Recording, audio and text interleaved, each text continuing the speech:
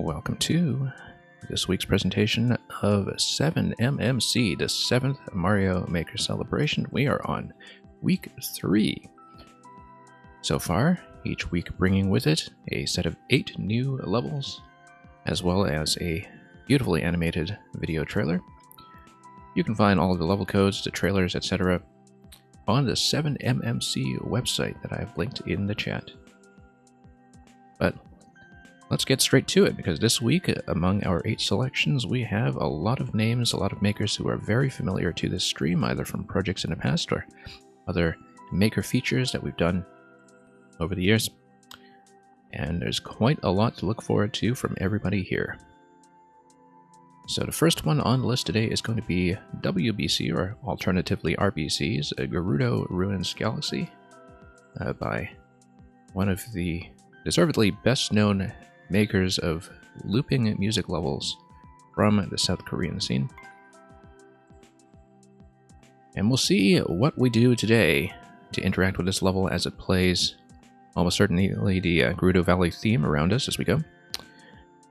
The description is the same as the one on the website. It says, "What makes the desert beautiful is that somewhere it hides treasures." Let's uncover some treasures.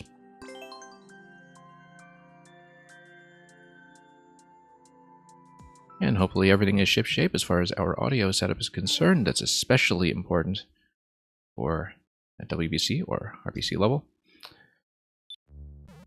given that music is always one of the things for which these are best known. We see Flower and Super Ball up front right away. This is just a temple entrance as well as a donut block, giving us a drop to the first door. And the wall is going to push us into a looping music setup and drop us as the loop gets going. Okay. That POW block, I think, very clearly implies an arrow shot. Most of WBC's levels tend to be fairly gentle. Nice little cannon trigger there on the vine.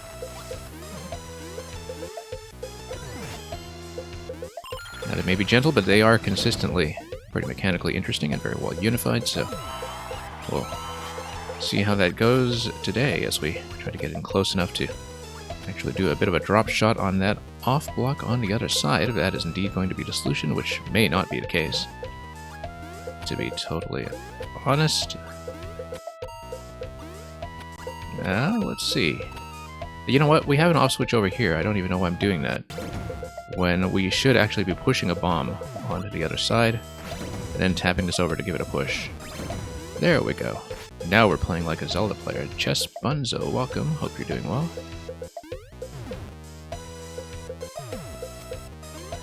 Alright, now what do? We just activated that switch twice. We actually want to get pushed through the bumper. I was thinking about this the wrong way because we haven't been thinking about this in terms of a non-linear progression, which is what we should be doing. Guess what you've been doing a lot of lately? It could be chess, it could be Scrabble, it could also be Return to Monkey Island, which unfortunately I've not had a time to start yet. I was hoping to get going this week, but I have had a couple of real-world commitments that have precluded me from streaming, so hoping to get on that this week. I was also just kind of briefly running through Monkey Island 1 and 2 again on the side. Just as a bit of a refresher, it's been quite some time since I played them. Thwomp is kind of in the way of this bomb drop here. I think we need some way to trigger this side Thwomp to give me a bit of a push. Alternatively, just bump this guy. That's a great solution, just taking advantage of that Thwomp offset. Wonderful solution there. Natcat, let me get the Define bot up for you, since we're in the middle of a cat jam.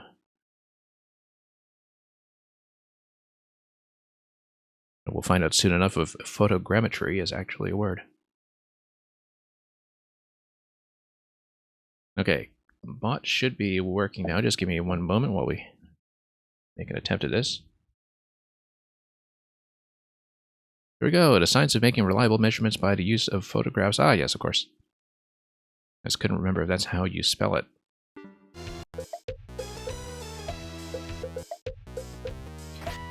And Xeon, you still are in the middle of Dialfield Chronicle, unless you finished it, I guess? Yeah, hoping to actually catch up on some games later on in my own right. Because lately we've been whoops, let's give it a further throw here. That's what this single slot is for. Let's do this a little faster, double tap it. That's gonna drop out, there we go.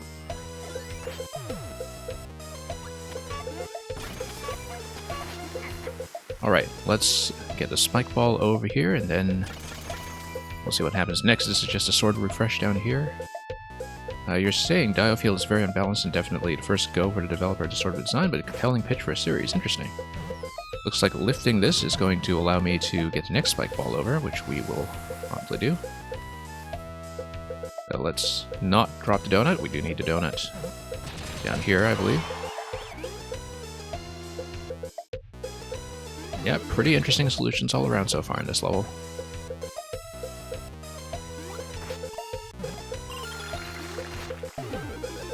And up we go. We played a lot of WTC looping music levels in the past. I think this is the first Link one that I can remember.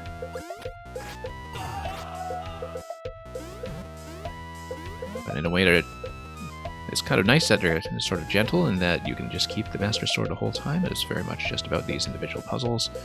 We need some way to hit that on-off switch. It looks like it should be reachable by an arrow if you look at the arrangement over here. There we go. This is definitely bombable. Given that I can't quite go anywhere here, we do need to drop this middle blaster to give the Wiggler a platform. Mangy, welcome. I see that you do have a new level out yourself this week.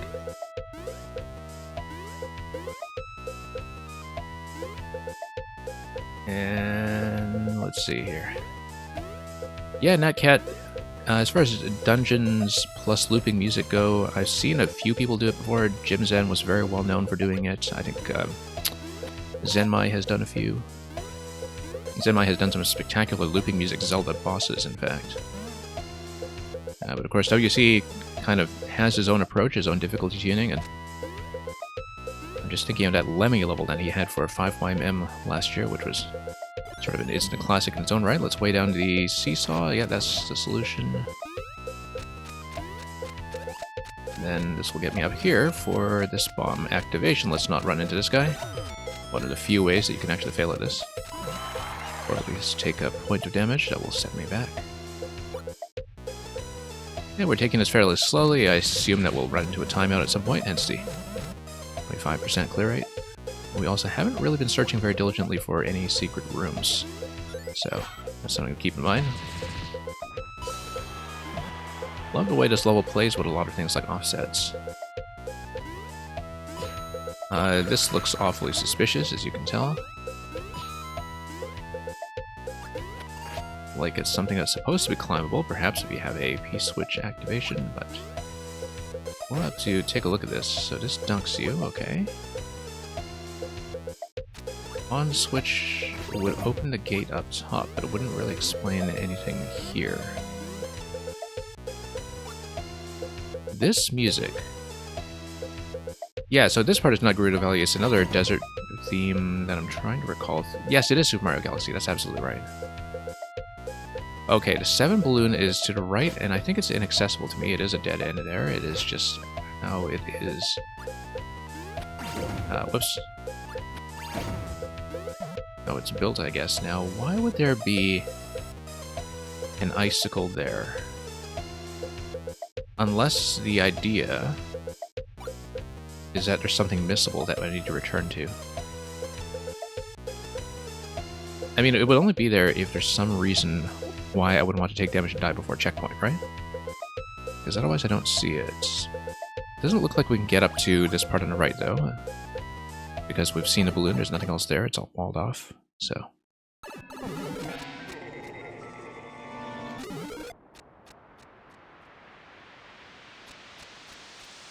Anyway, here's another loop, and it's a times 6. Probably telling me that there are 6 on-off hits to do before we beat this challenge. Nice save there from the Fuzzy Helmet. And there we go. Pretty gentle so far. We'll run out of time though. 16 seconds remaining. I doubt it's going to happen this round. Just a little too slow. 9 seconds. Yeah, I spent a little too long maybe dawdling on that checkpoint, but possibly there's going to be a bonus for keeping the helmet out of this section. So we'll see. Yeah, Xeon. So last week we opened up the final level of Splatoon 3's campaign. I have not beaten it yet because I just didn't have time last week. I was hoping to stream it this week. But yeah, my opinion of such things like Champions Road, or for that matter, Yooka-Laylee and the Impossible Lair, which I bring up every time Gauntlet challenges are mentioned, is very high. That's very much my kind of thing, so... No, we didn't have time to stay on the Splatoon 3 postgame level for very long last week, though. I only really got about less than half an hour on it, and fell just shy of what I am told is supposed to be the first checkpoint. But I was extremely satisfied with the mere fact of its existence.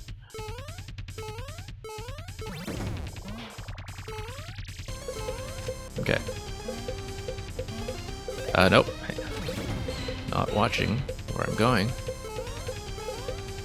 I strongly suspect that the secret will be something involving keeping the helmet, so... If that turns out to be the case, we'll take the death at the end instead of proceeding to the finish. Whoops.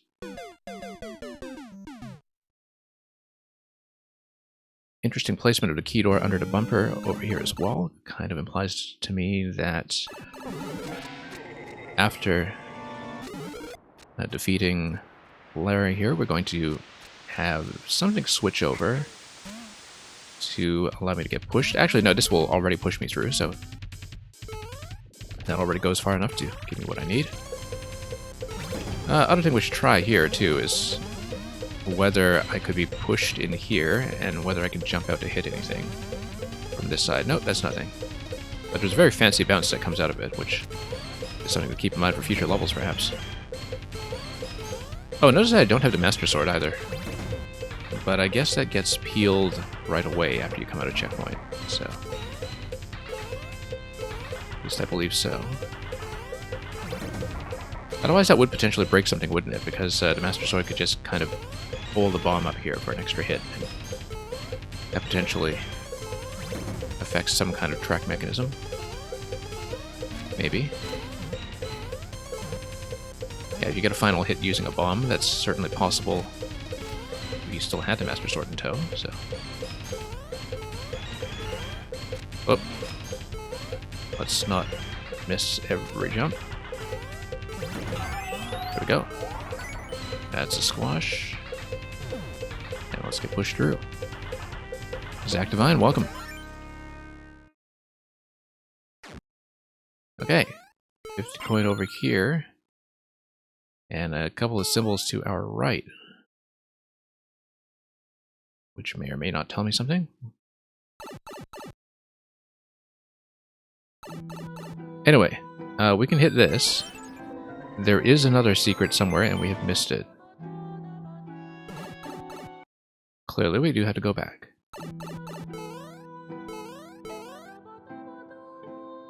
Could be something on the right side here that's giving me a clue. It has to be something probably post-ending, though. I'm just counting the number of blocks here to see if the plus sign means anything, like if you add any of this together. I don't think so, though, because that isn't going to add up in any configuration I find useful here, so we may just have to grab the clear unless there's a way to reverse through this. Yeah, I think I missed something for sure. But perhaps I shouldn't go through the key door after killing the boss, then we'll have to redo it. We're doing as much of a secret hunt as we can, as usual. And I wonder what this could be. Let's redo the level and find out. I mean, the key door there could also just be aesthetic, and the actual exit there could be the red pipe. Which tells me we shouldn't go out the key door in the boss room, perhaps we should do something a little bit differently. But let's do it again. I think it's probably something accessible from the boss room, because that would make sense, otherwise looting the key from the boss would sort of affect the flow of the available unlocks. So we'll just do it again. Thank you for the GGs in the meantime, though. And look at this red pipe here. Matching red pipes immediately. But yeah, we'll try to give this a thorough look and see what's going on. Highly doubt I can reach that red pipe up top.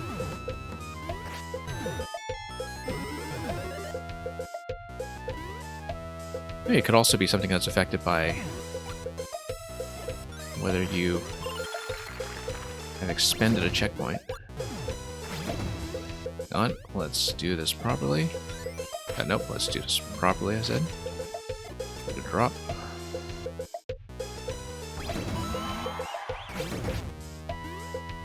And push.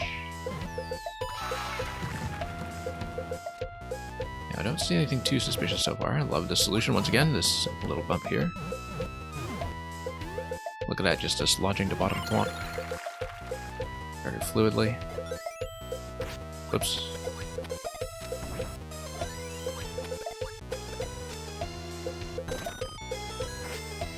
And we'll look around carefully. There is a red pipe up here. I don't think it can be entered, though, given that there's nothing to push me to the left.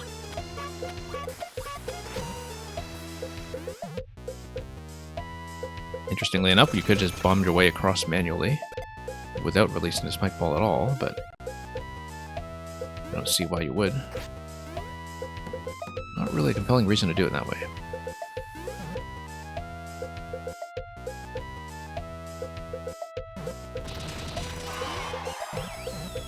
But we'll take a look. Yeah, I do think that icicle prior to checkpoint 1 is suspicious. So possibly we're supposed to skip the boss that was seen and go for a different one completely. Notice other pipe placements in this area that may eventually come in handy. Let's take a look here.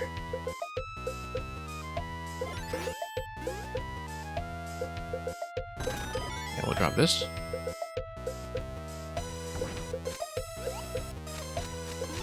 And up we go. So that's going to seal itself off. And so far, nothing else is accessible. I mean, technically we have seen balloons, but we haven't seen a separate balloon room, and there clearly is some kind of secret room at the back. I think there is unambiguously something that we haven't seen.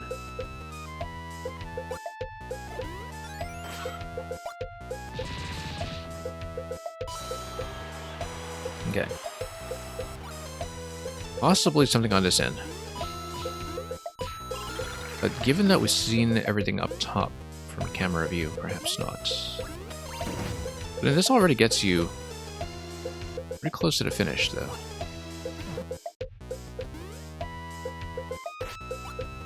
So yeah, these are just tethers for the balloons, but let's see what else could be going on here. Notice the down arrows to the left. Not exactly sure what that's about. Possibly there was some kind of note block that I needed to stomp on in order to spawn a vine, but I don't see what that could be. At least not yet.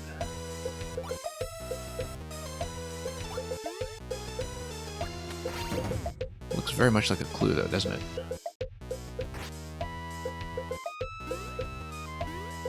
Whoops. Well, let's not spend too much time thinking about this. Let's just continue to scout ahead and see what we missed. Yeah, I really do think that we should consider that. I might have missed it already. But we'll scan this one more time and we'll see. We know that past the boss door, there's really no other opportunity to escape. You would be circumventing quite a bit, though, without the boss in place. So yeah, here's something that peels off the power-up. I'm just looking over the layout carefully to see if perhaps there's some other exit that we're entitled to here. I unfortunately don't see it, because we can't enter through the one-way panels. There isn't really any kind of way to go up in this section. Let's die here and let's just take a look at this carefully again.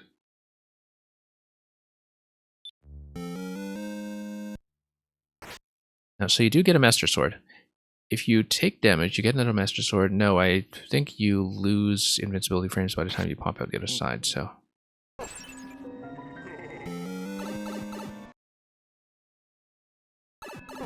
yeah, because that just peels off immediately. I think the down arrows to the left might be something significant, but... let's map this out again just to make sure we've actually seen it.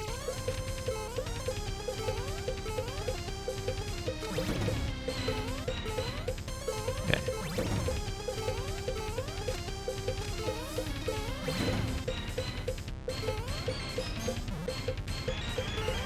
I just don't see what else could reasonably appear here. Possibly we do some additional on-off switching and see if that affects anything. Just drop another sword. Ah, yeah, just drop a Master Sword. That's important, because the Master Sword is going to come off the conveyor, and it will become available to me. So it's possible that there's something that we can do with the Master Sword that we previously did not have the opportunity to consider. That looks like a secret, for sure.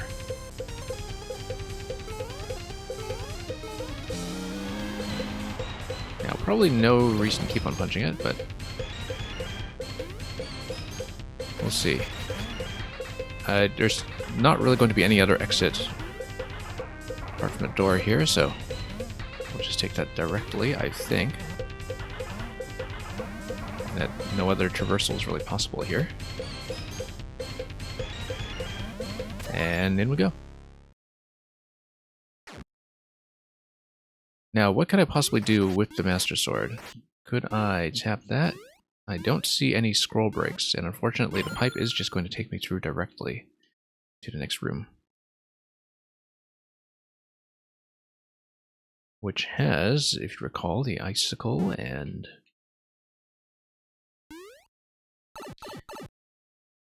what else? So yeah, I do have Link this time. But what else can I do with him? Because I don't see any other scroll breaks available here.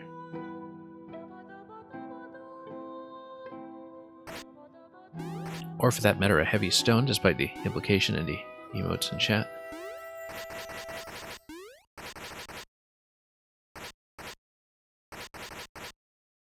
Regardless, it's not like it would be a key door or something. We should die at checkpoint and scan this again. Because there's maybe something we can break here using Link.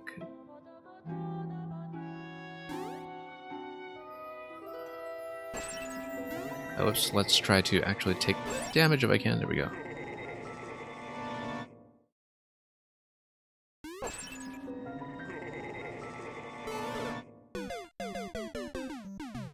Well, somebody has to drop the clear rate somewhat. So we know how to recover a Master Sword. It looks very much like a secret route, just to punch those additional switches, so we'll try to do it that way. We just need to figure out what to do with the sword afterwards and what it could possibly get me. Because currently I just don't see where else it can take me.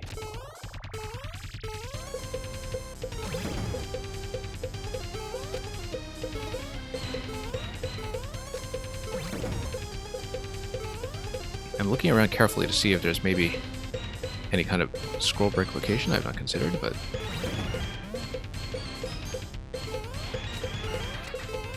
or for that matter, invisible blocks that could be tapped on this side.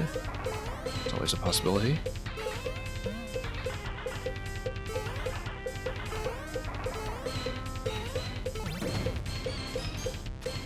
But we have no way of getting through the one-way panels, that's the thing. Which makes traversal in this room probably not anything we should be looking at. Whoops. Okay, so let's tap a few more, grab a sword.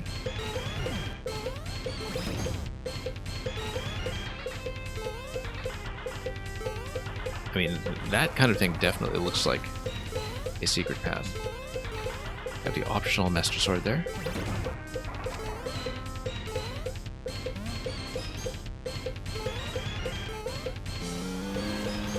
A couple of plus signs up there. I see no exit here, though.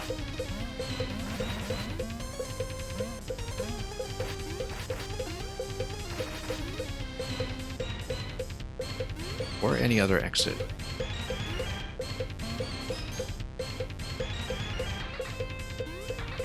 Very curious.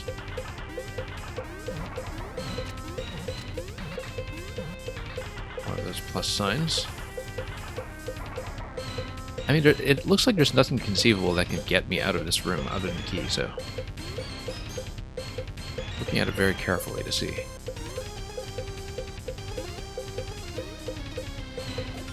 Unless there's a very well-disguised hard block in here. There is a very well-disguised hard block in here, yeah. I was thinking about the wall, I wasn't thinking about the ground scroll stop. There we go. That's a boss. That's a real boss. This time. Okay, got a couple of bombs down there. And I'll switch up there. Let's... whoops. Get a few switch toggles going.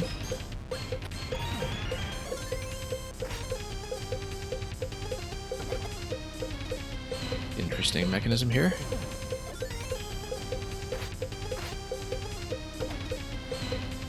We should probably time a throw a little bit better to actually... or maybe shoot a bomb, although conveyor is going to take it down, so... I think we just, whoops, need a good solidly timed throw. Whoops, wrong way. Wrong way. Luckily, more swords. Wrong way. Nope. Keep thinking I have the helmet on. I do not. Okay, let's stand back a bit.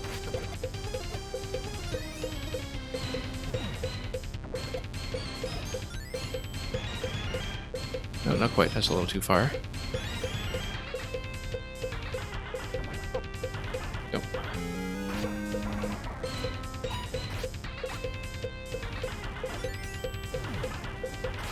A little further.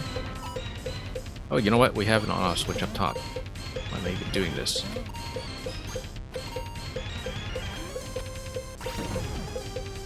Much better.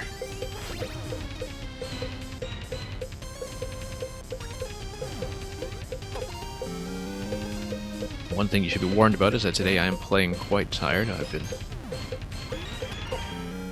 out and about most of the day with some other business. Whoops.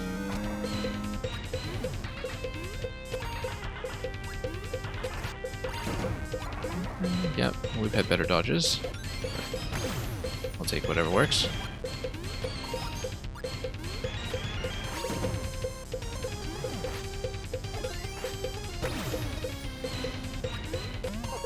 Oh.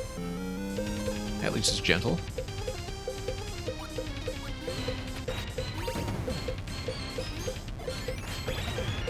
Okay, that works too, I guess. Almost.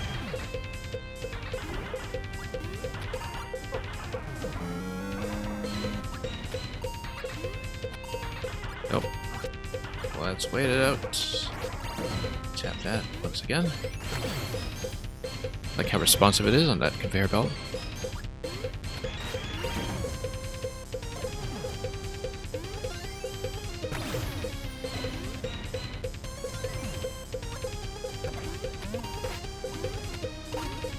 Nope.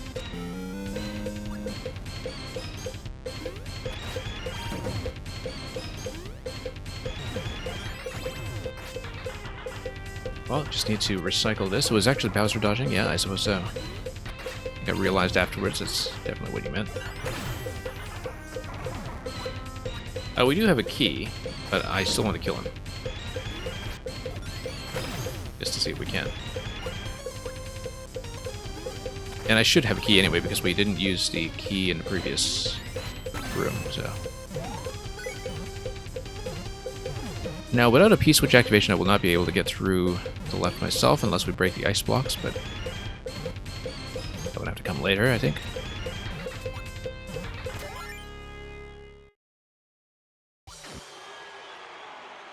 And Natcat, I actually already have a cup of coffee here.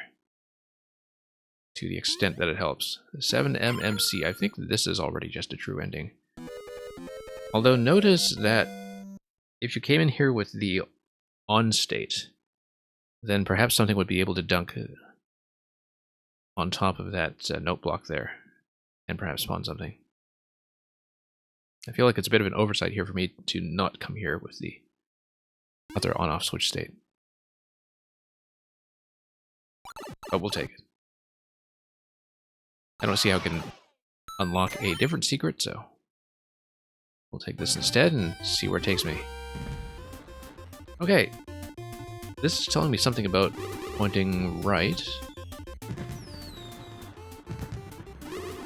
I mean, I think this is just a balloon room where the Lemmys just give me additional balloons. I don't think I can actually do anything there. And yeah, number 7. That's what it is. I think this is the cover art, perhaps.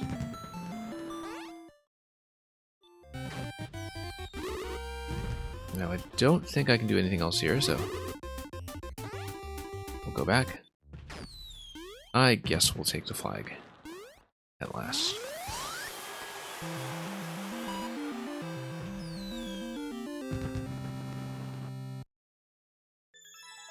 So yeah, we'll see if we can make it through the rest of the stream. This is going to be a perhaps somewhat sluggish and exhausted experience, but we made it through the high clear rate level within the first half hour, so things can't possibly be going that badly.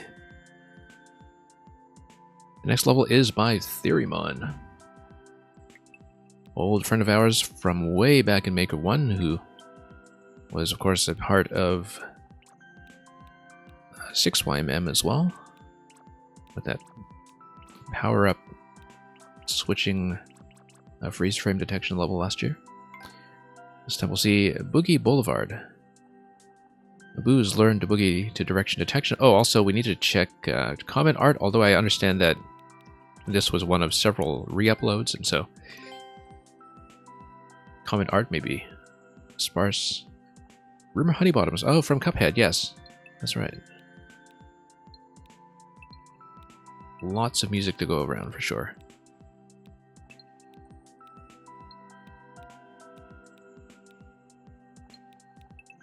And sorry for making you re-upload a level. I kind of wonder what the break was, but we can always look that up afterwards. And yeah, it is the bee theme from Cuphead. We heard on the bosses later, so. Anyway, like I said, Theorymon. Who's learned to boogie to direction detection? Well, the lengthy description on the website is much more thorough. One thing you have to know about Theorymon is that he always has this vast body of secret lore behind everything he makes. And this time, it has been shared with the rest of us. The long description says, welcome new employees to Boogie Boulevard. Boogie Boulevard, the hottest fitness center for Boo kind since 1988. Here in the Boulevard, we teach boos to boogie to the same direction as their direction jockey, DJ. Take pride knowing that your work as a DJ is helping these boos shed pounds and avoid an early grave for the second time. Just remember the golden rule. These boos are on a strict diet, so they're desperate to indulge. You look like a tasty morsel, so please don't feed the boos. You'll ruin all their hard work with a massive calorie infusion. Okay, dinner is served.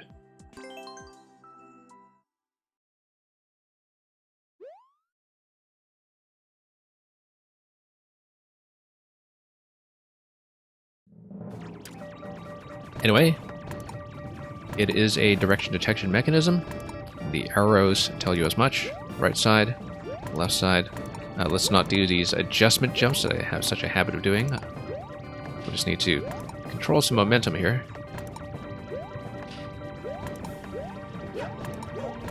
Very nice wall jump timing. And we'll need to bounce against this thing. There we go. Very nice. Okay. That is one big face. Alright, let's... I should wall jump that, actually, if I can.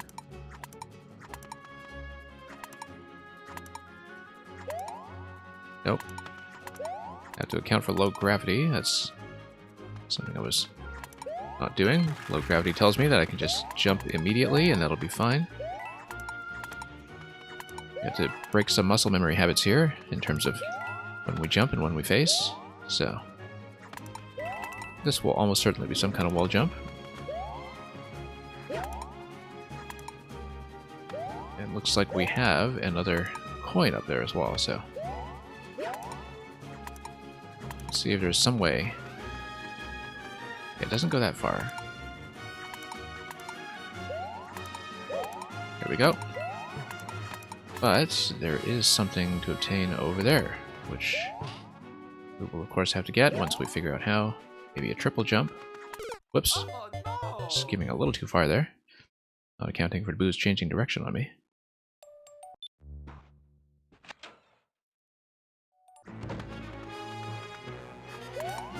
A lot of coins to collect here for the optional path. We will, of course, be obligated to get them all.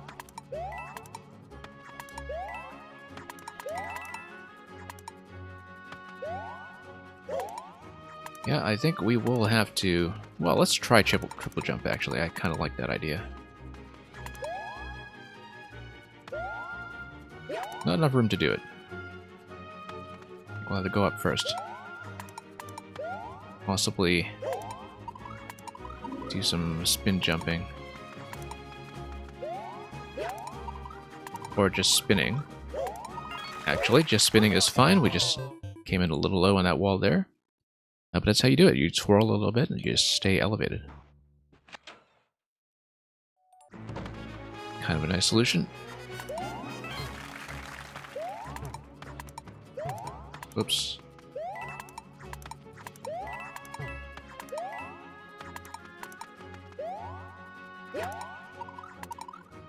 And yeah, you can just gain height by outpacing the boost stack like that. And let's just stay on this and do all this the standard way. Then we need to stay alive, take out all the munchers in the meantime. Whoop! Oh, no. Too slow on reacting to that. I expected the boos to turn around a little snappier, but we stood there too long. KJS, it is not viewer levels today. It is usually my time for viewer levels, but for today and the next few weeks, we're going to be prioritizing the 7MMC level selection. Since we have a lot of overlap with our regular viewers on the stream anyway.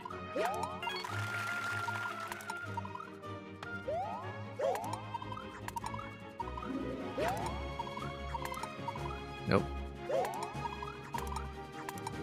let's move it over to start. And actually jump and then go back. Nope.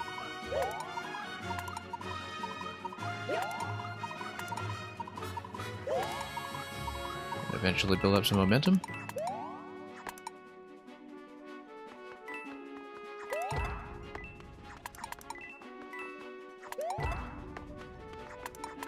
And let's just move things over as far as we can for now. Oh, nope. Should have faced him and reversed. Kind of have to keep Boo logic firmly in our heads at all times.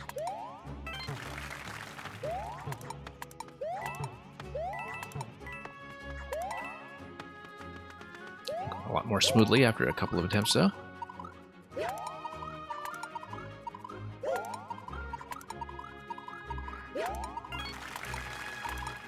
Okay.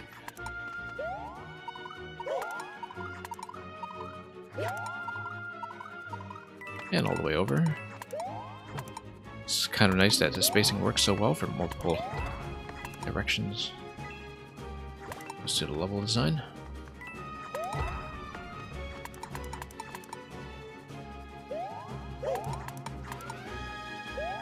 Okay, let's do this. And it looks like swinging off the claw is the way to do it, except the coin is on the right side, so we'll need to get over there instead.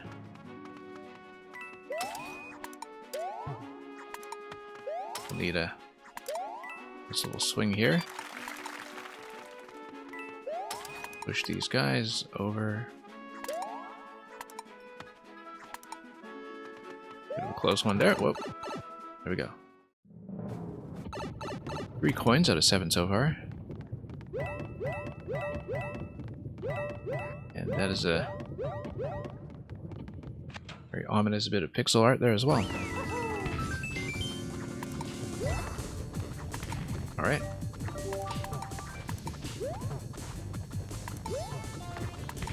Nice little bit of donut block stalling there. Now you have to be wary of the speed here because of the wings on the boost stack and the boom down below.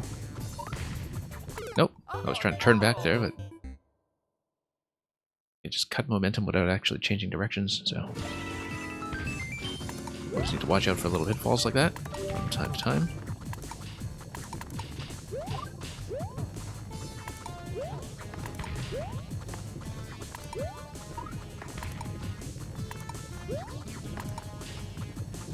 That's a little close. Oh, I see. Because the whole boost stack kind of tilts forward when Boom Boom stops. That's something that's expected.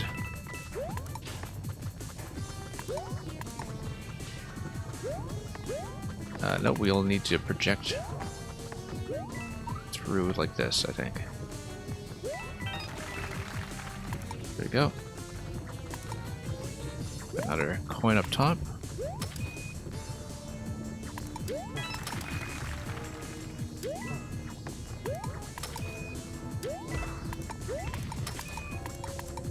Pink coins seem pretty easy to come by though once you have a sense of what you're doing.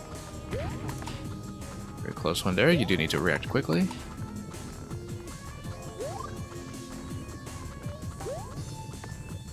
Okay, that was a bit of a close one there, but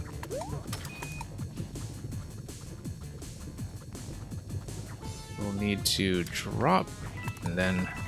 Whoops, nope. We did need to get all the way across on that particular drop.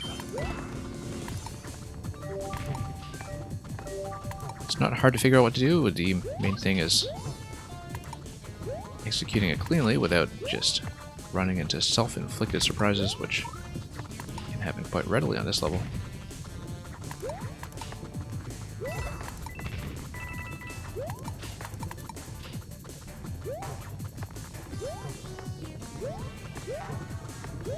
Okay, there we go. Nope. Thought I was going to get the bounce there, and I didn't.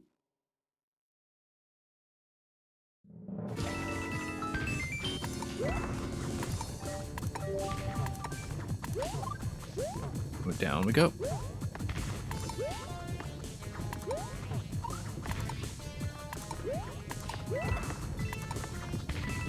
then over. Let's bump them back. Carry some momentum. Carry some momentum.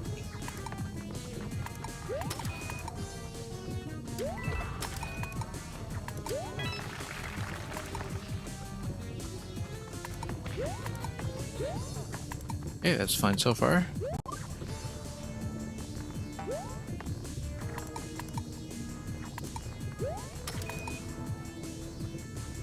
And then... Nope, once again, same mistake. Don't know why I'm hesitating there when we should be running all the way across. Gotta be obvious what to do.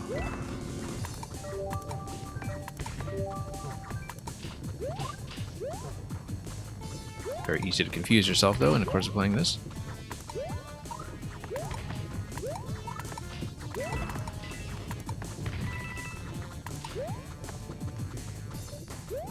Okay, there we go. Like how you get ample time to figure this out.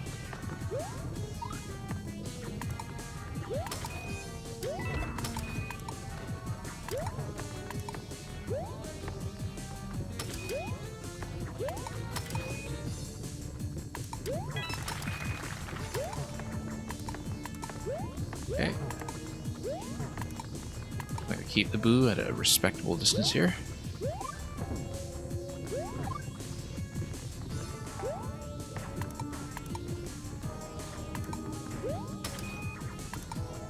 Then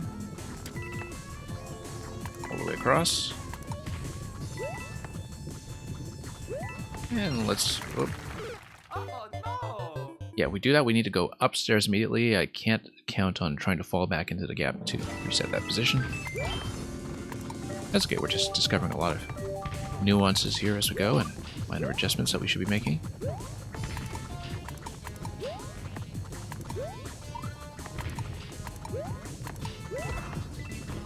Okay, go.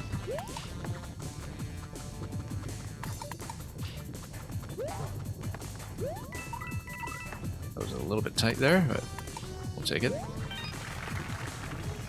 Now this is a bit of a problem. This is actually a pretty big problem. Oh, no. The boost stack having come just a little too far.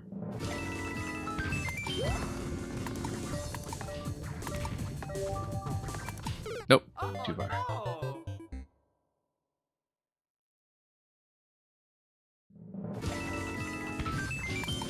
No.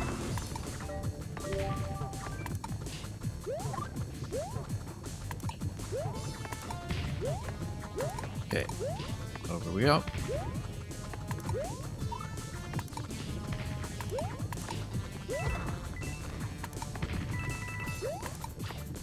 Just need to maintain a relative sense of focus here so we don't get overly constrained by the booze. Like that. Nope. Should have just wall jumped out of that one, perhaps. Too much momentum loss going into it, though.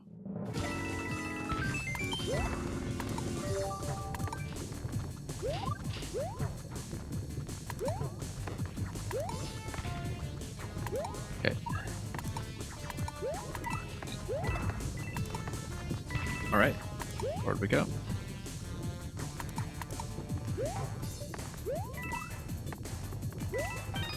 There we go, much better. The bounces we were getting before.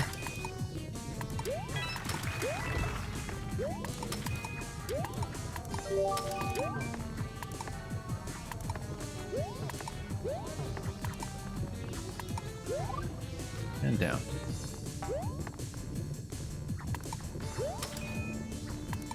Neat idea. Would have been cool if this was horror themed. Yeah, I mean, there's a lot of lava mechanism hiding here as well, though, I think. Let's kind of encourage some speed play on this, rather than just being in Ghost House like people so often expect. No, because design-wise it solves a number of problems. Oh, there isn't a lava floor here anyway. We're too high up for that. But okay, we're going to grab a coin that will go up immediately. Or, yeah, there we go. Up immediately. And here's a final coin here, interestingly enough. Yeah, you can just take the conveyor belt over if you want, but we're going to do the bonus room, so... And there's a bit of a death zone on the left side, I guess. You get stuck here with insufficient coins or something, and want to take an intentional death, you can.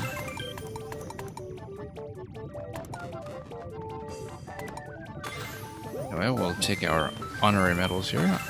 Honorary English, honorary Scottish. Oops.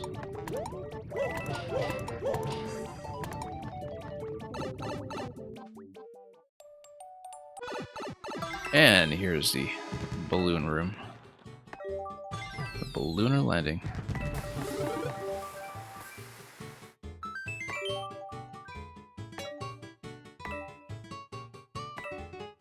Okay, more 50 coins. And more 50 coins. I'll take it. I'll take them all. Yeah, fantastic balloon. A balloon, exactly.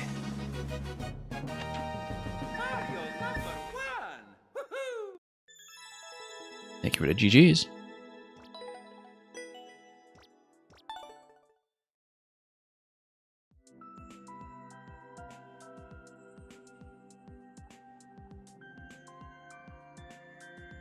Next level is going to be from Radical R.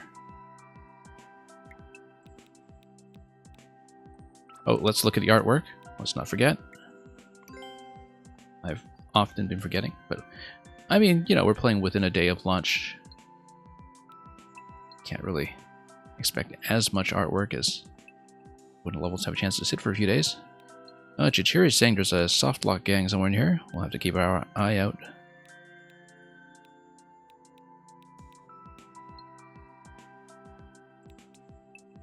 Oh, this guy's totally rocking out.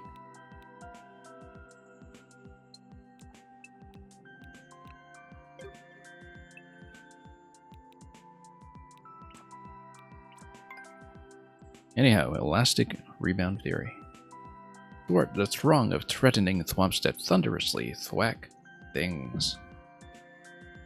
The website description is identical to this one, so we'll consider it read and just jump in immediately.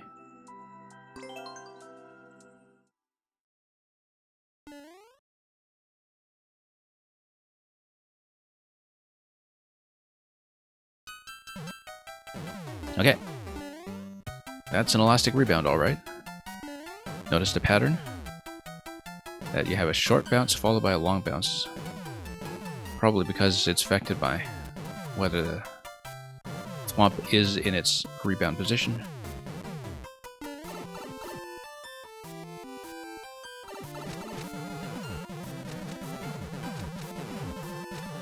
Yeah, because it depends partly on whether the thwomp is retracting from an initial position.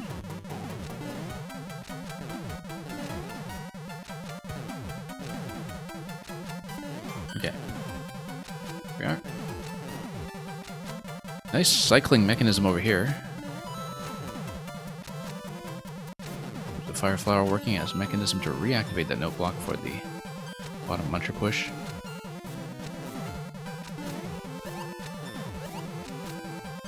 And naturally, we're going to take that. Certainly can't miss it.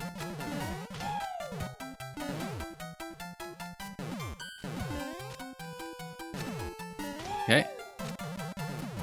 Duck out of that, and then we have more coming. I feel like we'll need the forward momentum here. Maybe not absolutely, but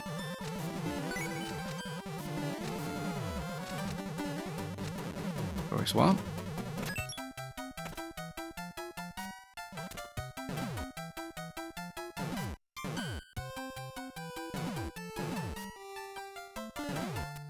Nope, hesitated a little too much there. Should have just used a cloud in the middle, to be honest. I knew the timing I was going for, I just kind of had to Last moment of hesitation there, and that was definitely a mistake.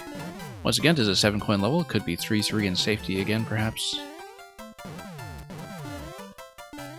We're thinking about divisions over checkpoints.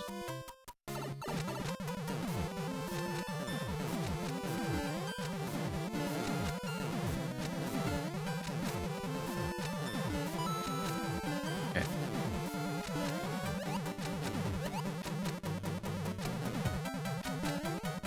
Nope. Too late on that one.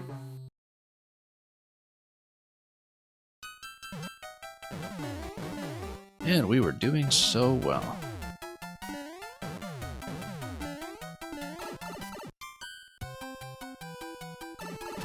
Yeah, very cool mechanism though.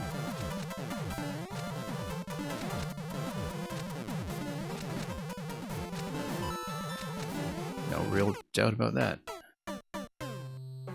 Even with the occasional miss.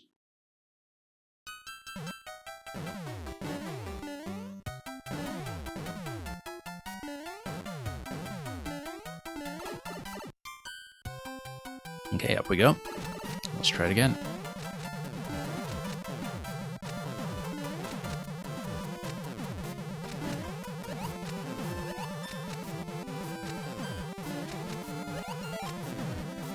And this is a fairly straightforward pattern once you get used to it. Something Nintendo won't like to see. I'm just thinking of how they nuked Supernova's diagonal thwomps, but we'll see about that. This is not too non-standard as far as side thwomp behavior goes.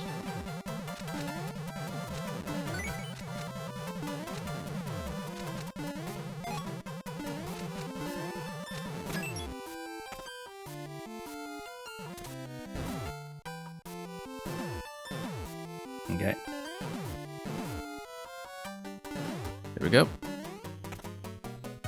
Thwomps usually just bounce thrice on springs, yeah. That is a point to be sure. Whoops, should have stayed there with the boot. Do a bit of additional jumping. Oops. And we need to jump out of the boot in the top right. I think that's most certainly the idea.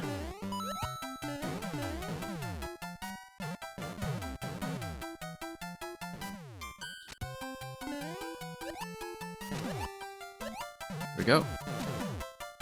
And then, yeah, like I said, 3 to start with. And we want the on state, so... Wait, no we don't. We want a key. Using multiple hits to hit boom boom.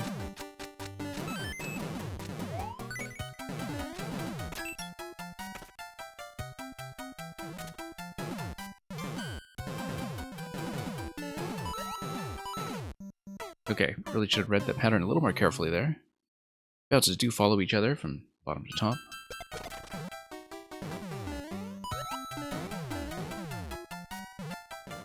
Shouldn't have too many tries to. That one's sorted out at least.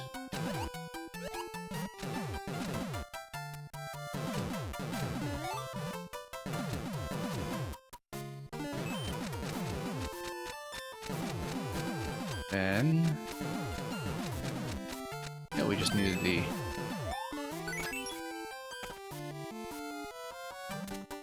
red color coding here. Let's... I don't think I missed anything there.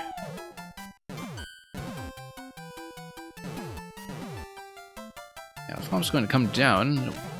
whoops. Should have thought about that immediate push on the side trampoline. I just didn't look at it. That Mang bounce. Oops.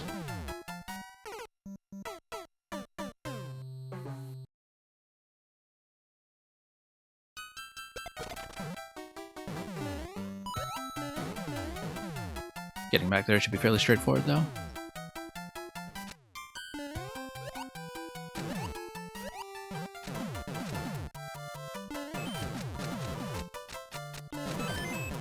Okay. There we go.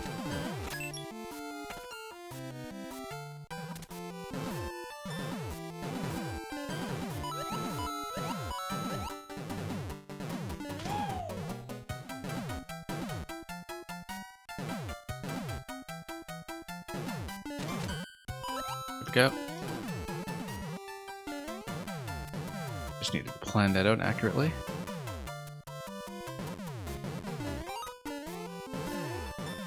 That one, you don't need to be too finessed to get. 7MMC, I do still see 3 coins unaccounted for, so we'll see. Those are coming. But yeah, we have a checkpoint here, so...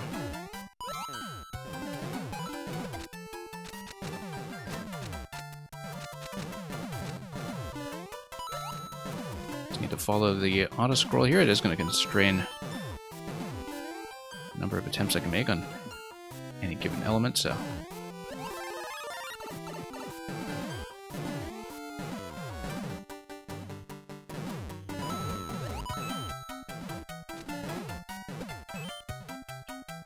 Okay, don't see the last coin yet though, unless we missed it. Coin to the left. Let's make sure we get that before we get out of here then. I feel like I will need to be tall for it.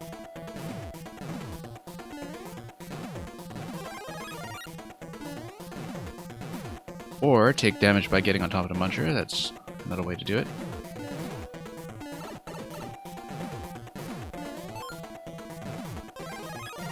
And then we'll punch this, and we're out of here.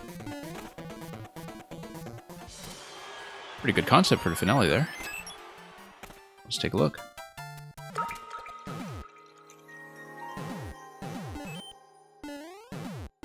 Oh, that's just for the exit. Let's just leave it on for now then.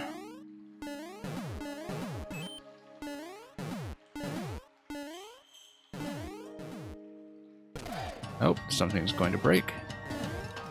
Auto scroll's going to push me a bit though, so can't hang around on the left side for too long.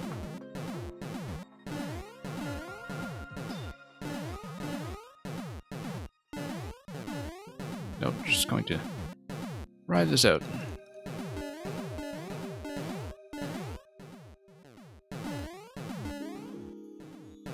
Okay, there we go.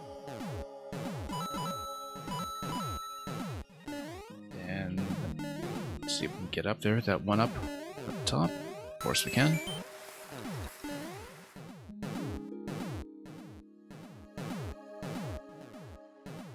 Anyway, we need an exit. This is the bonus room, so we just need to reverse.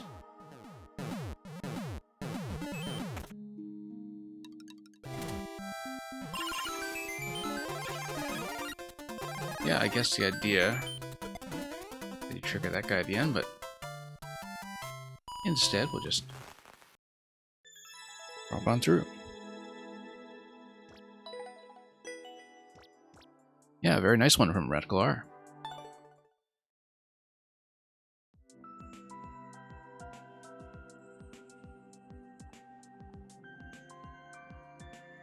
Next level comes from Green Star C. Well, since I've seen Green Star, do some new uploads.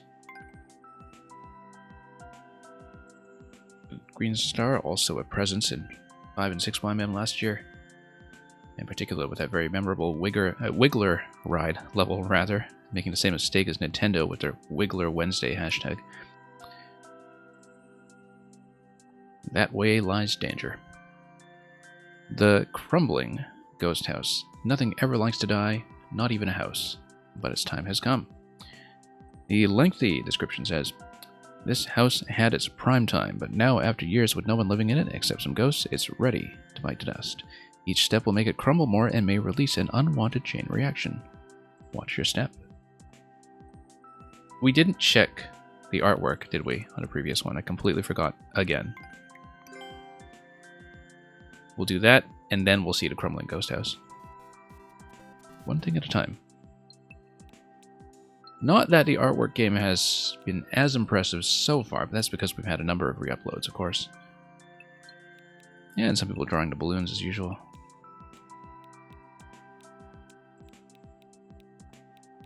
Does that say... It totally does say Venko. Well, I mean, that's one way of doing a self-portrait.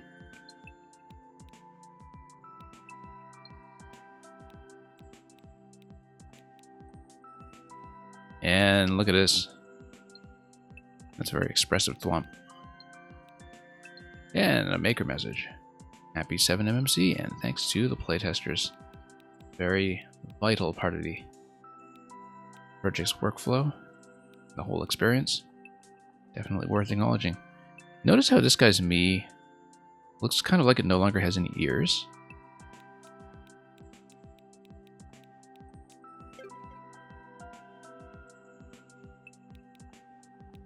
Anyway, Pinktop's decided to do a whole bunch of uploads at once, as you can see, after an absence of some time. Saving everything for the 7Y launch, but we're going to look at Green Star C first. And Send a House to Die. Current clear rate of approximately pi%. We'll run circles around that.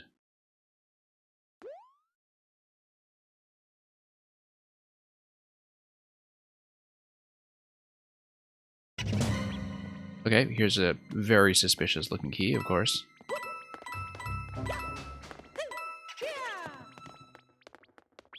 Yeah, we'll take it. Probably some kind of bonus for keeping it all the way.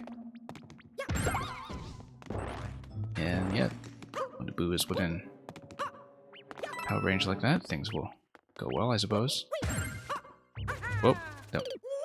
Don't know what I was trying to do there. I think I was trying to do some kind of release into POW and pick it up on the next wall jump. I don't think that's going to work. Let's not try it that way. Nothing on the ceiling up here either, so...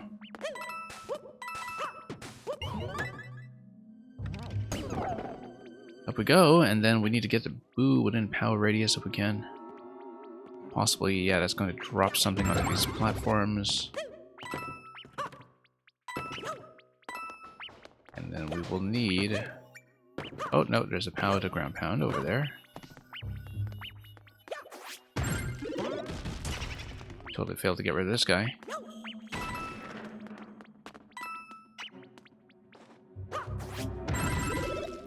Three.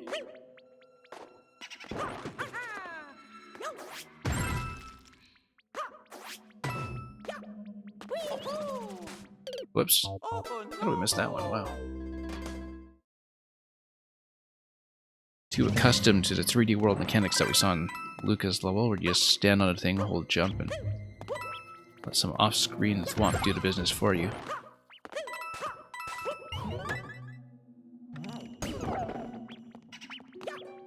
No, let's drag him over. You never know if these optional kills will trigger anything to do with the entity limit, but that might be a little obtuse though, so I won't count on it.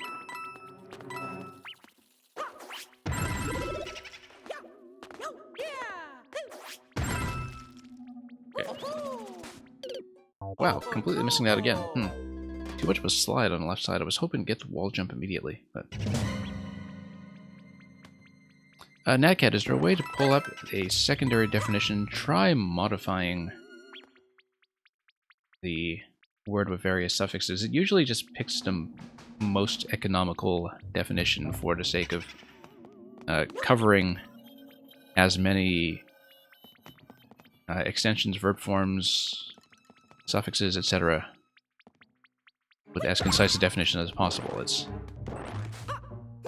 not so much there to tell you what the words mean, but to tell somebody else that the word has a meaning. In case anybody doubted you.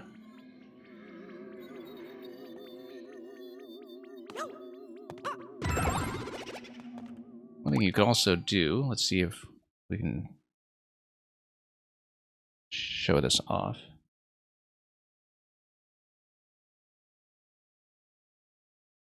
Is try some of the variants that have Slack as a substring. We haven't been looking for coins at all here. We should really take a proper look. That's not going to be out there. Too many icicles obstructing our way.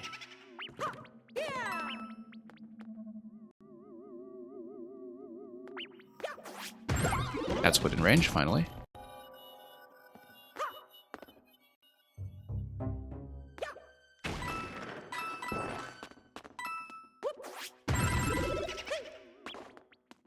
taking this a little bit slowly, but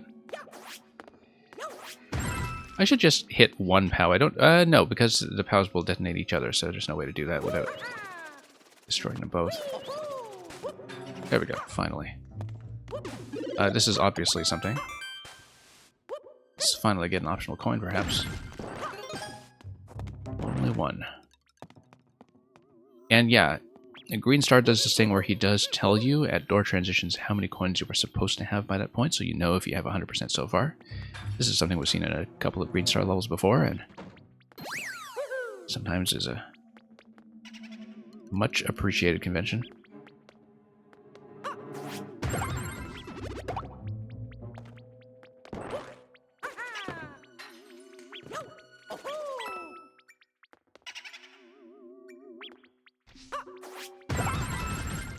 Okay, we'll take it. Oh, there is something down low though, so we'll do that as well, just out of view on a camera.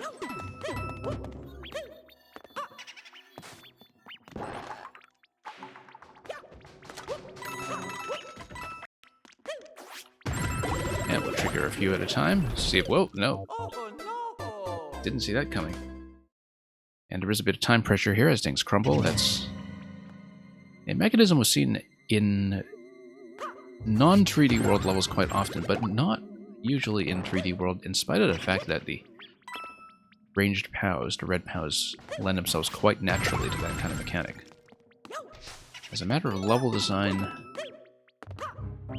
I haven't seen that put to this kind of use as often as you would think, given how popular that kind of level is in the other styles. In terms of just having things crumble around you under some time pressure. Whoa. And then, yeah, not missing anything else so far, I think, but really do need to watch yourselves sometimes. Now, should we let that go? We can.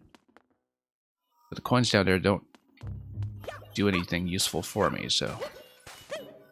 However, letting it go allows me to grab this, and I don't see the coin tracker in this room, so we'll have to go on and hope for the best. Yeah, sometimes we do need to run immediately. That's something that I've discovered, because we just can't wait to see where the spike balls are coming from. If things explode, then we go. As often as possible. Nothing down here, though. To my knowledge. Oh, that's something. Let's see. Hang on. I hope we didn't break anything. Let me take a look here.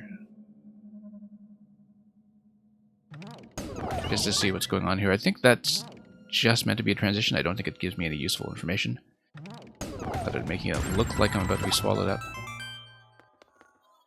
Let's see what happens when we go back. I mean, obviously the smashed blocks will remain smashed. And yeah, everything gets restored. Notice that we can take a POW with us. Interestingly enough, that also implies that I can break through this bit down low. No, we can't, because it's not the way it works. I will try to take a POW, though, because that looks potentially very useful when it comes to secrets hunting.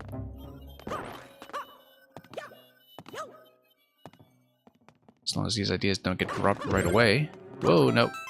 Should have broken that. It's okay, we'll just come back here and reload it. Pretty flexible series of opportunities to be going for. 100% here. Whoops. No, nope. That's not what I meant to do, but we'll take it.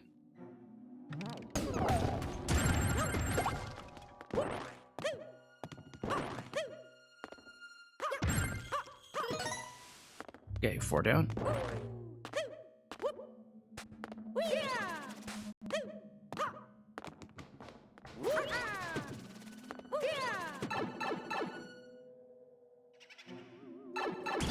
And we have 4 coins so far. That is on par. So let's take this, and then we will continue.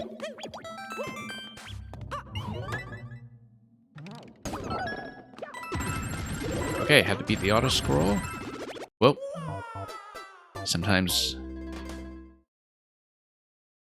I don't know until the animation completes which blocks remain available to me, so have to be a little more careful around that.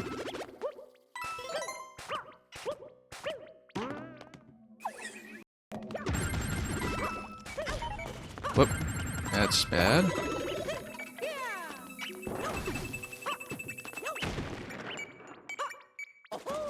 Nope. And we get stuck there. Due to having lost the hat on the way over.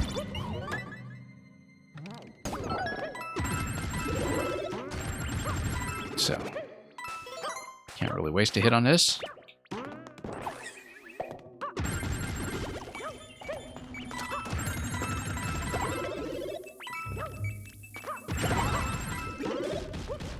Oh, we did make it over here. Took me a moment to reorient my position, but we got it in the end.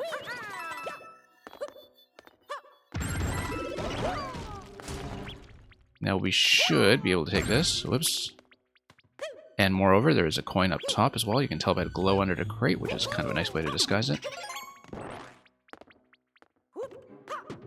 Anything here? Nope.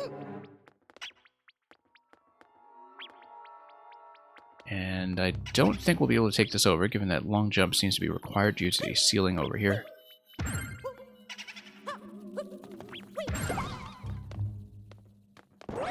So let's just leave that for a moment.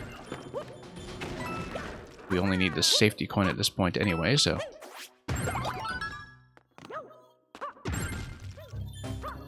Whoop, nope, that's going to be a problem, I'm sure.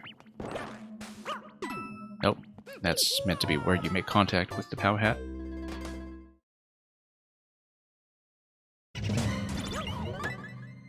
It's okay, we have a better sense of what to do at this point.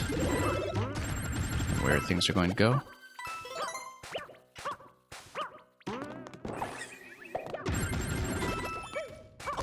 Nope, too low. Probably should do a spin there for the high jump. Just to be absolutely certain that we're going to get the clearance that we're looking for.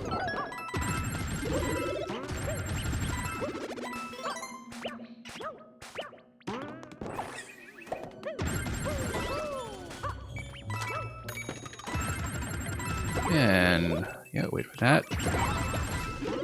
Wait for this, and then we're going to have plenty of time available this time. Whoa.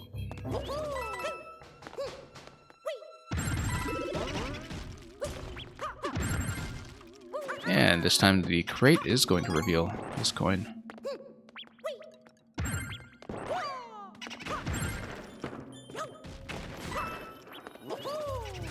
Yeah, really well placed scroll brick triggers all over the place here. Nope, once again, the platform down below was off screen because I wasn't paying attention to what would blow up under my feet. We'll just need to take slightly better care there and perhaps get there faster so I can see what's going on the ground below me.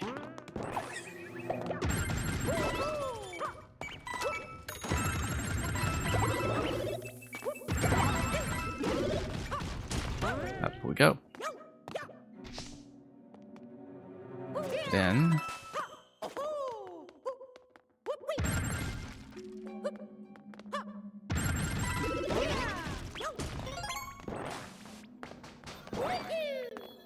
everything's fine over here so far. We just need to be a little bit quicker.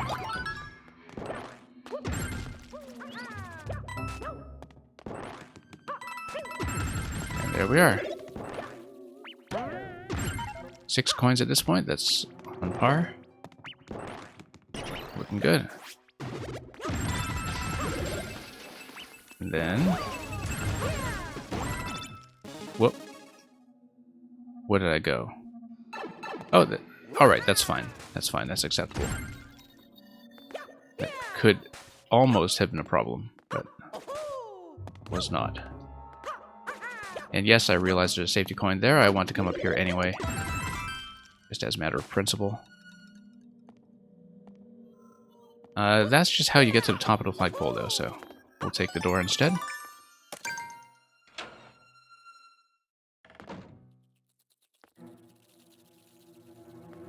Okay, looks like that's going to be fairly straightforward, unless it decides to drop some spike balls on me or something. We are missing a key, though.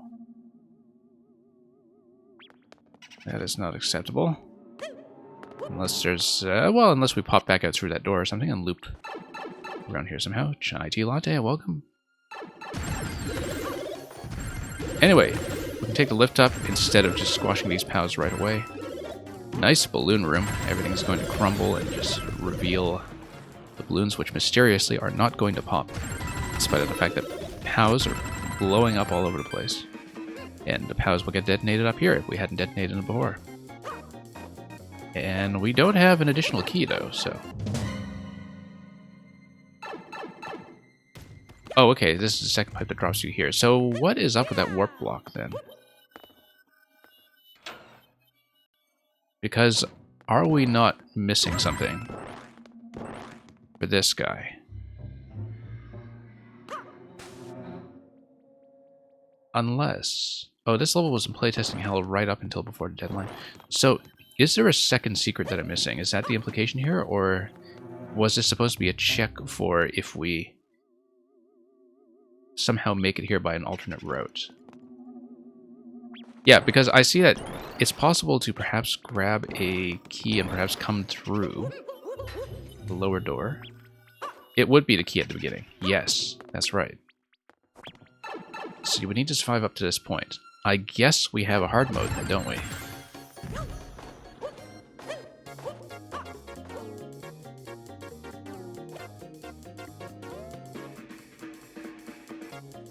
Well, I guess we're doing it.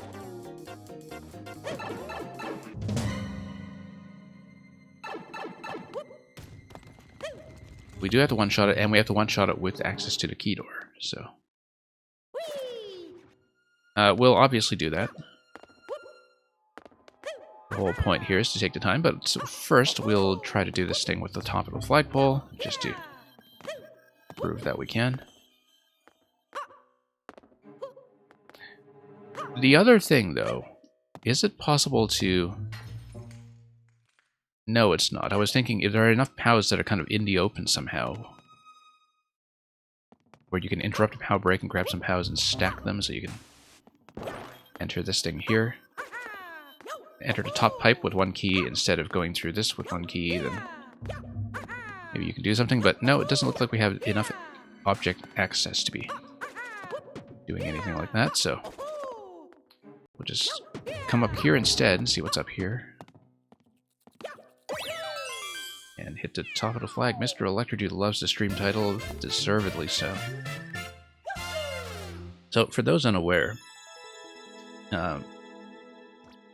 Electrodude, Samuel, and I got a chance to party up for a little bit during the current Splatfest in Splatoon 3. And we discovered the undercover Brella meta, so to speak. And I'll have to pull up the replays at some point and probably record them on video because it was quite an experience. You know, we were having Splatfest matches and they go back and forth, and sometimes they go well, sometimes they don't. And then we switched to this full umbrella loadout, and suddenly we have these like 60-30 victories. Just mop up the whole board. It was spectacular, I assure you.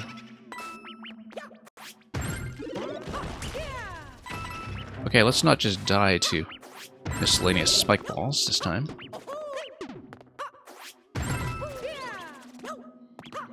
And let's make sure we grab coin 1. Yeah, I couldn't believe how well that was going. Such a smooth experience when your brellas to cover for each other. It was getting to the point where I actually couldn't lay down my mines anymore because it would be in the way of somebody else's mines.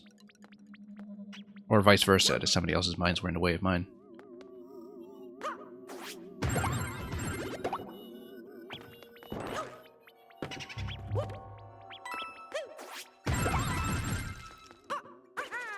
Anyway, it was hilarious.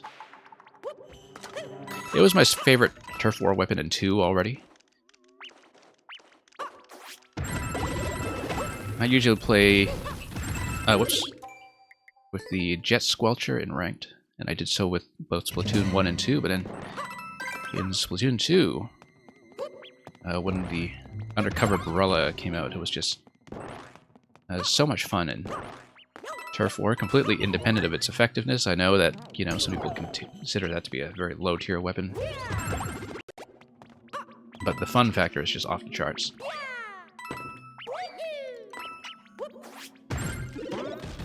After I left, you kept tearing it up, but eventually you switched to the sloshing machine.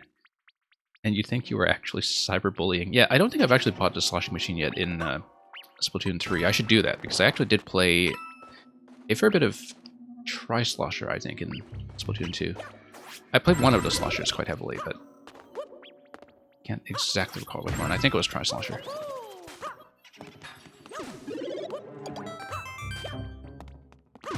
But yeah, I don't know if I will really be able to play much more of the current Splatfest.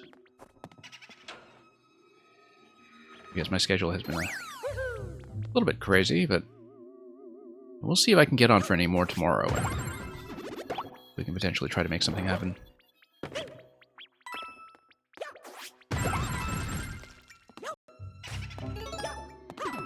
Okay. I think I forgot this coin last time anyway, so it's good that we came back. Coin 2. I'm pretty sure I missed it on the last pass anyway, though, because I wasn't paying attention. Okay. Nope. I did not want to do that. I wanted coin 3. So we missed it. Hang on. Tempest Funk, welcome. Looking forward to getting over something. That's for sure.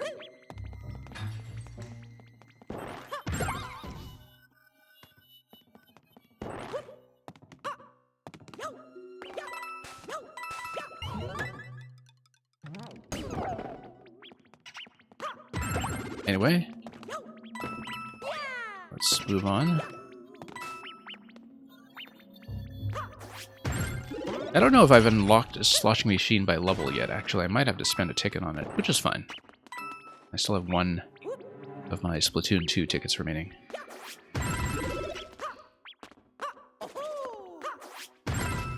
For those just joining us, we have cleared this level already, and I unlocked the first secret, but not the second one that requires you to one-shot with the initial key. So, naturally, we're trying to get that done.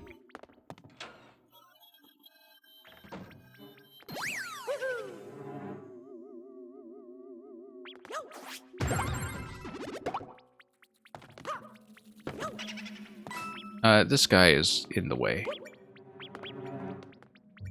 And he's still going to be in the way, although I'm going to nuke him, and then come down here for coin 2, and then here is the time-sensitive part, which requires me to read all of these very flashy animations all over the place. Let's hit the pounder right this time. That's a lot more sensible. We'll take this patiently for once.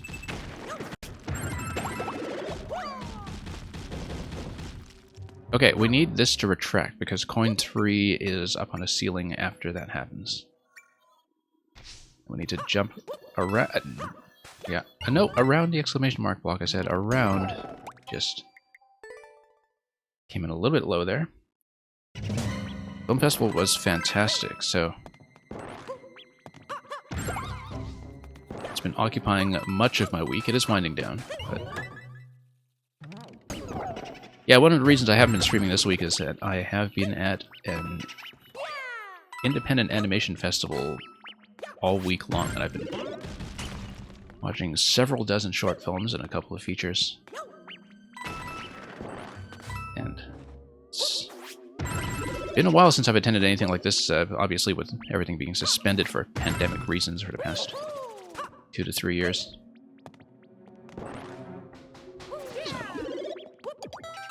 Nice to be back in action again. I can activate the big thwomp to help me go around a warp box. That's right, I guess that's what the bottom coins are for. Should have thought of that.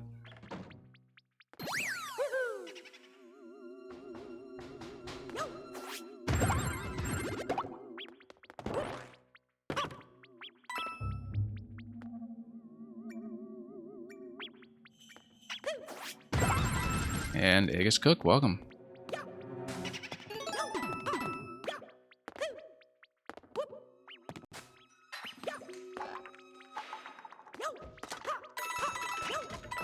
Okay.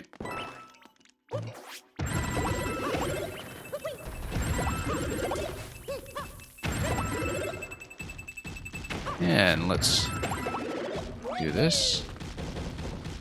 And then let's do the Thwomp thing the sensible way, perhaps. Let's try it, why not? That seems to be what it implies. Yeah, previously I just did it with wall jump, and I thought, okay, that works for me, so... We're just going to miss this.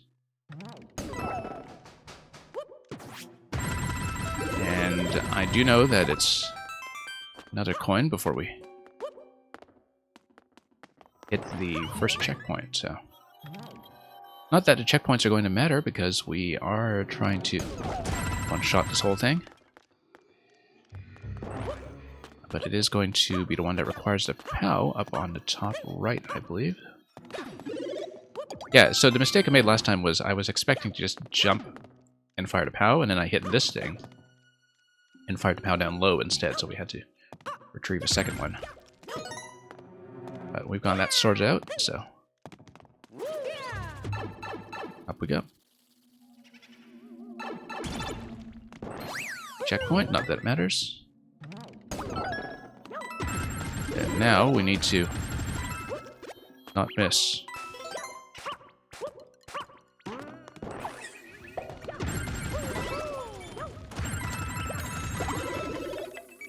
Oh. Hang on.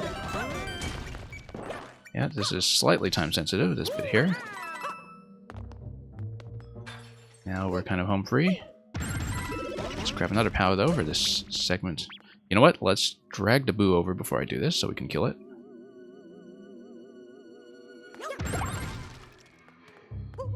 Whoops, no, let's just stand over here. And now we need to not die.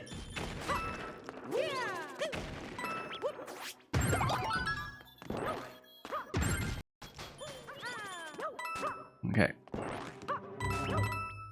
Nope, hang on. Nope, you gotta be kidding.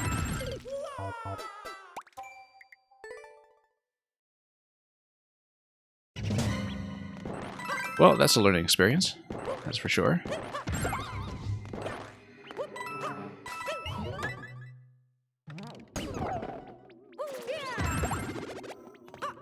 That could have gone better. Whoop. That could also have gone better.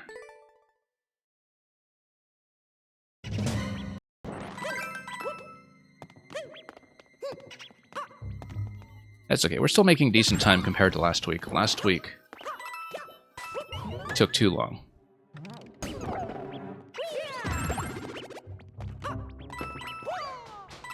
I think week 1 I took about 2.5 hours to get 100% and everything. I was thinking, okay, great, we have so much time to spare with the way that the 7 MMC levels have been curated. Last week, 100% took me closer to 6 hours. Now, mind you, I was having a couple of blind spots, and some levels were also innately long, like that excellent Zelda level by 3 Good 5U. And there was Precision last week, which is naturally going to take me longer than most other players, given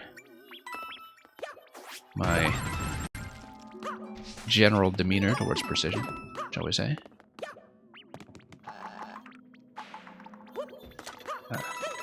But still, that was maybe on the higher end. Even compared to the years of Mario Maker that have come before this one.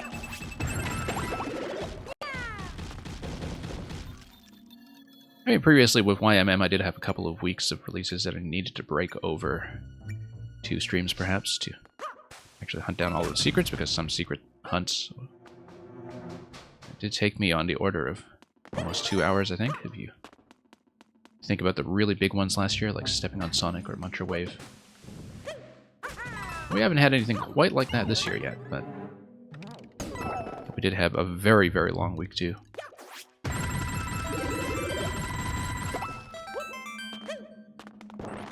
It's more of a transitional room, I think, just to, well, get this reversal done after the appropriate blocks have been knocked out of place. Yeah, I can see why there's so much playtesting involved in a level like this, simply because there are so many POW breaks that you could potentially interrupt with your own POW if you're just given the opportunity to carry a POW at any point, like this one here, because you need to make sure the level doesn't break when you do interrupt a chain somehow, or initiate a chain in a bit of an unorthodox location. So, not surprising to me that this would be a very heavily tested level, even by the usual project standards.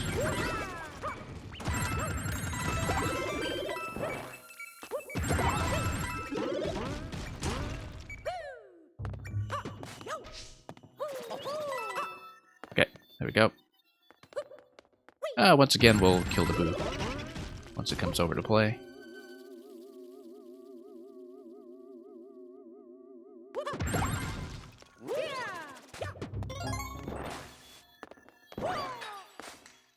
Yeah, a nice way to enforce that in a way that looks kind of natural. The ceiling up top, where it is. Whoop, trying to stomp that. Instead, I just did a massive slide. And that cost me pretty dearly, actually. I was trying to do the ground pound in midair over the POW, and I was just too low to the ground to do it. So, getting a little bit sloppy here. Section 1 and 2 had a lot of sections where you could grab the POW from the ground. Yeah, if you're kind of on the way up in your jump. I've been looking for spots like that because, you know, I'm always looking at trying to break stuff in levels like this.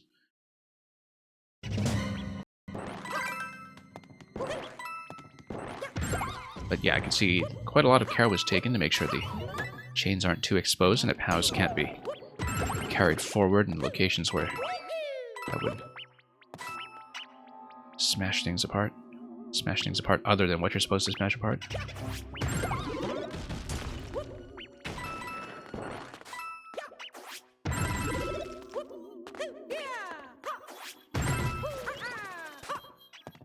Okay, now what do we got here? We need to go up first. Always forget about those one-up blocks all over the place. You did an extremely thorough check yesterday morning. You think you managed to basically fix everything? Yeah. I haven't broken anything yet, so that's a good sign, given how easily I break things, even by accident.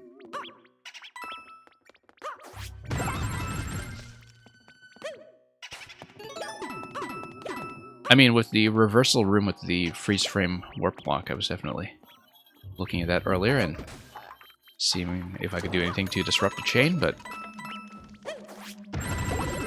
when reloading into that room, it does look pretty solid. So what? Okay, come on. That was not an intentional soft drop. Input error. It may still be possible to jump up to block a pipe from spawning a spike ball. Huh. I'm not trying that.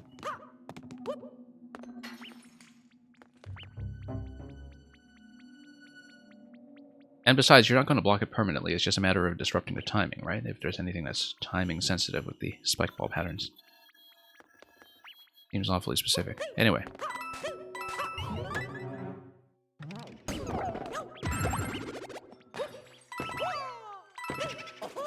Nope.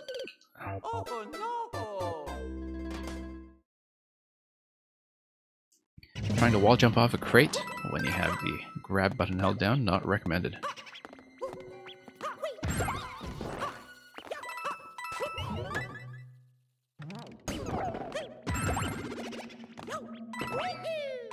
Anyway, we've had one attempt that made it really far, which means that we're destined to blow up a whole bunch of stuff early on now. And expend tons of time on problems that have otherwise been solved. By doing that, you can stall until the platforms up ahead are destroyed, which is an SD lock. I guess if you're in a position of safety. I should really just kill this boo first, like I was doing on so many attempts previously. It's so much more sensible to do that instead. But if I can find a more reliable method to just cut through some of this stuff cleanly, we will do that.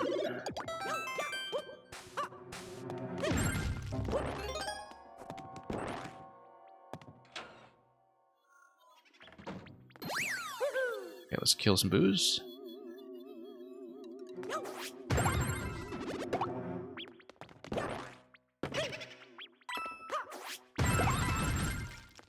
I think that after that Theoremon boost stack level earlier, you'll be accustomed to facing boos by now. But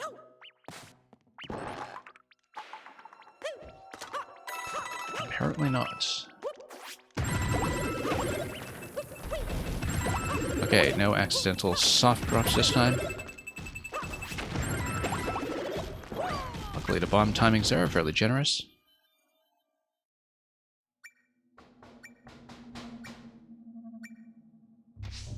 And let's raise the lift.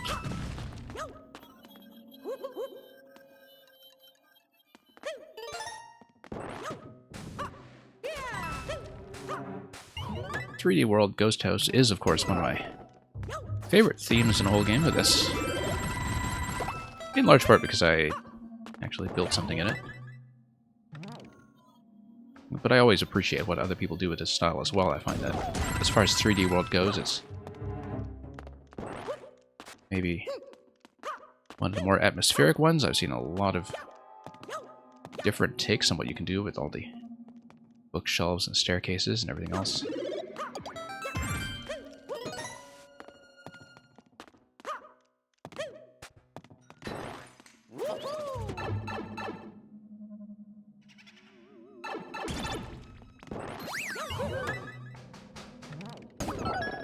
Okay, this is time sensitive, so let's go. Let's not miss any significant jumps here. Spinning up is pretty important throughout most of this level. And not losing time on the vertical auto-scroll, which is going to stall for the moment, but then let's do this. Let's eradicate a boo, and then let's not scroll right yet until we're ready for the next automated scroll break to take place.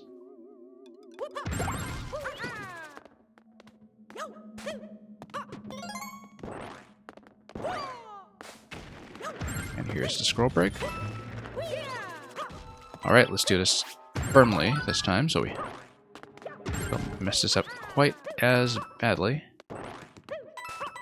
Nor this. Hang on. There we go. Okay. No. Yeah, that was off screen. I couldn't see where I was landing, and I just needed to trampoline up vertically. But the fact that it was off screen was kind of distracting me momentarily, so once again dying at approximately the same location. I'm just kind of choking on the vertical auto-scroll, as we've seen a few times already.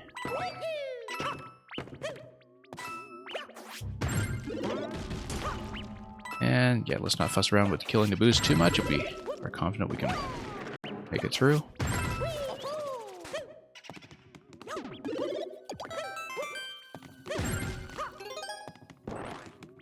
And we'll just get back in position. If I don't kill these boos, though, it's liable to get a little bit crowded in here. We can get a double kill on this one.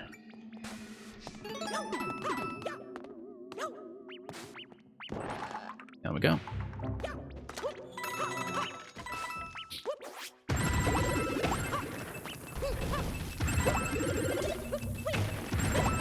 Okay. And we'll wait for this to release.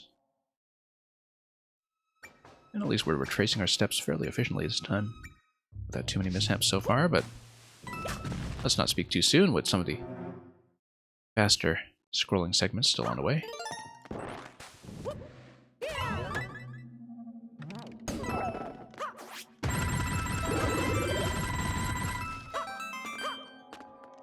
looked like this was trying to say something with the number 1 here before it broke the second time, but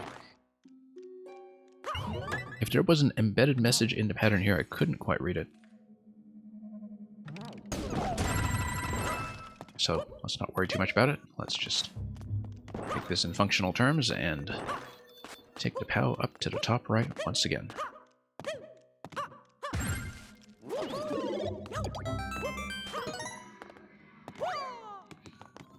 And let's go up.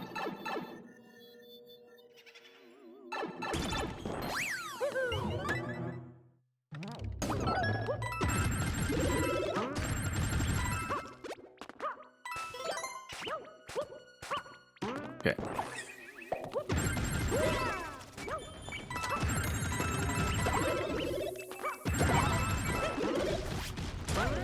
There we go, smoothly. Although making up to here on time isn't really too much of an issue, it's the next scrolling segment that tends to get me into trouble.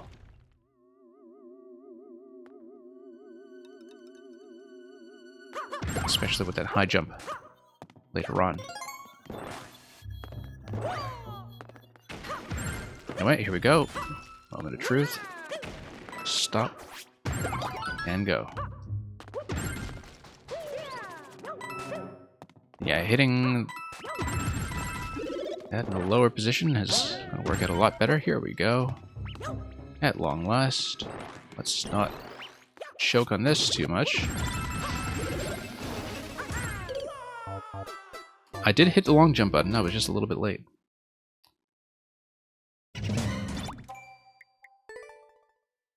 I'd forgotten how much more there was actually in that segment, because my first time there I just one-shot it pretty cleanly. And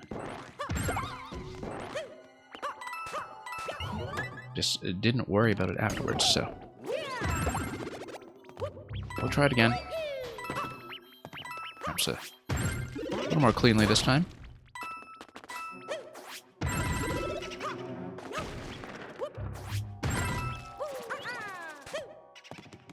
Nope, nope, nope. Didn't want that door. Thankfully, we can reverse. No, we can't reverse. Never mind. This level is going to punish me for doing that so impulsively instead.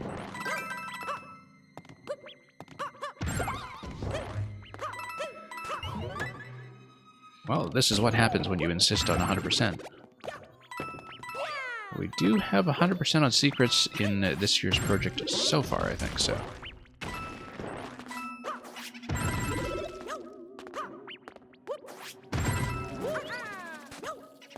Definitely going to try to keep that streak going for the time being. Cover every secret that we can. Particularly when it's fairly obvious what to do, even if we can't quite get it done right away.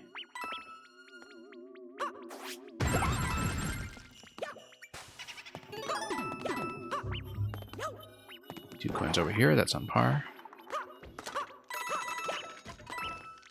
Yeah, right side block makes a lot more sense here.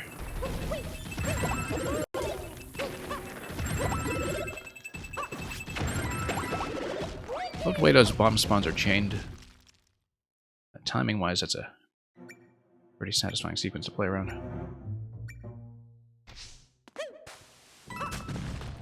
Up we go.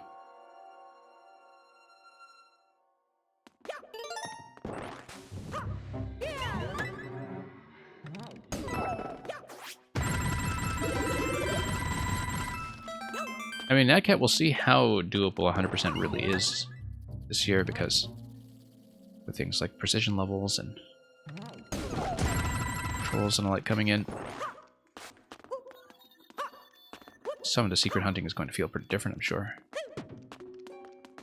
Why is this exclamation block still here? Oh no, because it's a freeze frame, it just stays there, yeah. Because it does not count as expended. Just kind of lost track of where it came from momentarily. Which does happen. Far too often. Hitting the flag, of course, is meaningless, given that we are not using the checkpoints.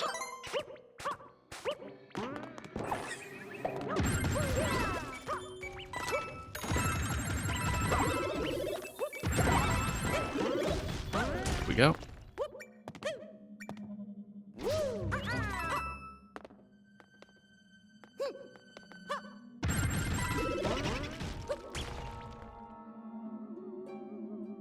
And let's wait.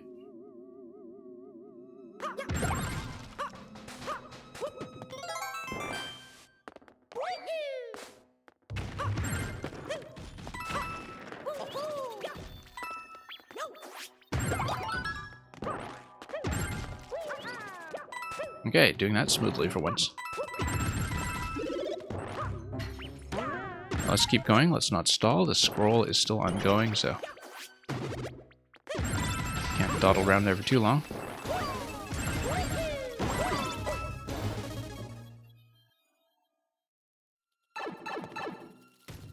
All right, now we've got it. And yeah, we don't need to break this stuff just yet. That's just for the top.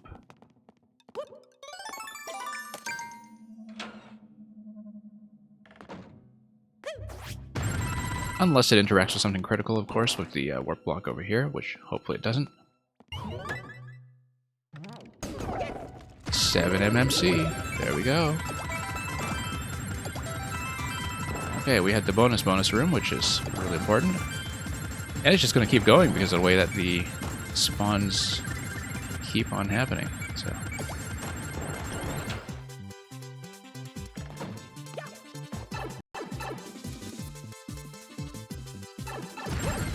So yeah, the clouds here preclude you from smashing the POWs ahead of time on the left side here, so.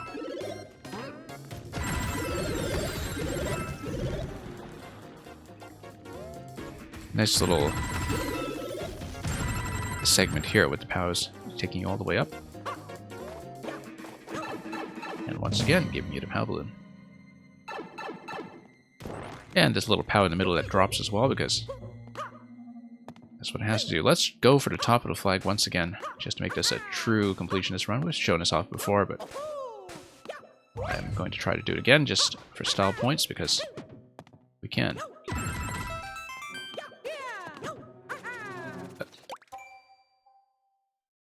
We've cleared it. We've cleared it.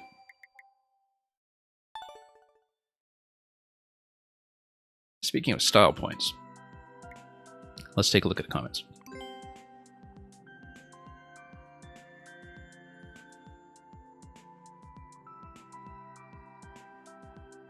Reminds you of Dynamite Dash from DKC Tropical Freeze. Yes, actually, that's a very good comparison.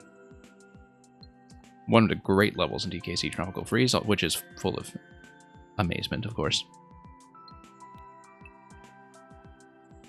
Very impressive contraptions. Balloon Room was fantastic, yes it was. Let's see some artwork, though.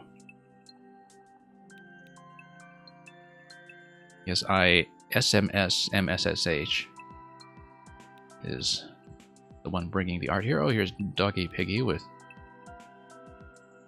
something that looks deadish. And then it becomes Boo? I don't know. I guess that's a Mario hat on the left. I can't really figure out what that is.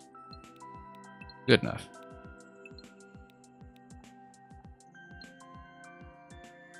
Yeah, I guess this fellow's having a Boo nightmare, maybe? That would be thematically appropriate. Somebody had a key. Okay, actual artwork. That looks like the thing it's supposed to depict. True ending, yeah. Anyway, thank you for the GGs, despite the circumstances of that ending. I mean, I did show off the top of the flag earlier, so we'll just crash out like that and be satisfied with it. Next level. Next level is going to be one by Pink Tops. Now, I think Pink Tops actually just re-uploaded, if I'm not mistaken. Because we have Tempest Temple over here, but I think that version is going to be wiped because he uploaded a duplicate up here. We can, in fact, reload just to make sure. I'm pretty sure he'd want the new version to be one that's played, though, so. We can take a look at the artwork for the previous one if it is still up, though, after we finish the level. There's not much on it anyway, so there probably won't be artwork, but we'll play a new one. Electro Dude, you have not seen this one, Lurking Time? Yeah, I'll see you on the other side. I guess you could do some Splatfest in the meantime, or however it is you're occupying your time with the sloshing machine.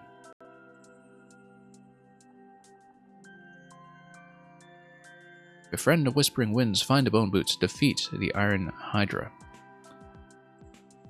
The long description on the website reads, for the 7th year celebration, Pink Tops wanted to pay homage to Chicago, his hometown, but his deep dish pizza and Oprah-themed troll course was rejected by the judges. He made this windy Zelda course instead. So here's a little bit of Chicago trivia for you. It's known as the Windy City, not originally because it was very windy, although it is because of all the winds coming in from Lake Michigan to the east, but because the politicians in Chicago in the late 19th and early 20th century were renowned for being a bunch of windbags. That's actually the reason they call it the Windy City.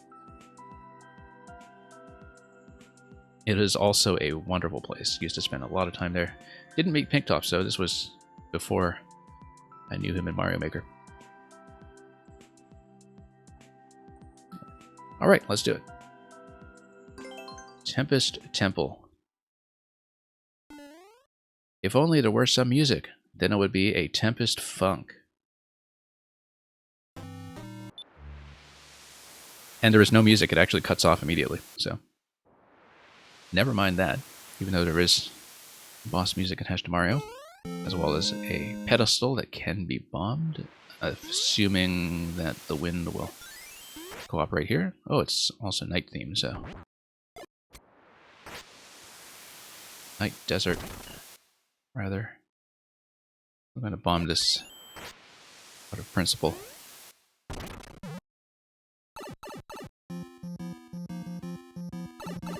Alright. Probably should have stomped him to go upstairs, but, you know, what can you do? Why don't I reposition him so I can do that, in fact? Let's just wait until he's placed somewhere convenient. Unless, of course, I'm supposed to unlock my way there somehow. Probably with a spike ball that I can bounce, perhaps, once the entity limit has been cleared. Or you could just try to position this guy. I don't know if this will make it, this jump. No, it won't really, so... Probably... No, not something entity-based. This totally looks like it's reachable, though. But we'll think about that later. We'll go low first.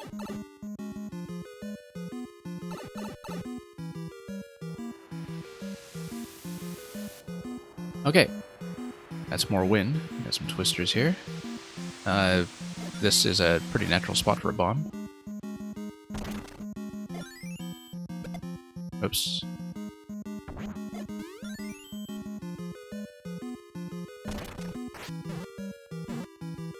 I mean, you can just bomb your way through this, perhaps, and just grab replenishments onto Master Sword. It would be a slow way to play, but you could do it.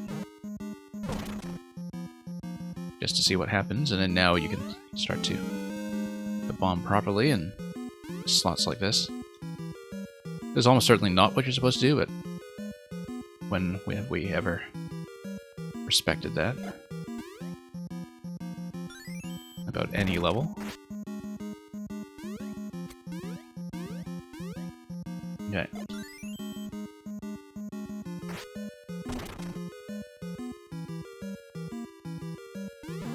And yeah, we'll just gradually make our way over.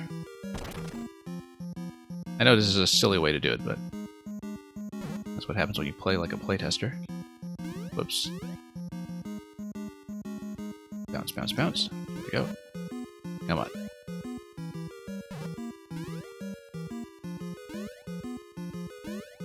Still slipping off all the time. You have to take the wind into account too. That's a rather important part of this. But yeah, we're just going to mess around for a bit.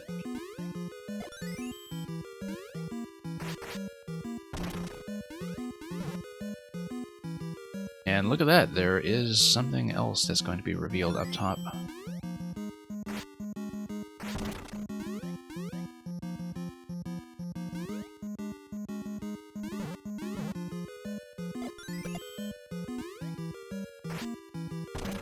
That's going to break open. Let's just continue. It'll be easier to perhaps wrap around the other side rather than breaking this thing here.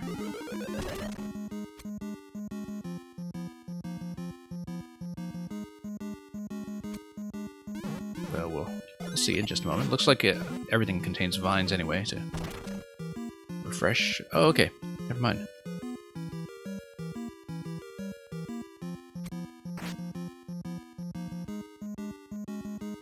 Let's just wait just a moment. Oh, no.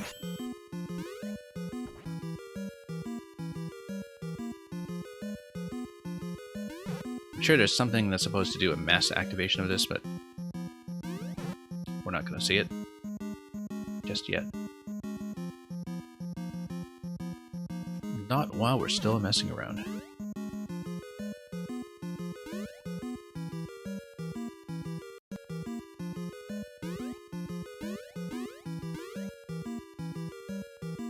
Yeah, because of the wind, probably easier to blow this up from the right side. Once we get there. No vines in some of these bottom blocks though, just this top one here, which is awfully suspicious. And hang on. It's actually kind of difficult to stay in a steady position here, so whoops. Because the wind causes problems.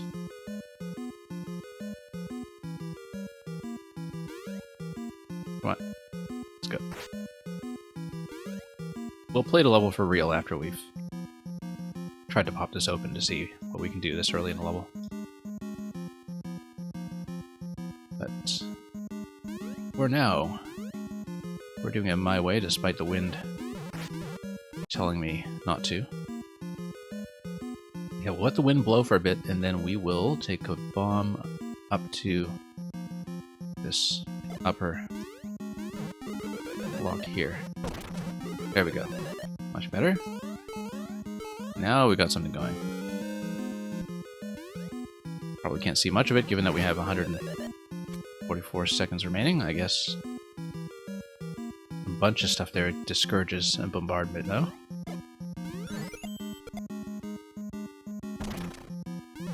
So what is this arrow to the left all about? This is curious. Whoops, oh, that's going to be a problem.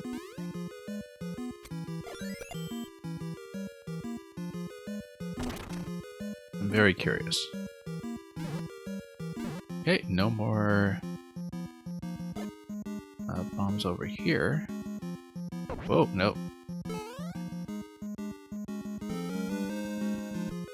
Interesting that you will only have vines in certain locations here.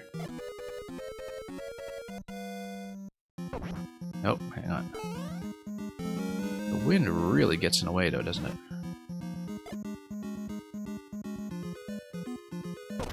There we go.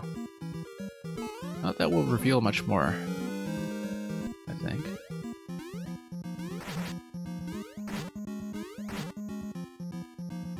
Wonder which blocks it is that will drop vines for you and be reloaded. I mean, we could always find out just by exiting and reloading this room just to see what loads back in. This arrow here clearly is something.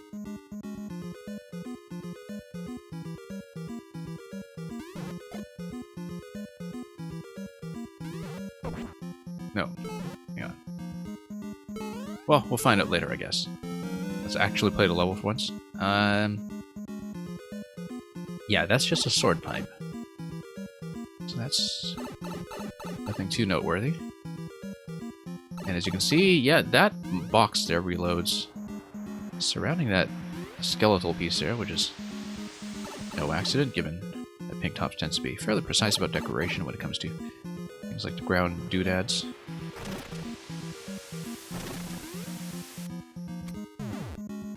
We can probably just bump a whole bunch of stuff. And possibly even... Well, let's think about this. I mean, you're probably meant to take a star through or something, but it is potentially possible to maybe take some damage and do a run through. Yeah, you'd have to get to the right of that sword, though, to tap it. I don't think you can do it. That's okay. We'll mess around later. Let's get back to actually learning the level for a change after spending all that time not doing so. Yeah, can't reach that. I guess that settles that question.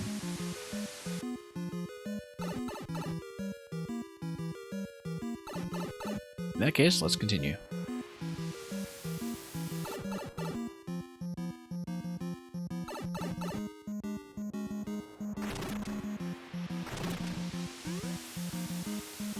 Yeah, you've got a sword over there, but not gonna do much with it otherwise. Yeah, and this stops you dead, so can't really just run through the sword with sufficient invincibility frames to get around. You would need to be able to take an additional point of damage, I think. 2 additional points of damage, perhaps.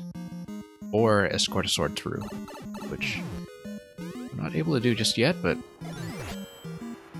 Mob is also blocking this location. Let's see if we can just lodge that somehow. The skull platform would be the natural way to do it, given that it would probably be able to do a bit of a lift here.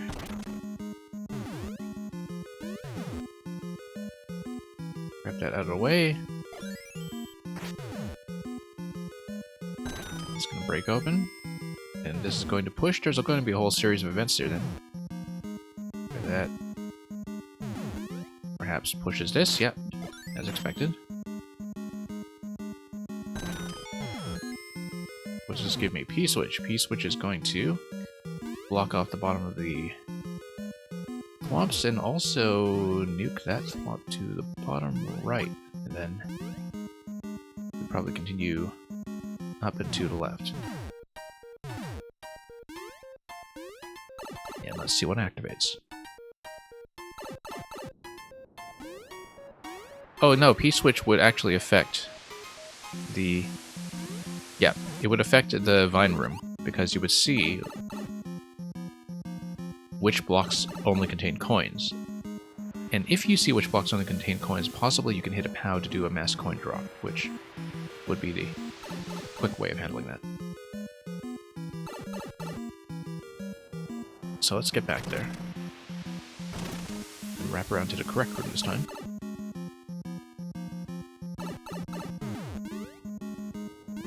And that kind of opens up a shortcut, maybe. Not really.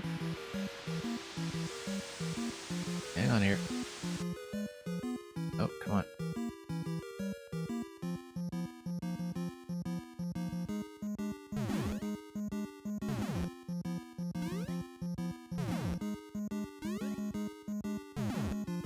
Then, yeah, this will lift. Then we hit the P-switch. And then we wrap around.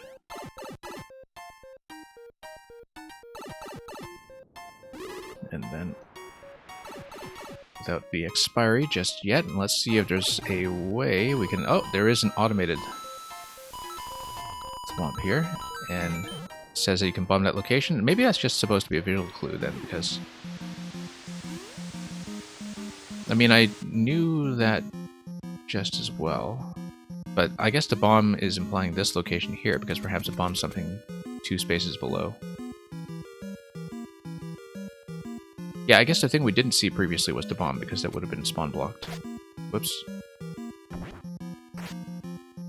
Let's sit here for a moment. And...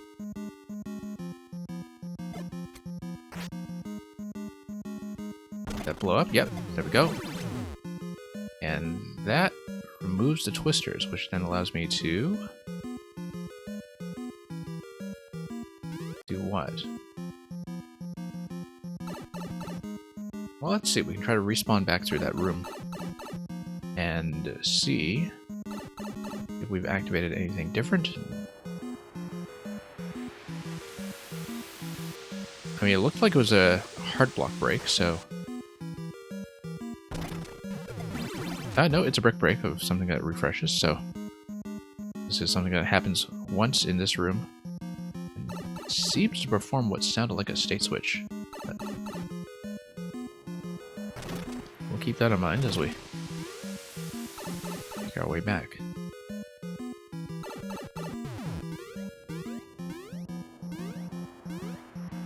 Nope, nothing noteworthy here. We'll need to go back to something earlier. Whoop.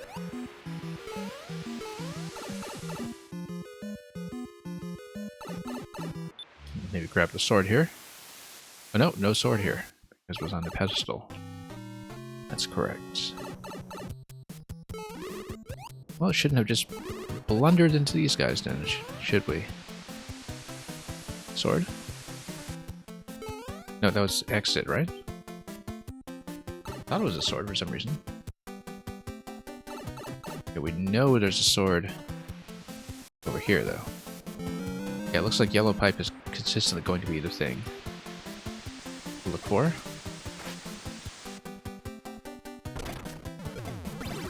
So we'll move to twisters, and then let's see where they go. They don't seem to go anywhere that I can see, but possibly since the twisters were blocking this area, if we go back here with a state switch having happened, there was something important that would go on, but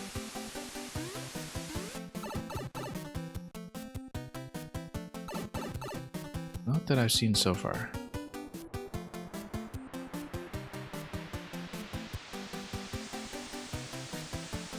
$180 seconds. What have we not done? Come through that room to the left previously. We have seen everything here.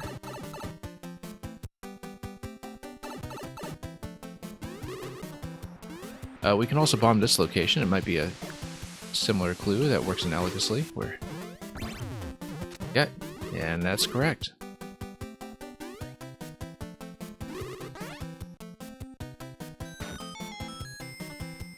Yeah, nice use of the background doodads as a clue for a change, which honestly isn't done often enough. And once you understand it, it becomes clear that that just becomes the concept of the level.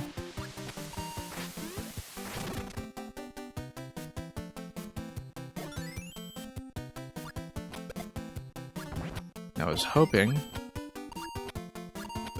that we could deflect.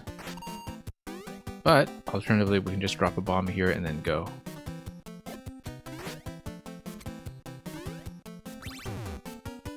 Yep.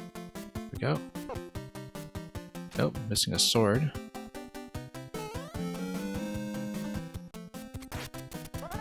And, yeah, this will be obstructed, so we can't do things that way. Yeah, this just has the on-off switches within range, so as long as we don't get caught up prematurely, we should be okay. What we're going to do is place this here early, grab this. I'm going to switch this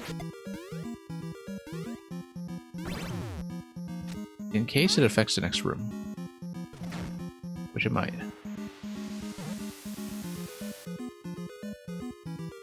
Okay, nice little swirling setup here. Up arrow, which will summarily annoy.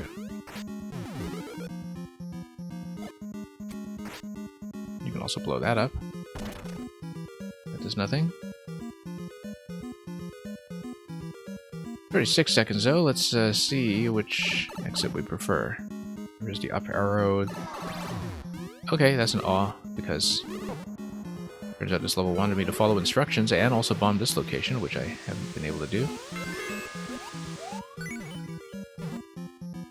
Yeah, if I'd kept the sword, I would have been able to bomb the left over here. We have 18 seconds though, so far, though, some of these clues have been knowledge clues, and because they're knowledge clues, it means that we can speed through this pretty quickly. on future attempts, perhaps. We know there's a key placement to look for over there.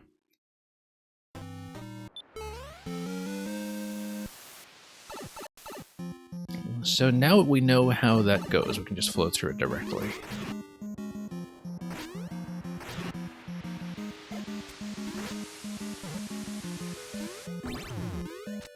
Okay, there we go.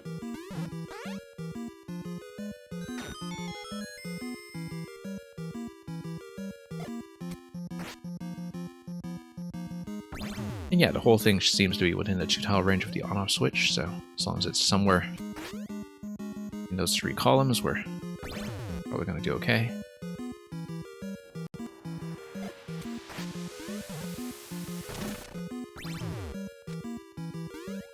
And let's see what this is once again. Oh yeah, 1-up mushroom. We do know that.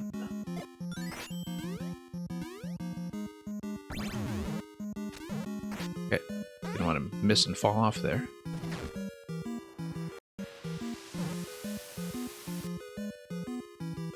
And we'll check that eventually. I want to try some other things first.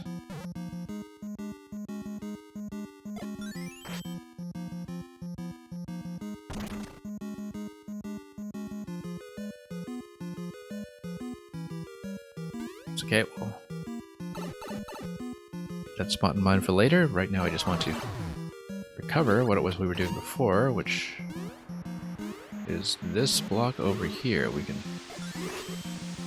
get rid of all of these guys first. And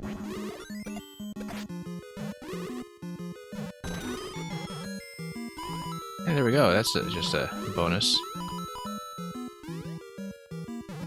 Put a 7 blue on the left, mind you.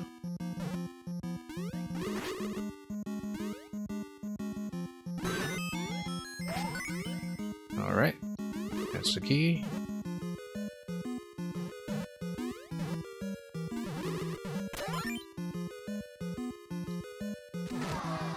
And we keep getting kicked out, but there are additional keys up ahead, so we know for a fact.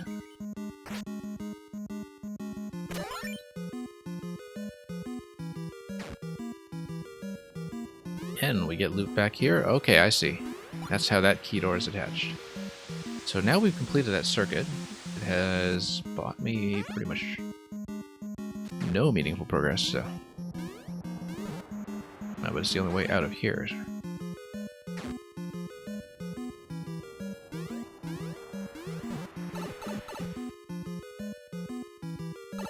Now we'll just go back and find the passages that we haven't gone to. There was the green pipe earlier, of course. That's a pretty major spot to look at. That is almost certainly getting a strong reaction for a reason.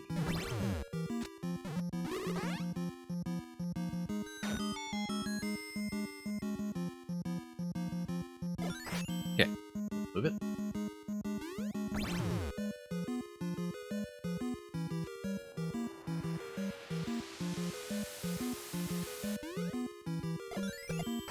And we'll go over here.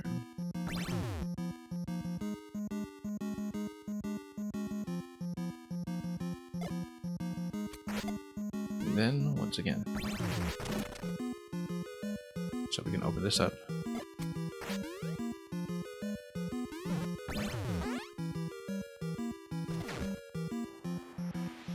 We'll go for the green pipe this time.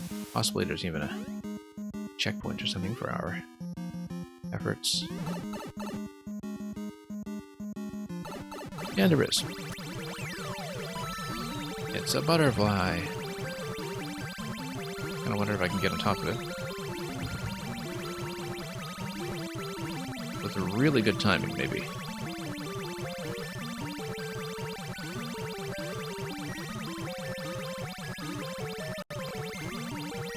Of course, we're going to mess around this.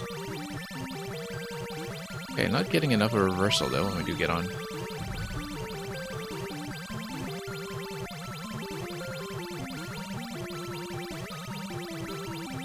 Yeah, just not enough headroom. Okay, never mind. Worth a try.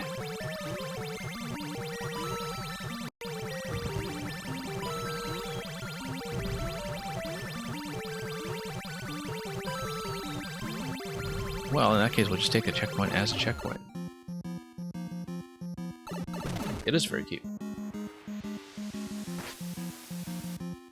But that might also be all there is. I mean, it's a checkpoint. We'll take it.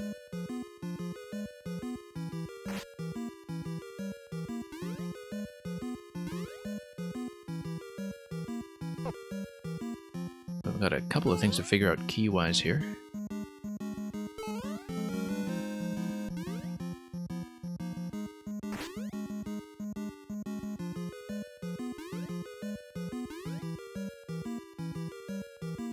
Let's wait for this to come along, and this is going to give me an awe, but we'll deal with it. Also, I wonder if I can stomp through this.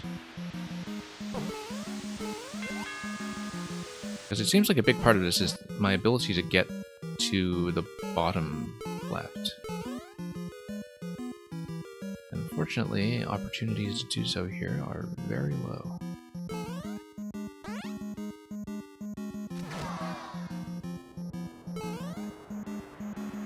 Well, it would be nice to have a sword.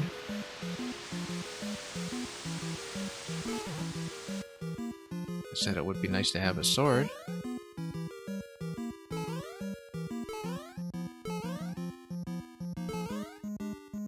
Okay, nothing from Mr. Yellow Pipe then.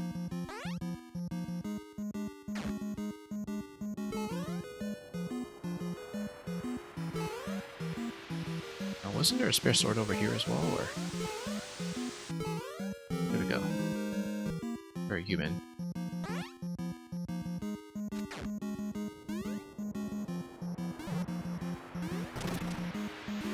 Nope. Same mistake.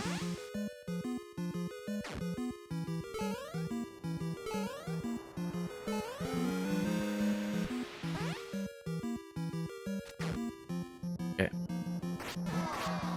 Hang on. Trying to lift this thing. Nope, not good enough.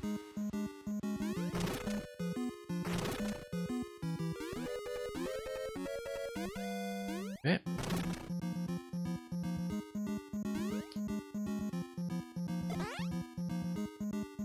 Nothing going on here, so... We have busted up the secret to the left before, that was nothing.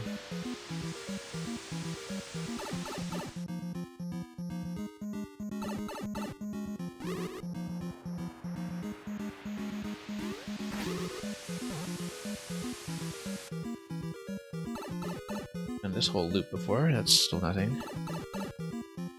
This was the instructional room for the bomb.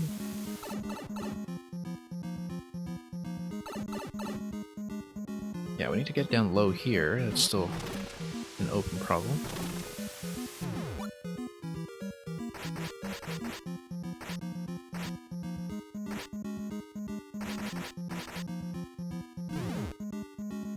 Well, let's see.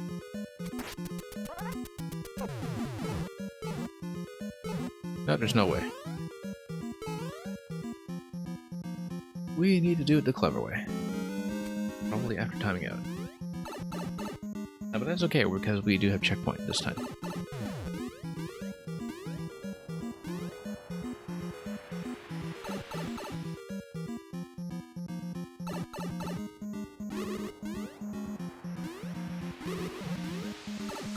Let's see if there's anything in the opening room. I don't think so, given how walled off everything is up top.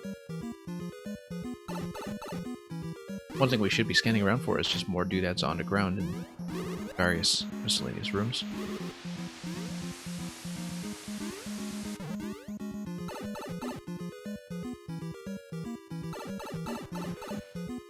"17 seconds. Yeah, we're just kind of checking aimlessly a little bit here while we reorient ourselves.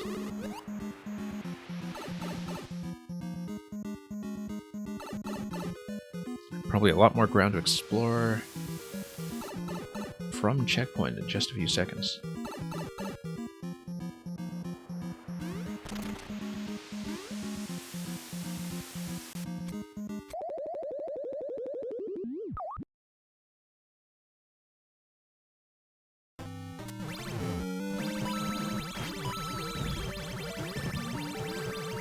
Anyway, here's the butterfly.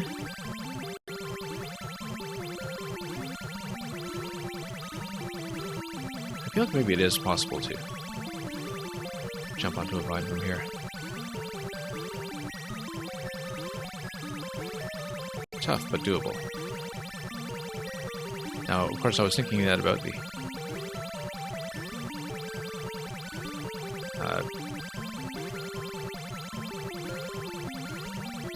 magic wand room, shall I say, Googling room in the first half as well.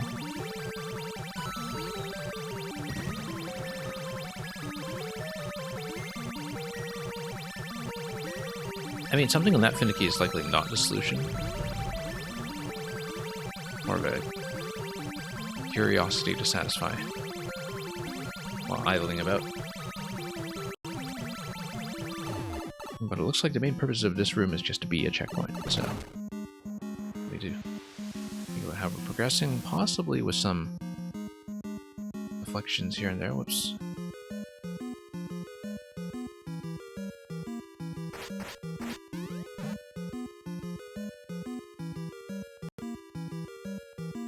Okay.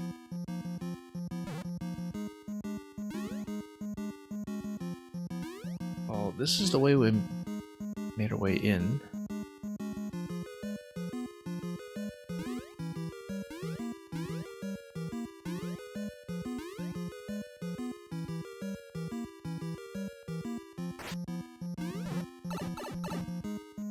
And what's that question mark in the bottom left? I don't know what it does yet.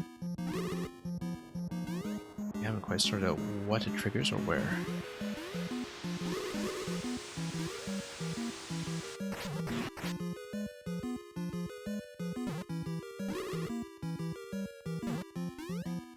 Anyway, I think we were able to... Oh, okay. That works too. I was thinking bomb my way back to the bottom, but I think he will do just fine.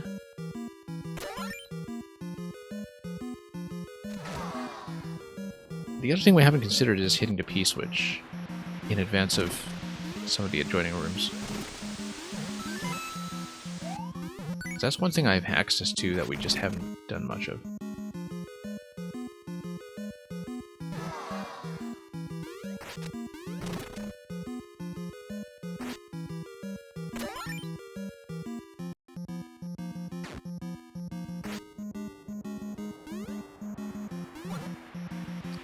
Well, how have we progressed?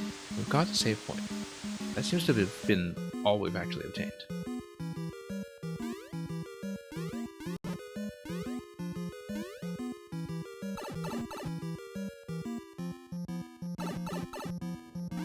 Well, we've been here. Been up the doors.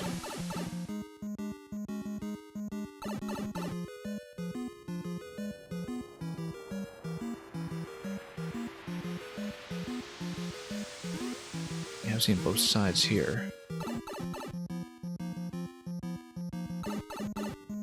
Both times are burning.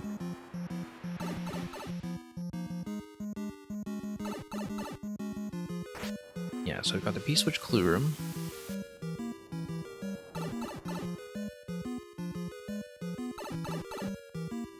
And this room here.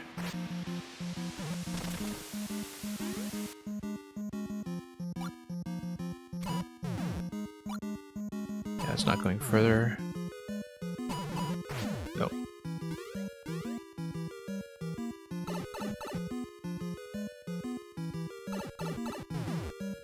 Well, let's see.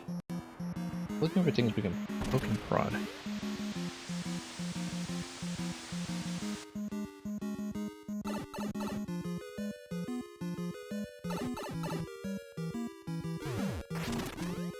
Just thinking about this whole issue with chess here. Not with chess, with the flumps here, rather. Getting a lot of things mixed up in my head. Yeah, this is not really well positioned to swat a sword over. Any kind of escort.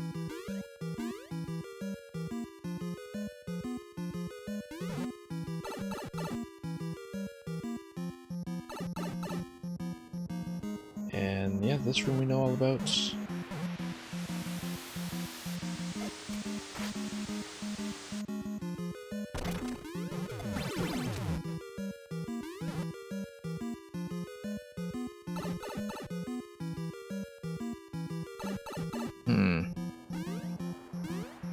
Something I'm missing. Let's go back to the royal side again.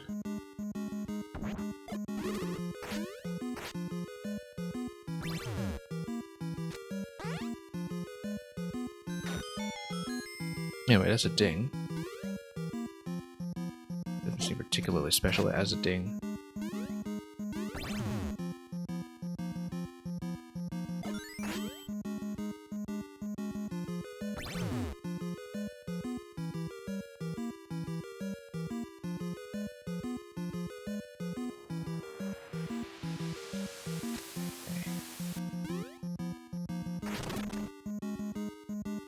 So I've been down here before with the wind in either states.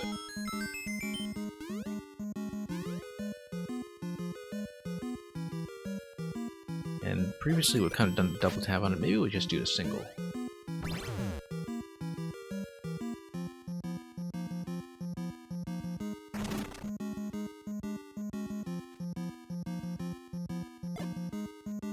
My meaning is all clear.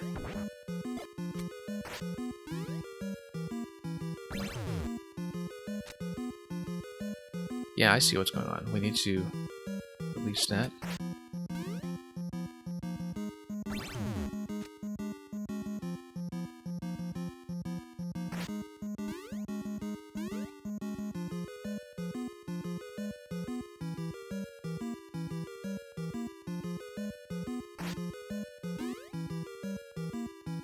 Okay. If I'm playing a little sluggishly, it's because we still thinking about this and thinking about whether the Podoboos are worth deflecting somewhere.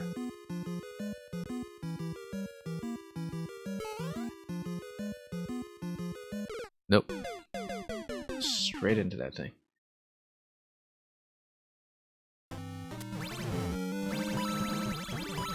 Okay, missing something. We've been running around in circles for quite some time now.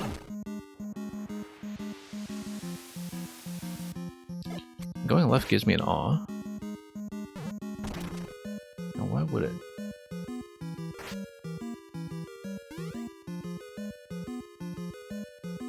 We should try to do some kind of state switch again if we can, because the main thing is that there's a passage below that's twister blocked.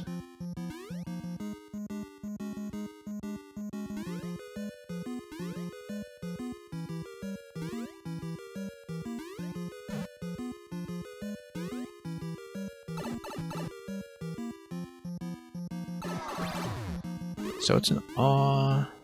It won't let me up. And now it won't let me have a sword either. And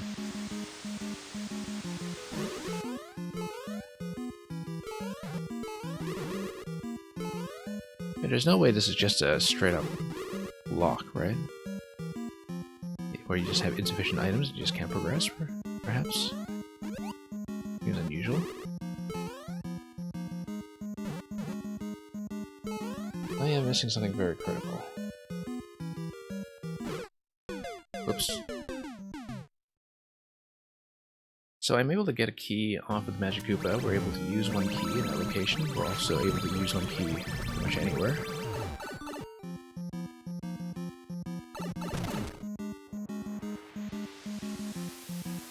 And hope that these sum up to a correct number. Oh.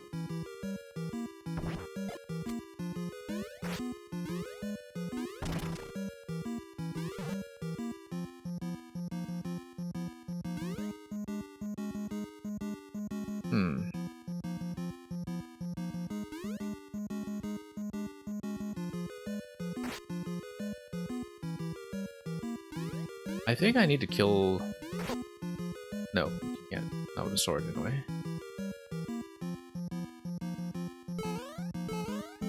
You can bump them and deflect their pattern, but I just don't see the purpose of doing it yet with nothing on the board that will actually sustain fire damage.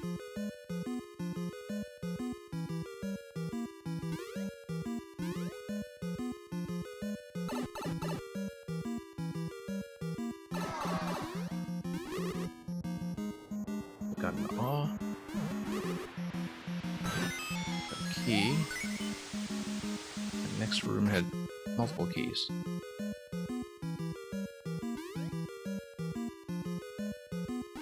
These rarities that are only collected by active Galactic Force Mario makers. Whoops.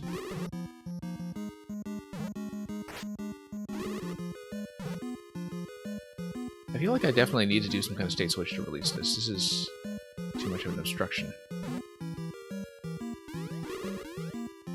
That's a long wait.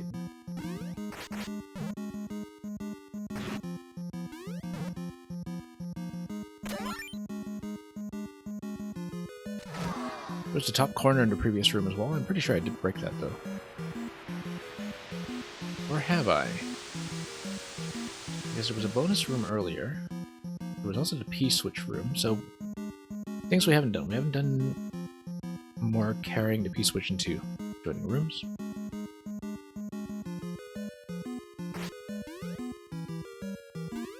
We have taken this key.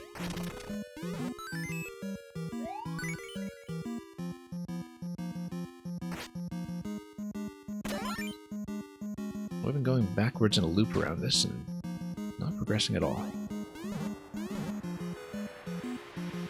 Yeah, so I've opened that up.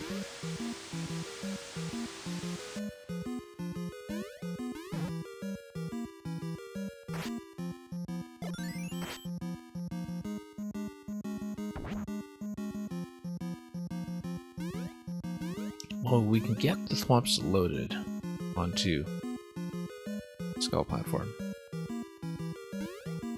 Can't really make them do anything else.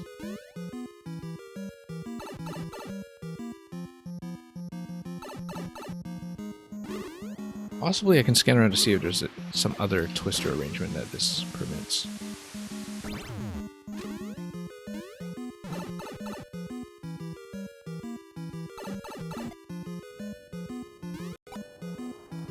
See if the on-off switch is actually reverted. I don't think they should have.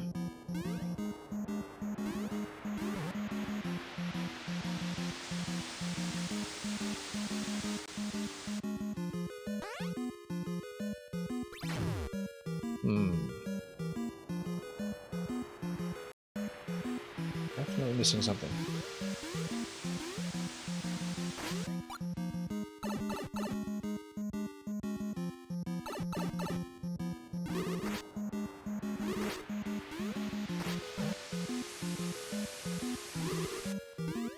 Level entrance, that's expected.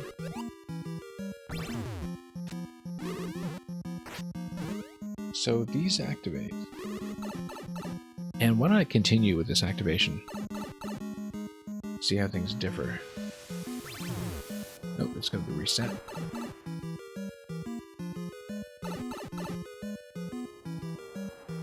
Well, that's still unclear to me then.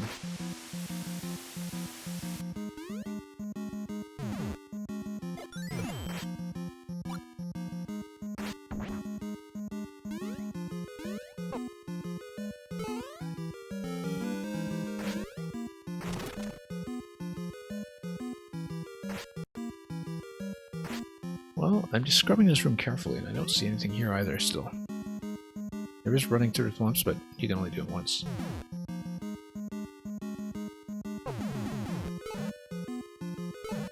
At least I'm pretty sure you can only do it once. We can try it again. Hasn't been a terribly long program so far. Yeah, looks like we're just a little bit slow for that.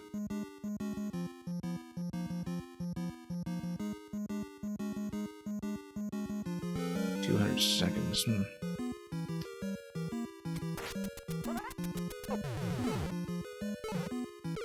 No, there's no way that can make it. It's too spaced out. Well, what is it then? Let's see. There's this thing here. If we can actually get out of it.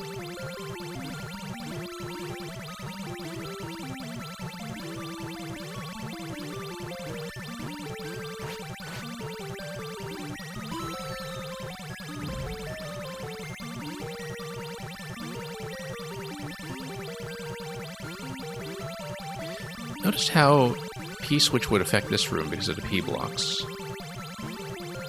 That would mostly just allow you to stand in the top middle, though. I don't know if that's actually useful.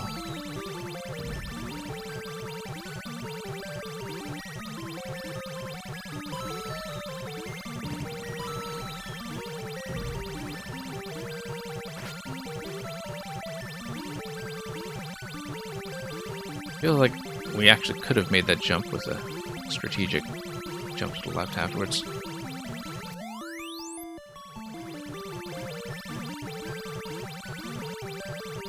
No, not.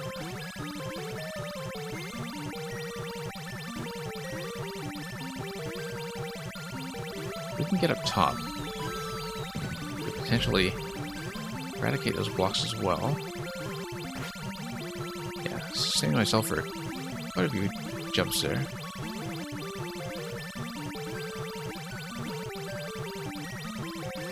Nope.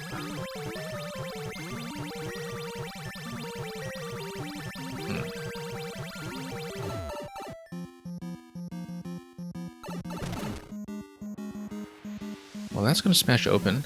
This is new, right? Big Podoboo? No, that's old.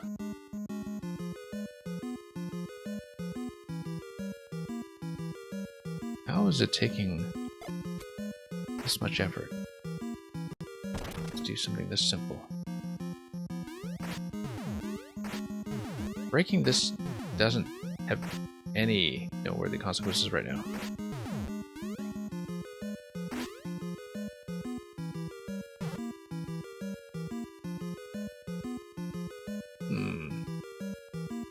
Probably missing something just really obvious. Like a pipe I haven't gone down, or some way to see what's on the other side of the block that we've broken. Here.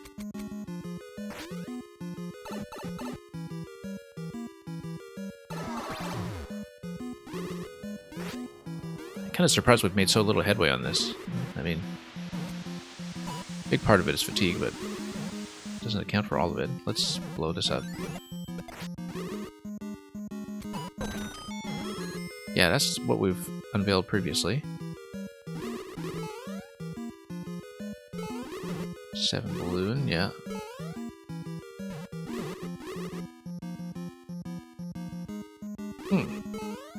I mean, I think the obvious thing is that we do need to drop through here.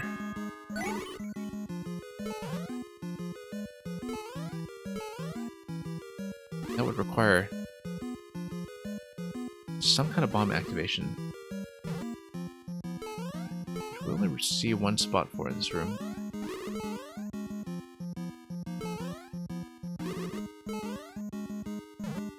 And no spots for atoms from a run.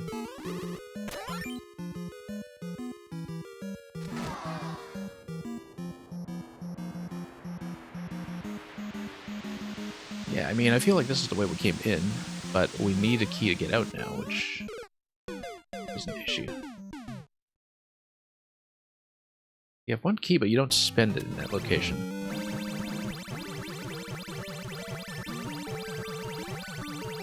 Then maybe you're in good shape, but...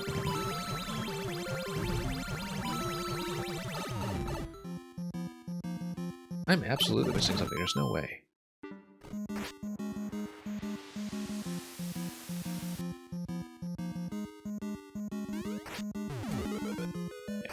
Spawns. Surprising.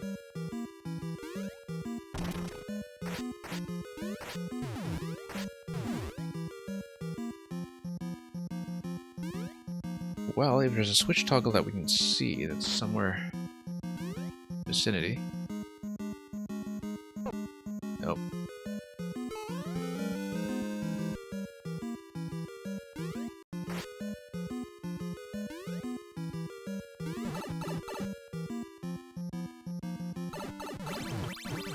I still don't see it for all this time. Potentially it's possible to go up, but I just seriously doubt the solution will be anything like that.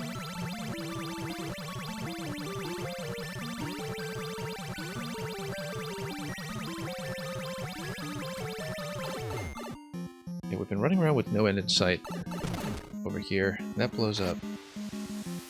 It gets released. These two don't really cluster.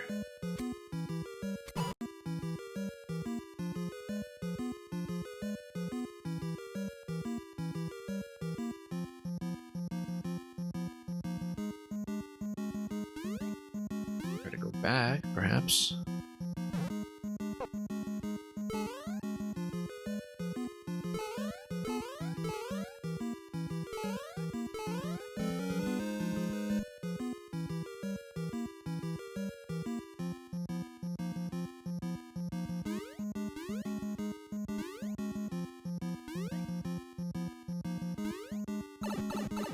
Okay, we kind of need to approach this with a clear head somehow, because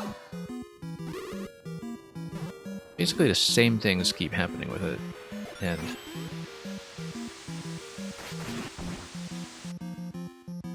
if we reverse the on-off switch past this key door, and then come back, if we can.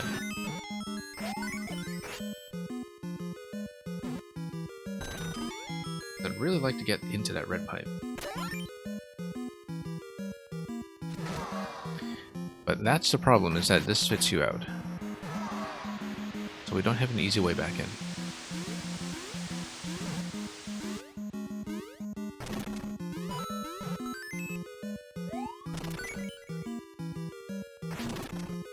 I mean, we can try to kill everybody and see if maybe there's some kind of entity block going on.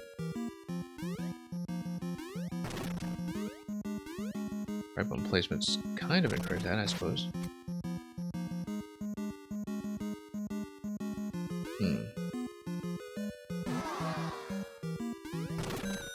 Oh yeah, that's totally it. Bone shell. Okay. I should have seen much earlier that this was not dispensing a sword, and therefore should have been set up to dispense something else, which in this case is going to be bone shell. Okay, progress. After a long, long time figuring that out. Oh, we'd better save this somehow.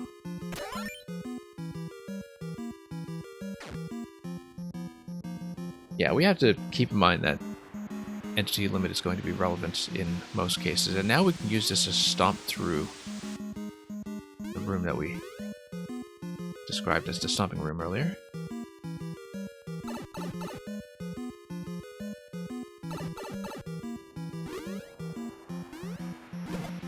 Nope, we'll bomb this out first.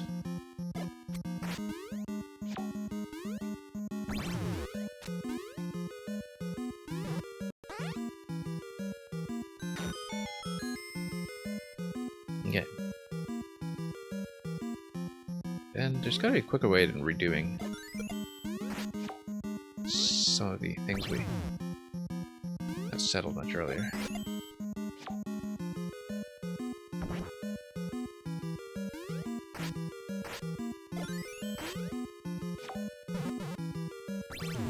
Alright, let's do that. Easily losing track of where everything is. Let's see. Major hindrance to a film like this.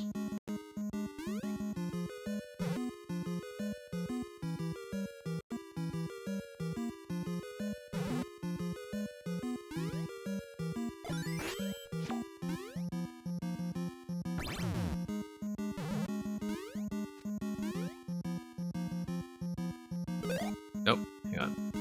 We lost it carelessly, so go back for it. Once again, I have to clear some entity limit to do that. Might as well map this out in the meantime, because I'm looking for something specific. I'm looking for the drop segment.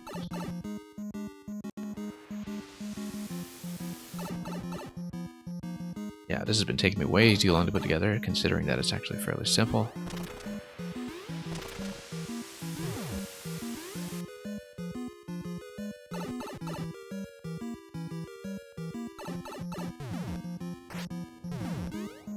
Okay.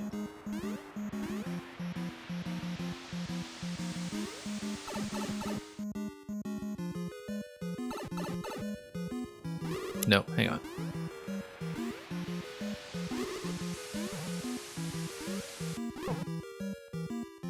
Okay, we're totally flagging here. Let's reset the clock here on this attempt, because we know what to do, but we discovered it fairly late. I need more time.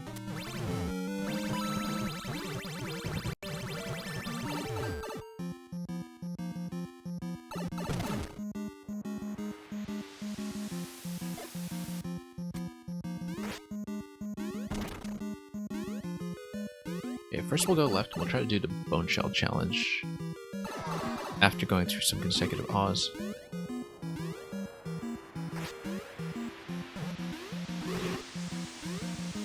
It's going to be from Upper Boo.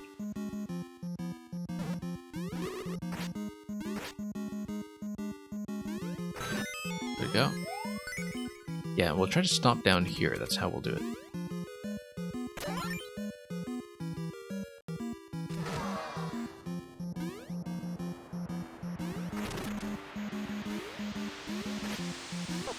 Nope, lost the sword.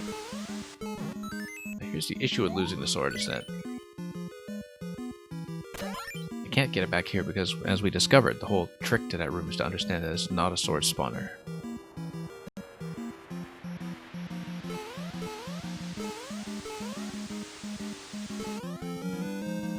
Luckily we can't go back immediately.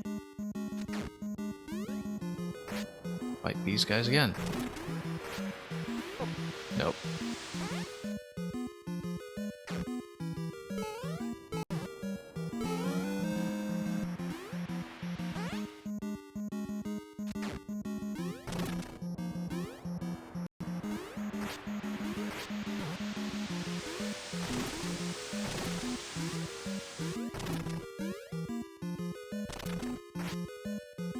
Okay, we got to take this out, and then after that, we'll grab this. Oh, nope. After that, we'll grab the next one, and the next one.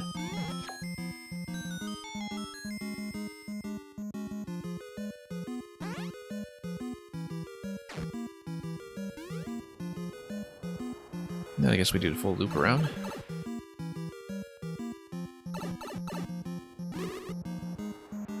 We'll try to find our place again in a feature set. Here.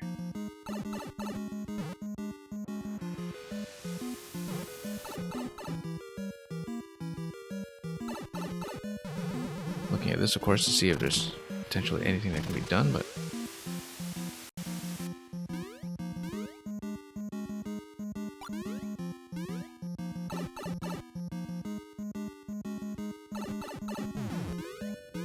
okay. This should be the path. It is not the path. So I need to take down and then one additional place to the left here, and then where did that go? I keep losing track of where some of these rooms are.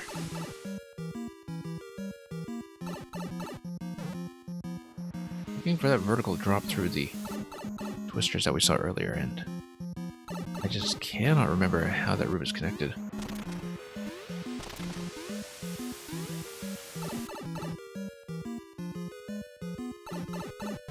I think it was through here because we needed 2 keys, didn't we? Or, well, 1 key to go through in a certain direction and another one for the other direction.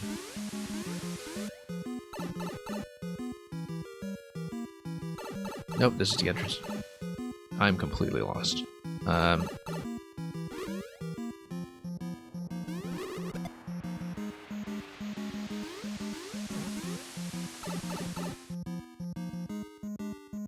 Okay, I want that vertical descent, and I can't get in that way because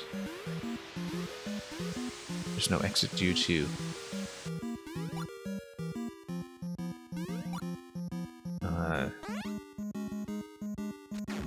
hang on. Yeah, do this door over here, the way it's structured.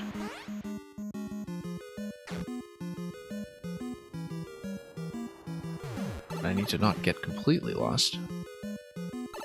Let's try to find something that looks familiar.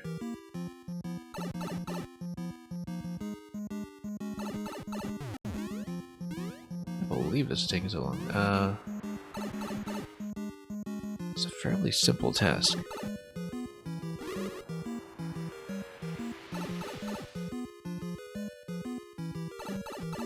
I think we need to once again activate the twisters in this room.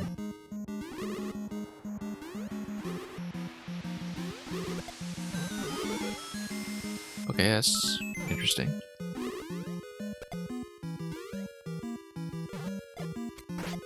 Nope. Accidents happen when it's windy.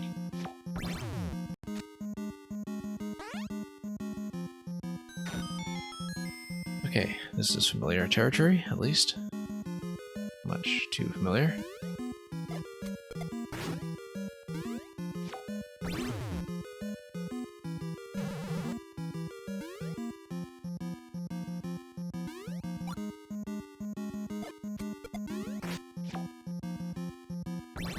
Nope, once again, got a little bit trapped.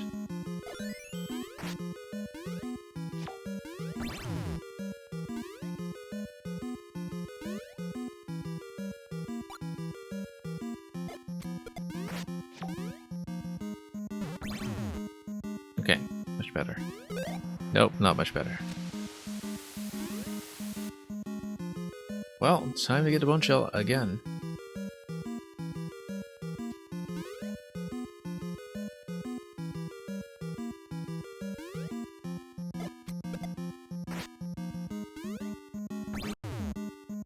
Okay, let's see what we can do here.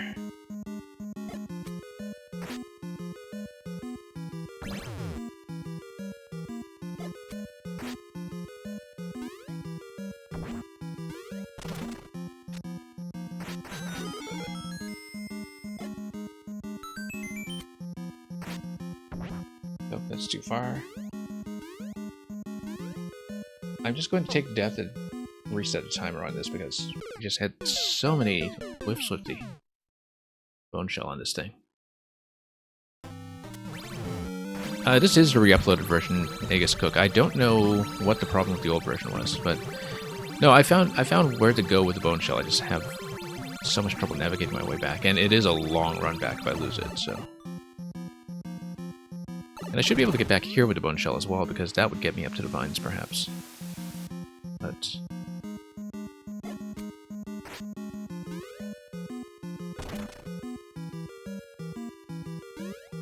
we'll see. This was kind of an unexpected obstacle. It took me a long time to figure out the entity limit room, of course, because that's just the way it shook out. But yeah, it's this room that I want to go back to because it's where I will eventually be stomping with the bone shell down below. I should check the panorama afterwards. Yes, I should. I'll keep that in mind because I have not really been checking the panoramas, it's true. Also, I can't get a Master Sword out of this room if I lose it, so... Fortunately, if I lose the Master Sword, I do have to circle all the way back here, so... Structurally, there are a few things that are weird sometimes with requiring a big run back if I'm making small mistakes, but... no, this one here, you can just go back directly. Just that I can't continue past this room. This is as far as I can go without running into the sideways trampoline.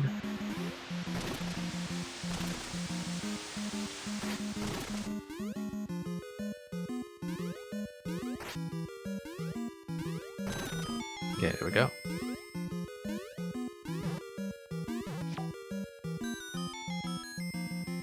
And let's actually try to loop all the way back without running into so many problems.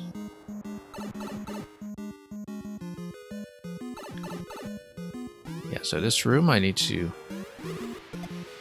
get rid of these guys and then on this thing for twister access.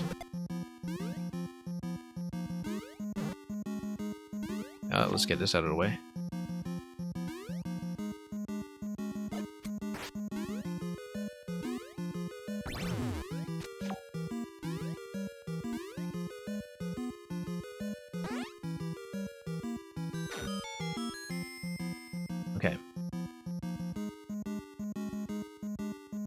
I spent about an hour on this level, which was very unexpected because we're very early in it so far, and a lot of it was just navigational error. And now it's mostly losing item error that we're running into.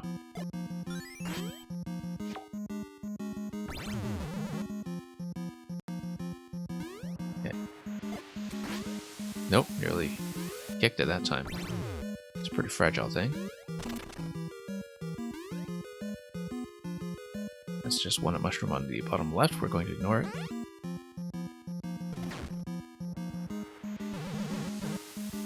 Okay. Nope. No, once again. We've got a long run. We've got a long, long run. Because I have to take the bone shell and I have to wrap all the way back around this path again, so...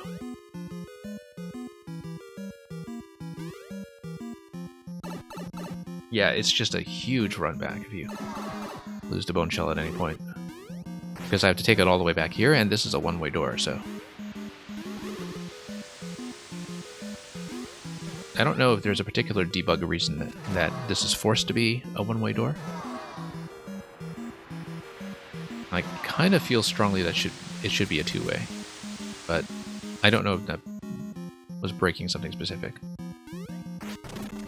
Or maybe it was just a fix with unintended consequences, I don't know, but... Because... I mean, it is a challenge, of course, to just escort this all the way back. That's just part of the level. But it is a long run back. It was always a one-way door, okay, okay. Yeah, I guess that's just the challenge. You just need to survive with it, which is alright. I mean, with Link levels, you kind of get accustomed to the demand being to preserve a power-up over a long run anyway. You just need to be pretty careful about not kicking this thing when you're also being blown about by wind. I think in general I should leave it on the right side, so if we're bumping things, we at least don't get blown by wind into it. I say as I nearly bumped into that. Once again.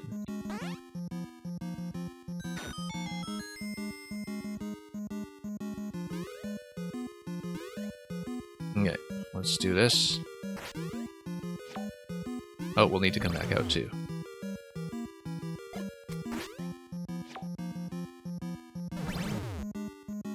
Okay, let's do this.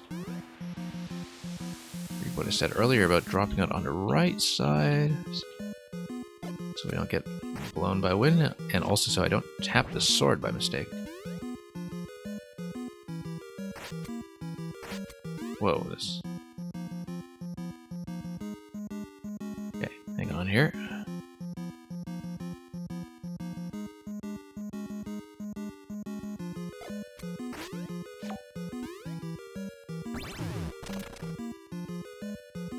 Okay, almost making it out of here. Almost. Yeah, because the last time I just got whipped by the twister into the fire. That was quite bad. Let's actually check up top all this stuff this time. Let's not accidentally lose the shell, of course.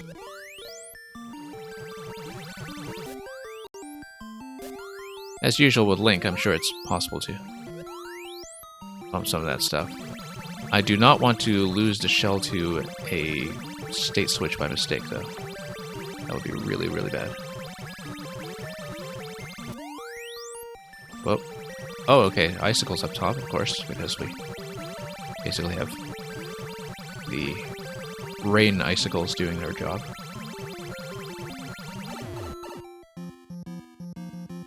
Okay. It's almost certainly possible to break that, but we're not going to try it because we've spent too long trying to get anything done with the bone shell here.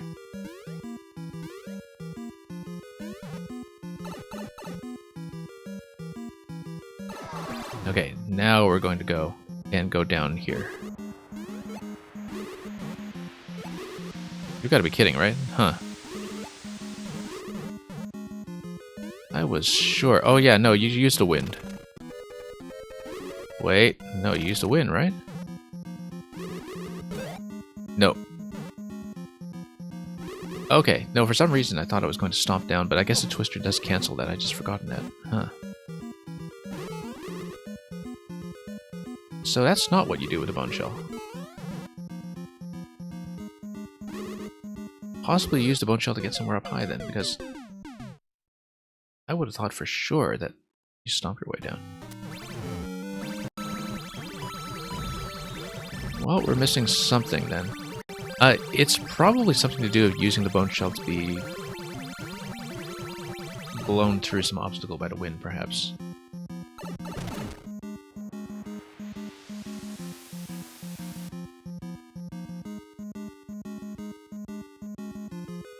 Anyway, we know how to get the bone shell, we just don't have anything else.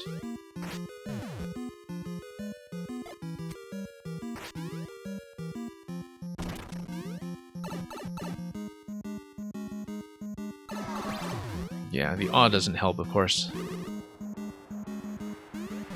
But let's go back down. Yeah, I think the implication here is that we actually needed to come out of the bottom right pipe, then bomb this guy down low, and then that eliminates this gate using an on-off switch the way that the rest of the level works.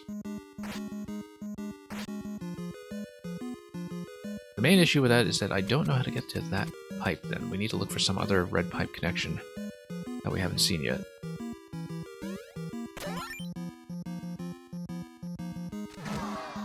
And I think I know what it is. That question block that I bombed before, possibly I need to stomp on it. It's the only thing I can think of. But then it didn't seem to respawn either, so it was like... I mean, it definitely doesn't contain a vine, but possibly it contained something else that I needed to use as a switch trigger. Now, we haven't destroyed that question block on the ground in this run, so... Oh, look at that. Okay. Fine, I guess we're going around. Or just throwing it. Yeah, so I think I know where I want to use the bone shell, but we need to basically loop back around the level to see that.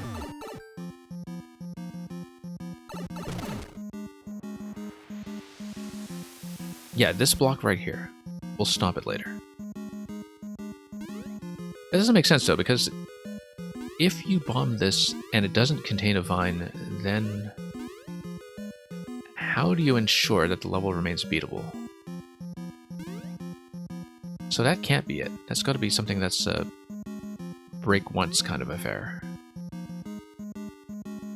Unless it did contain a vine in the first place and I just didn't realize. There's one way to check, which is that you can already do a downward stomp with Link. There's no reason you need a bone shell for that. And it does sound like it's a... Oh, okay, it's just a 1-up. That's what we missed from bombing that.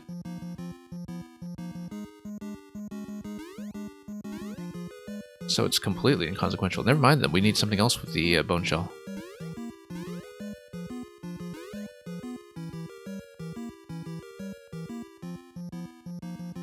We need something else completely.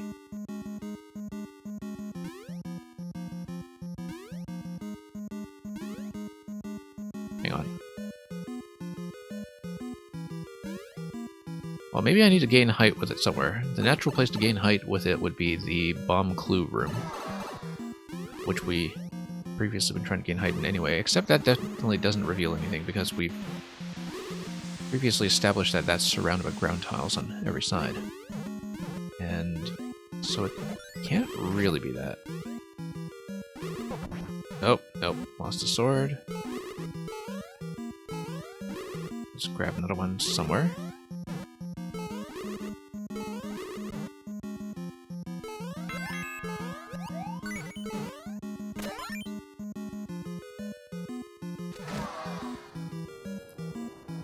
Yeah, and we got kicked here without Master Sword, so we actually need to loop around again and try to do it. That's okay, at least we have the doors unlocked.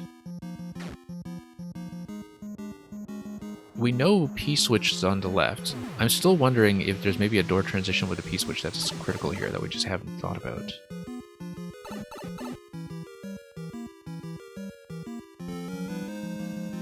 And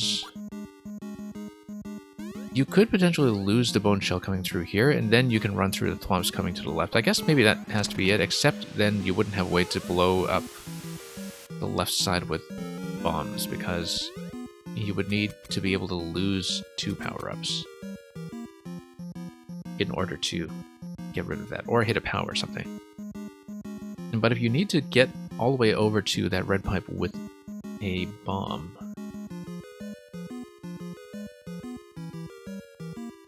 then either you need 2 power-ups or you need to escort the sword power-up. Or you can kill this guy and hope that something with the entity limit respawns.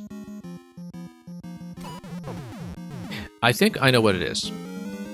This is a bone shell gate. This is the wind bone shell gate that I've been looking for. I just hadn't remembered this room in a very long time, because we haven't looped through here.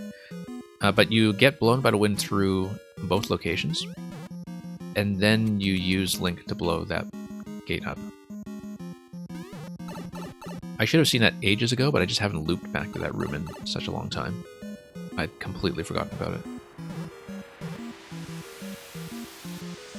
Okay, let's just move this thing. And let's do the whole bone shell loop again. So yeah, then the whole idea is just to survive with the bone shell back to that room, or back to this room. And that is a lot more reasonable than where I was trying to go with it previously. Significantly more reasonable, in fact, because it's just a loop around a corner that we've just seen. Because we can obtain a bone shell over here and then wrap around for it, So I guess the thing that I was trying to do with the bone shell felt so unreasonable because it was unreasonable to begin with, and was definitely not the intended design. So, makes a lot more sense now in terms of the proximity to where you're supposed to spend this thing.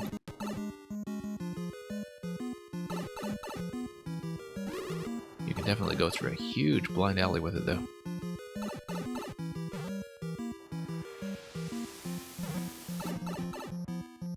Okay, finally, progress.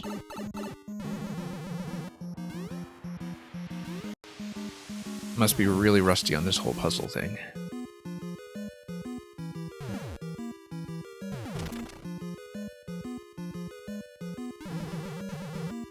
Extremely rusty.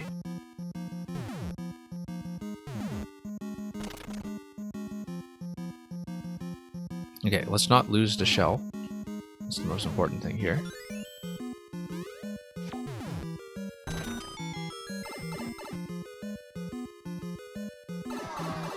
And that's an awe for some reason.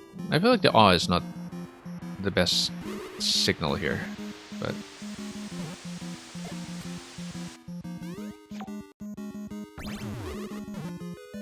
Anyway, we can get through.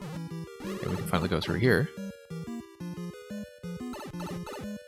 And we have a skull coming, as well as a replenishment on the dry bones. At least one, although we can always go through the pipe with that. Whoa! Did not expect that. What was that all about? Huh. I guess the skull should have been a signal there, but... Well, that was a surprise.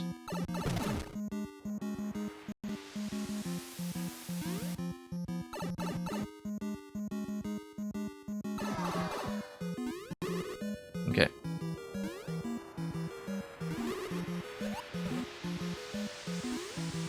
Let's kill the other one. Come on. Alright, we've got a much better sense of where to go now with the bone shell, though, so let's try not to lose the Master Sword here. Never mind. We'll lose the Master Sword. We'll come back, though, after reclaiming it in the next room. Or we can do that.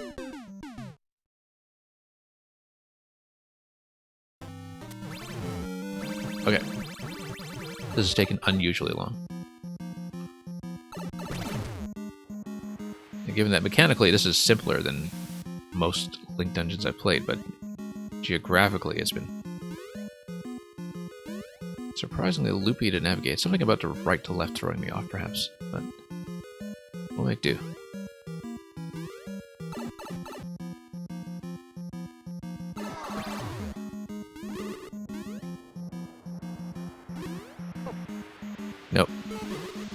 once again. Gonna be a long road to the next sword.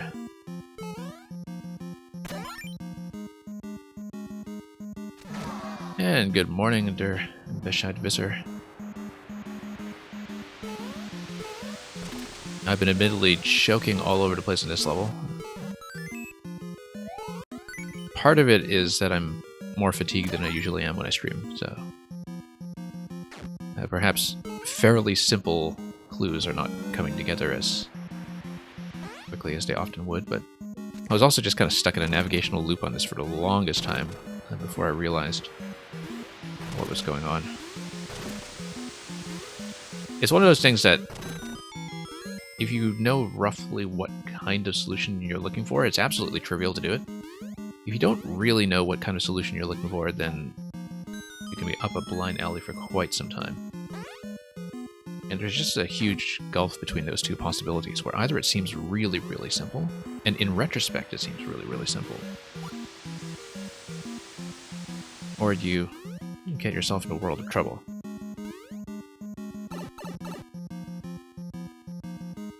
So, we're going to fight with the wind as well as the bounce. We're going to get back here. And we'll proceed. This was just an informational clue here. We spent far too long playing with earlier. And we'll just wait for the wind.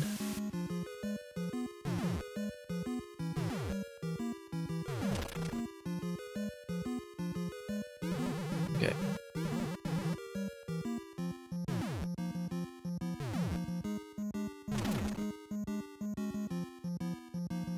Alright, let's leave this safely out of the way. I said safely out of the way as I just hopped that bone shell directly on top.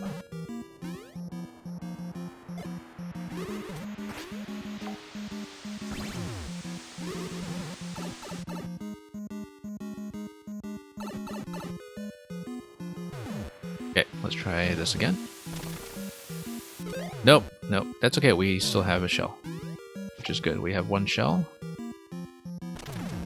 at least unless we reload the room. Okay, so this thing here, we need to be careful with. Nope, hang on. Once again, fighting the wind, got me into a bit of trouble. Let's try it again.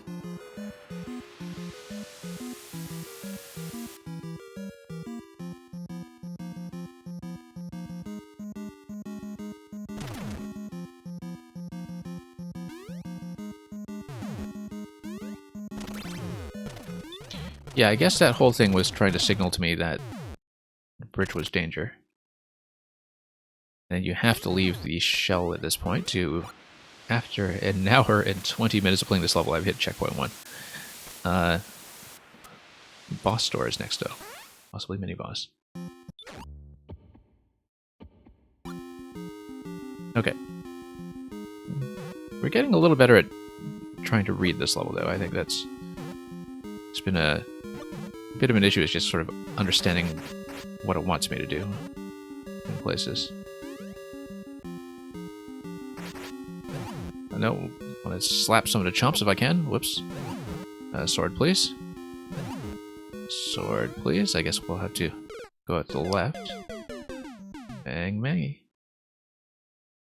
And yeah, Mang, I know I've kept you waiting quite a while for your level, which you regularly could have expected quite a while ago at this stage. We hadn't made such a mess out of this one.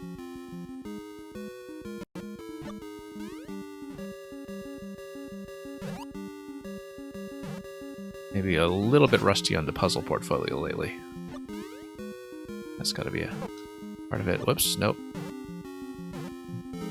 Grab another sword. Okay, there we go. Finally slapped one. Maybe bouncing on top of twisters is not the comfiest thing either in this game.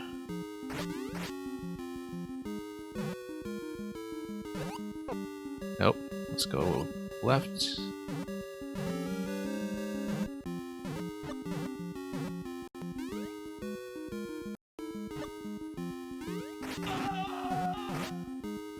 Okay.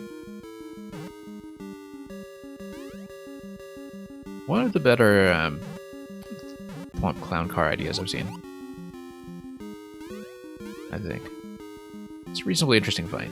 I remember playing a lot with Thwomp plus clown car back in Maker 1, and it's something that requires a lot of space and bumps you around enough that, you know, you kind of need to keep it interesting while the player is also sort of struggling with occasional bumps that are well out of their control. So, I definitely appreciate the difficulty of designing something budgetarily cheap yet elegant that works as a good fight. This is giving me some difficult targets to hit here, but, well... Nope. Hang on. Yeah, and of course this would not have been possible to Maker 1 as a fight for a number of reasons, but one of them being that you could not have done a side slap with a sword until Link was introduced.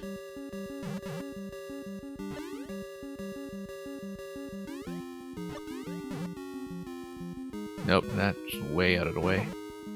And that's getting me into trouble once again.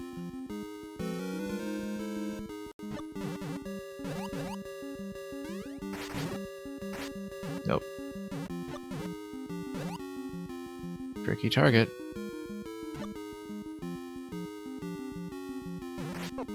Nope.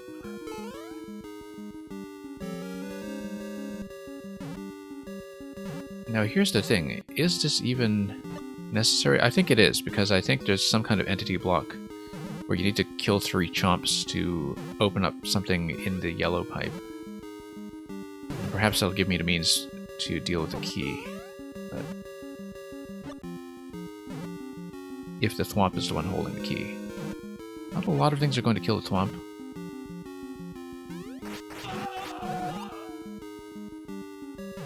But we'll see what it does. Oh, yep, that's pretty much expected. Here we go. Nearly got stomped by the stump there.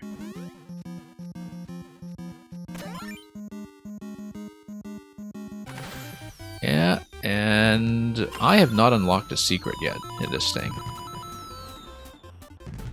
So, we need to think about this. There's a moon.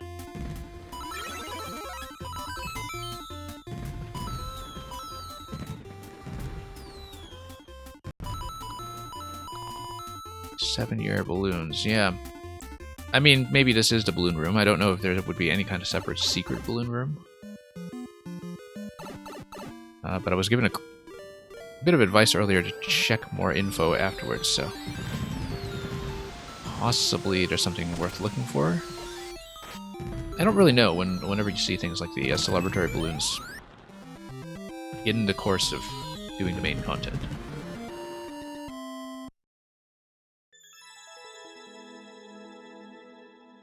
Okay, that took forever. And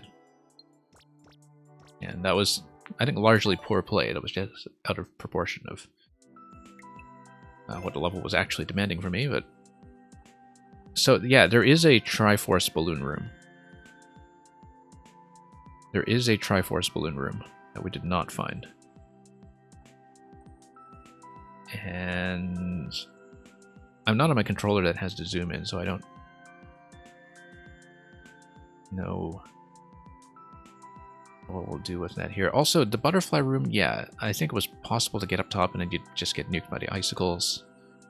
So it probably wasn't worth it to get up there, but potentially, if you did get up there, maybe that was one way to do it. So unfortunately, because of our 100% commitment, if the Triforce balloon room is accessible, and it looks like it should be, we might not be done yet. We have to think about how to get there. Also, I now see why Aegis Cook wanted me to display the banner here. Let's take a look at comments on both this and a previous version. Looney found a bunch of balloons. And let's take a look at the other illustrations. We will go back.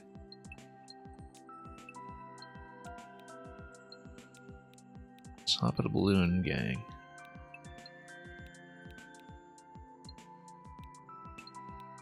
Yeah, maybe there was a boss fix or something. Hey, look at this lovely piece of artwork. Too bad it's going to get nuked when the level always also goes with it. Glad we managed to display this on stream, though. Before anything of the sort would happen. We need to go back for more before we get into the remainder of this set. Let me see how much we have left. We have Mang, Big Red Boy, and Tempest Funk in some order, don't we? But let's get back into it and look carefully.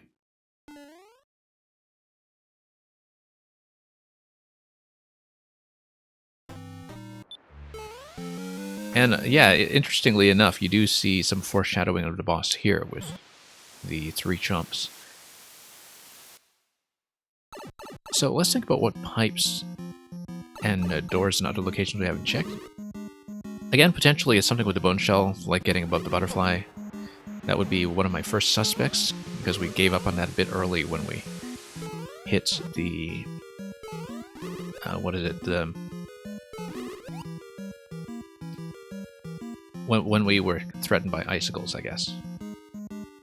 And also because of the threat of losing the bone shell too. Having it be trapped in the on-off state blocks.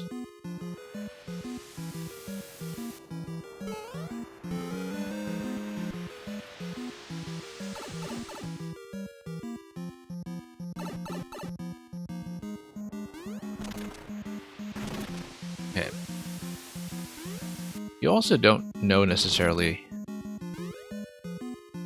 whether there are entity blocks that would be relevant in this level, because, you know, obviously there is some entity limit control going all over the place. It would be worth it to check some of these other side locations again, even though we've taken care of the relevant clues, so we have access to things like the P-switch, in case the P-switch is relevant to the eventual secrets path. Which it might be.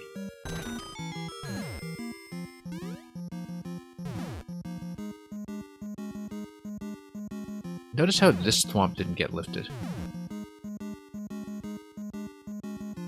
If that thwomp does get lifted, this location here actually is suspicious. Because we've never given that a proper look.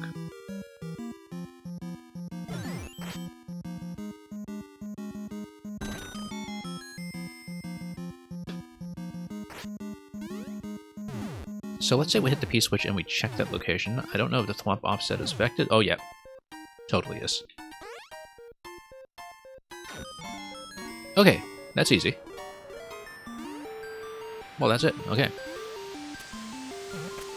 Yeah, that's something I probably would have noticed much earlier if I hadn't just stopped unlocking that segment after having discovered the informational clue. Because we were fixated on so much else. Now, if we come back here with the bone shell, then we can jump on top of all this stuff, which I think we'll do. So, let's get out of here. And let's take the bone shell back with us. And that'll perhaps be something productive.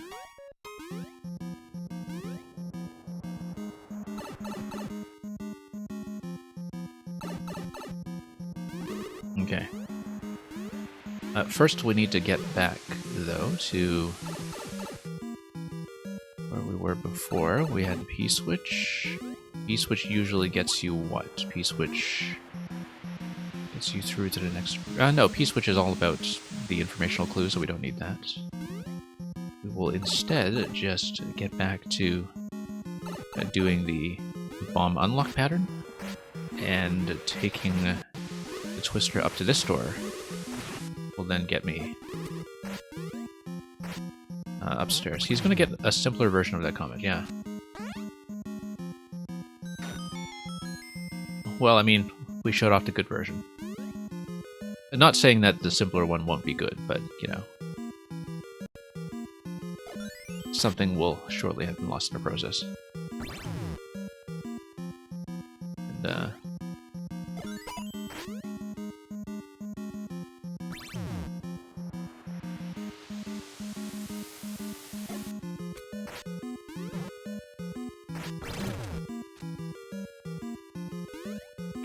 let's go up.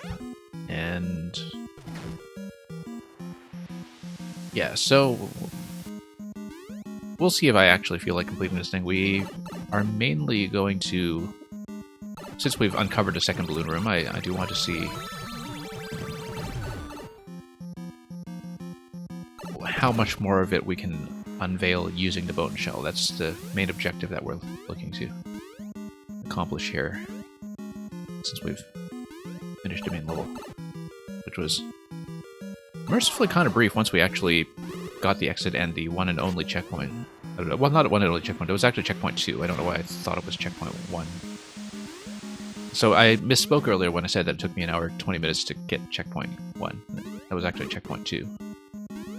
Because the butterfly room is checkpoint 1, and we just relied on that for a while without properly thanking it, which is very ungrateful.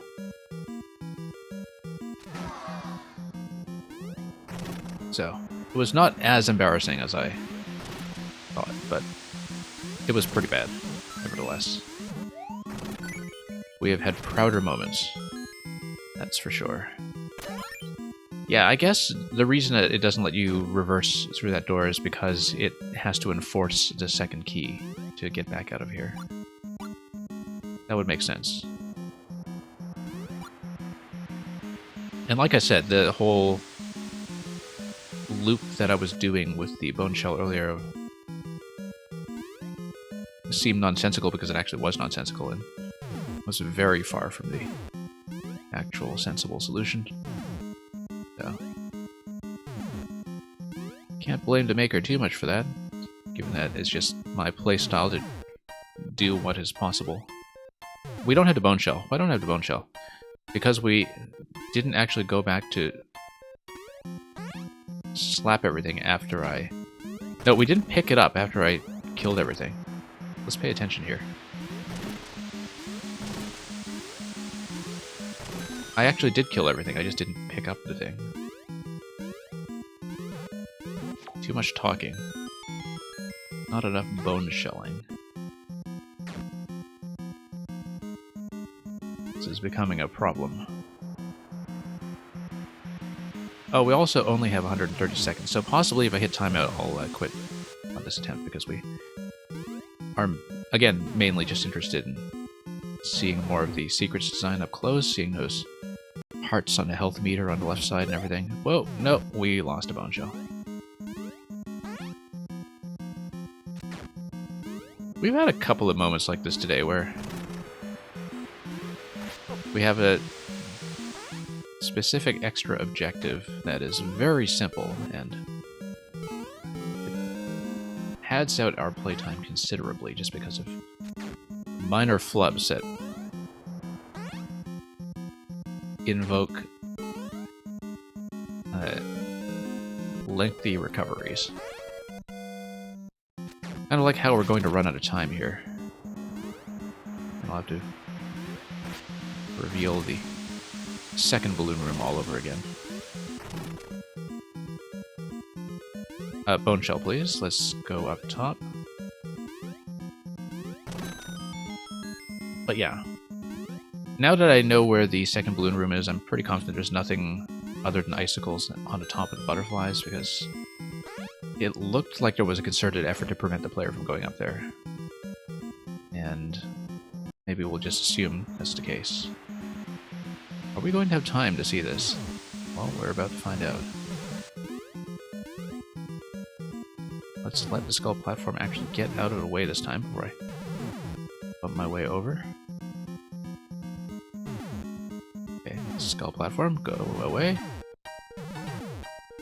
And then... here we go. Okay, finally. At long last, we're going to blow this up and grab this 50 coin. We've got 20 seconds. I'm going to spend it doing this.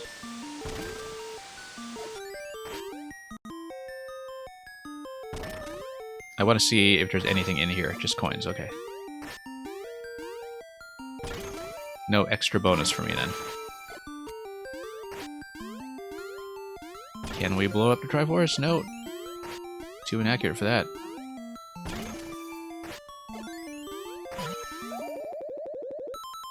Alright, I'm satisfied.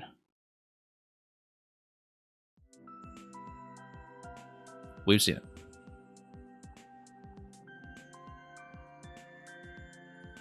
Thank you for bearing with that, especially to people who are coming soon after it.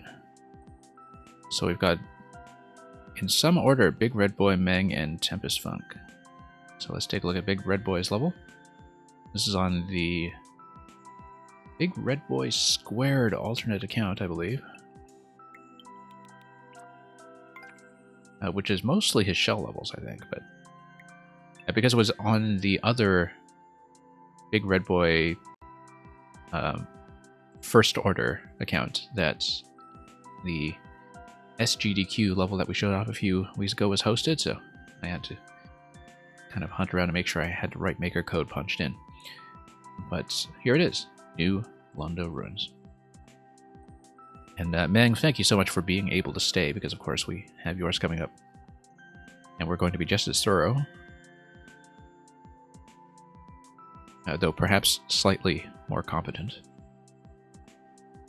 Anyway, the website description says pretty much the same thing. Bones break bricks. Say that many times fast in New Londo Ruins. Let's take a look.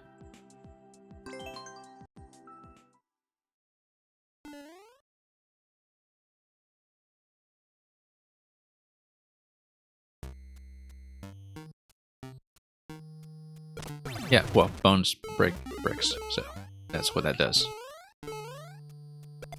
We just push them in, and that's going to be the whole story here.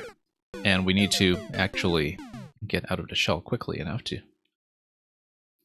not take a plummet like that. I was hoping I'd be able to cancel out of that quickly enough, but I think it's best to assume that we do need to cancel before we hit the donut blocks.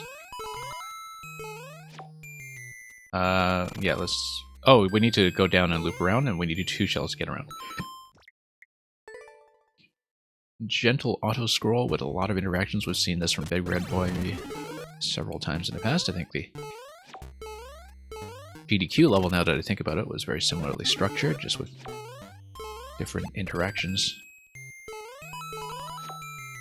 You can actually kick this directly. The idea is to punch it from below and punch it to the left as you're going up. That seems to be the way to take care of that smoothly, which we didn't do.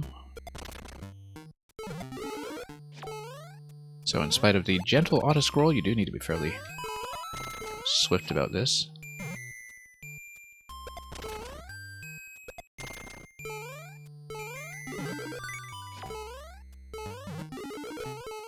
Now, why would I want to do that? Because we are going to go down and around. Okay, that felt pretty smooth, actually. Now, we don't have a means of checking any of this stuff because we don't have a shell to work with. Also, if I go back, what do we got? Just the auto-scroll? Okay, that's fine. We'll not mess around with that too much then. We're heading upstairs. Okay. Shells. Bones break bricks, as before. No, we need to drop it and hit it from below. That's the way to do it. That was just a misread. Let's pick up another one for Endless. Notice the right side column, by the way, with that brick on the right side. I feel like that is a potential secret path or other diversion. There's something going on there that I want to check before we proceed.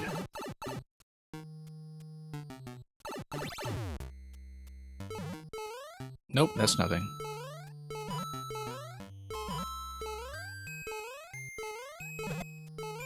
Okay, that looks like a secret. To everybody! And we'll have a balloon scrolling section. And snake blocks that don't really go anywhere. I love how you can interact with that balloon on the left to progress. That's a very nice touch. 7MMC, that's a very engaging balloon design, actually. Oh, whoops, didn't mean to go up just yet, but we can always go back down.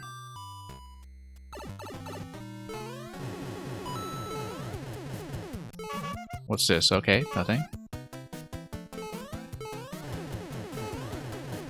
Do some precision play over here. Nothing. Okay, left pipe only. That is thankfully not death.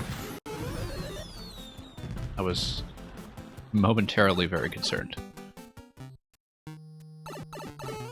And yes, this takes you back down. Okay, that's what this is. Okay, that was satisfying. We got that out of the way, so we don't need to worry about that too much. Unless, of course, there's more. But nice to have a secret out of the way and off our mind.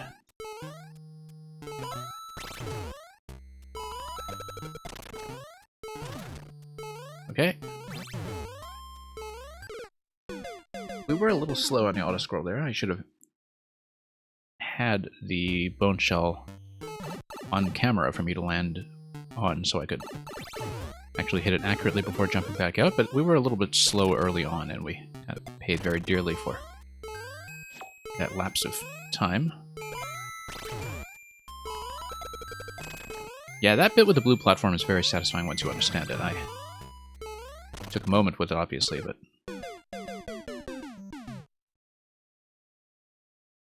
And in taking that death, we're going to take a moment to read ahead a little bit as well, just to make sure we roughly understand what's going on.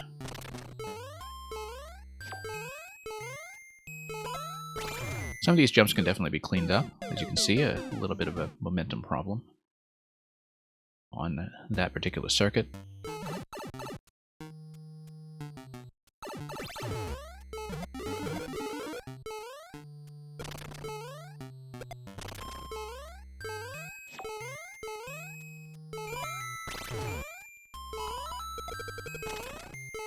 Okay. Nope, once again, I need a nice clean landing directly in the shell. I don't really have time to land and then jump back into it, because by then it'll be way too far over, so... Definitely a little bit of cleanup needed on my part there in that section.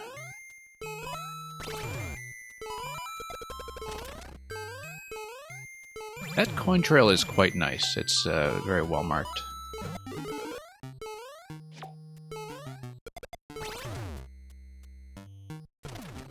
I feel like I was supposed to stomp that.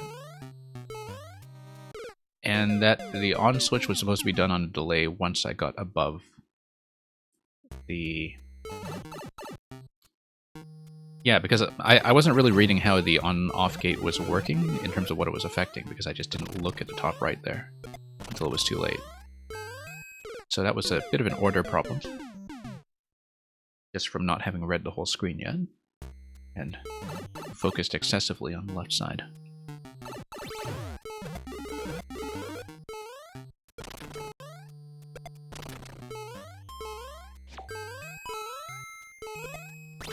But yeah, this level actually feels really smooth on a blind read, I think. It's pretty easy to scope out what mistake I'm making.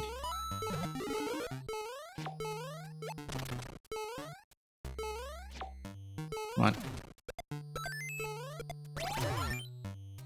And there's a little bit of time pressure from the break there at the end, as you can see. What happens if I go back? It would still be in the correct switch state, right? Yeah.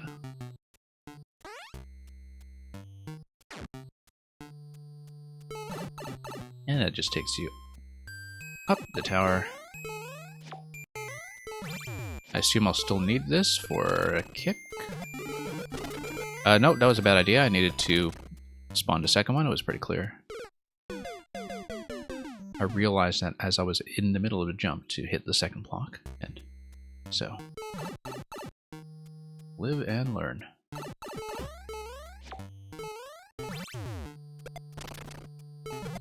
Okay.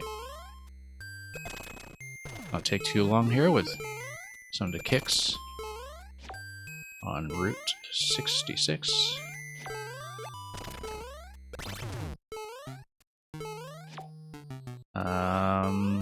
Okay, there we go. Took me a moment to read that. A little too slow on to read, unfortunately. It was very clear that I was supposed to spawn another shell at that point.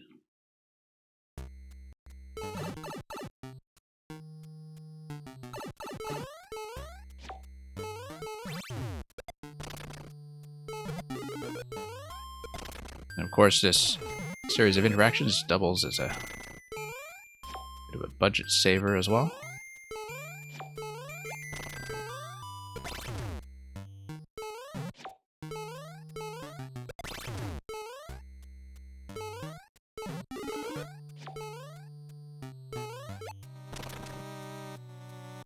Nope, missed the key. That's okay, let's scout ahead. We'll die, but that's what we'll need to deal with. Yeah, no, I saw the key coming, I just missed it because I didn't have a very good sense of what my respawn timing would be. Look at that Boom Boom just kind of running over here and showing you who's boss as you reach the end of the auto-scroll. Very nice touch.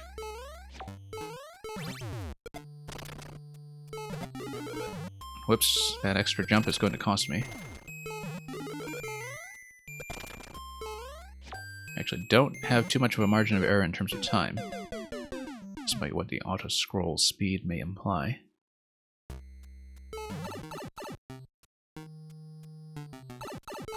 So you do kind of need to play this efficiently and minimize extra interactions like that one that I just showed. Because otherwise the scroll is going to get you into quite a bit of trouble. I can afford to take shorter jumps in most places here.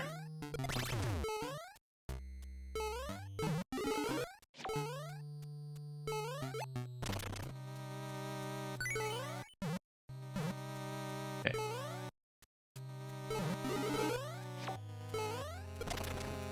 There we go.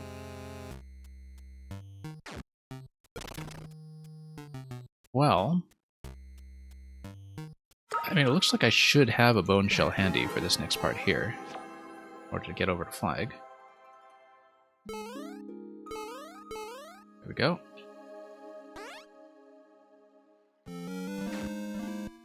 Okay. Is something supposed to happen here? Oh, I'm just looking at the left side. I guess that is just a brick. It's a pixel brick, along with a pixel bone shell. Took me a moment to parse that. But kind of nice that you get a chance to see the artwork. For the price of not hitting your head on any of these guys here. And look at that, no more music. Okay, that went really smoothly. Really smoothly after the link level that preceded it. I mean, this was not itself a link level until the final moments, but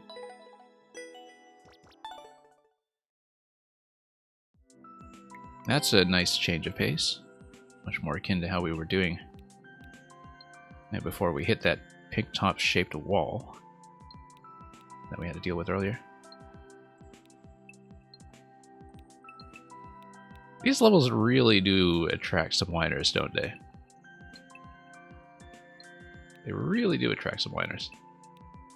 There's no prize for that. I hope they realize that you don't get like an eShop card for being the best whiner or something.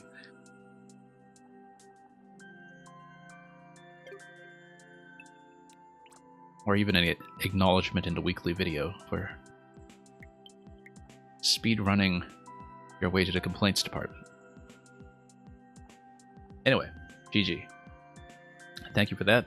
Let's take a look at the next level, which is going to be from Mang 69, which there's actually a bit of a spoiler in the maker description on the website, I see. Where Mang 69 was Mang all along. There's a shocked face on it too, I love that.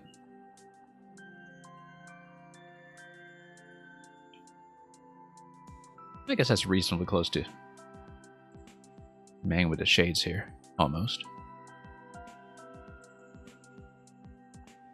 The jellyfish is also a nice touch. But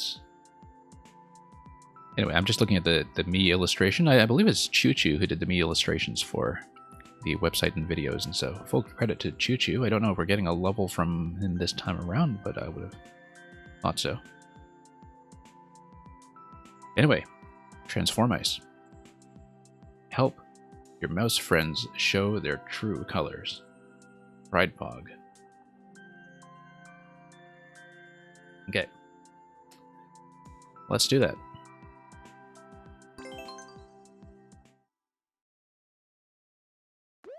You do have an eShop card for Whiners this year, actually. Okay, that explains a lot. Oh, wait. Nice. So, the mice will transform. They'll swap between one and the other, somehow. Let's see how that works. Oh, I see.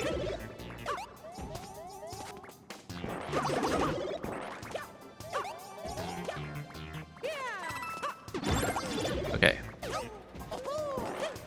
Love how you can just kind of anticipate that, too.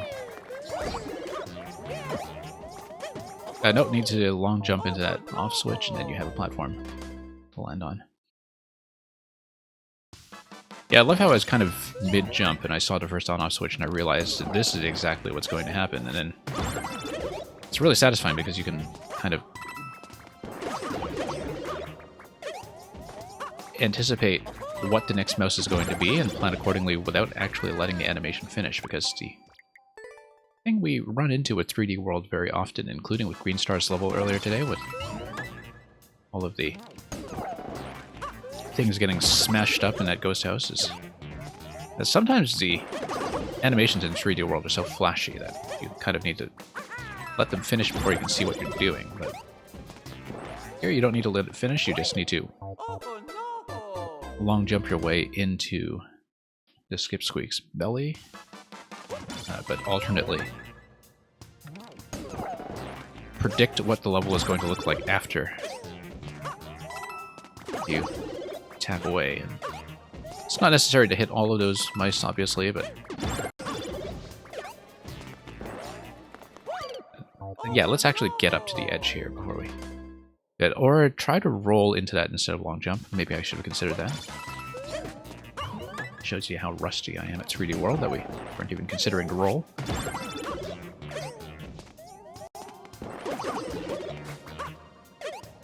Okay.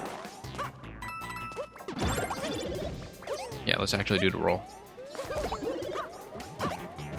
No, this is the long jump.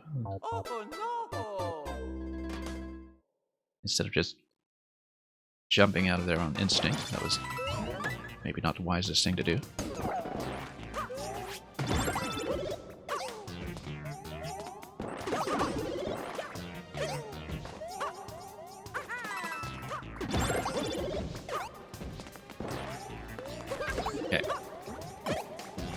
Roll against the conveyor belt is also kind of satisfying. Oh, thought I was going to get high bounce there. I was a little late on the button, though.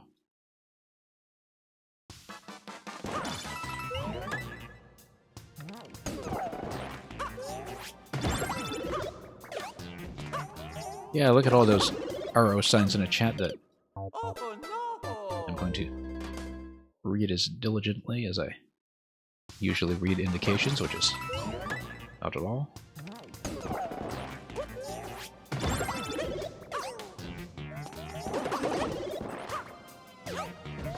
Anyway.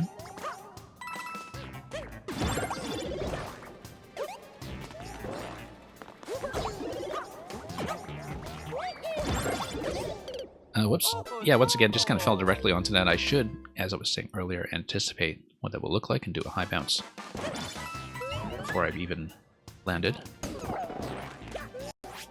Just on the expectation that we will have the mice spawning in time. Whoops. A little late on that.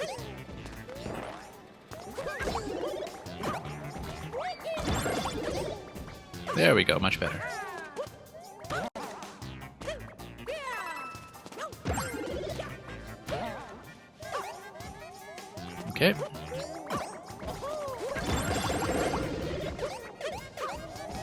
Very nice. Series of low bounces there. Whoa, nope. Should have wall jumped off the left side there. We kind of missed, and I also needed to hit that one on the right anyway, so we've been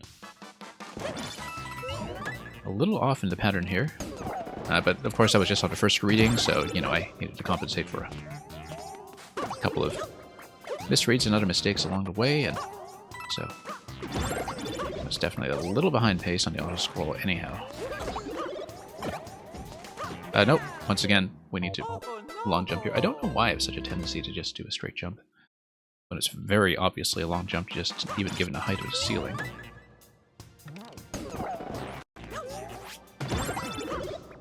It's developing a lot of bad habits here, that's all.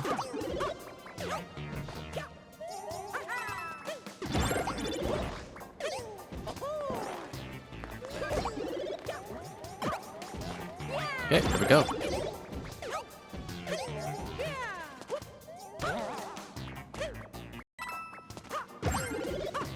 Anyway, touch that out, and then... Nope, missed. Pretty satisfying to have that specific skip squeak respond to a jump to get you upstairs to that on-off switch, though. You know, to just have it serve a very targeted purpose that is going to be time-sensitive due to the auto-scroll.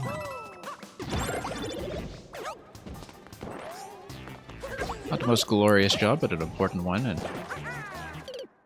it discharged its duty with care and diligence.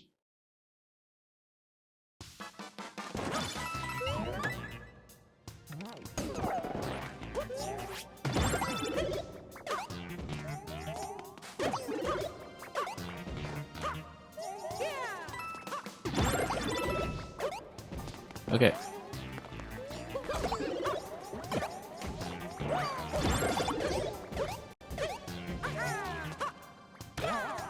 Yeah, we can go directly around for this one.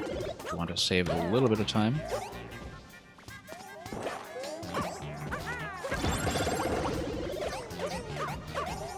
A little bit of adjustment near the end of that pattern, which is nice.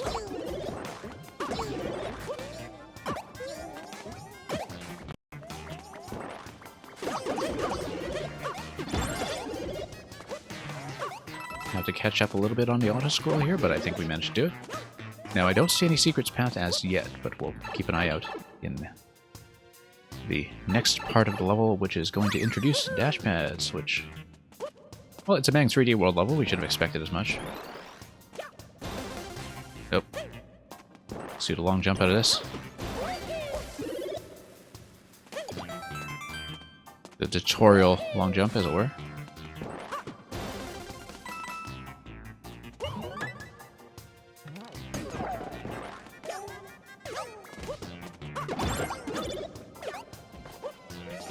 Okay, I have a couple of swaps here. Oh, yeah, I stomped the mouse and thought, okay, I'm home free. The mouse is dead, and then I realized, nope. Transformation doesn't work by that logic. Not in this game. Not in this level.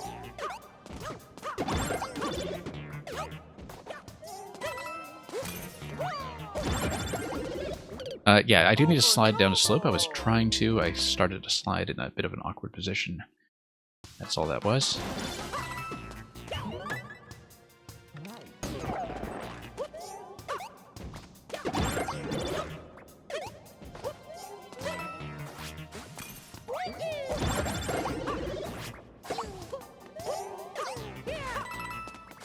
Oh, we got it ourselves into a bit of a difficult spot there before I realized I actually do need to lead that skip squeak up, and the cloud platform is actually just there as a timed obstruction to prevent me from getting in there too early.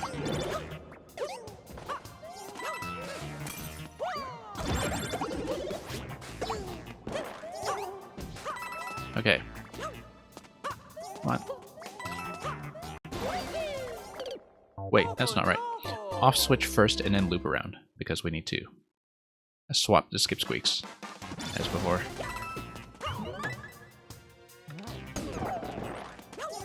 Luca, you're saying I read that really well. I'm glad you think so. Don't know how it compares to how other people have been reading it in the many different play sessions you've seen so far. Oops, should not have jumped out of that slide. Went into that thinking that I'd missed a slide and I'd actually gotten it.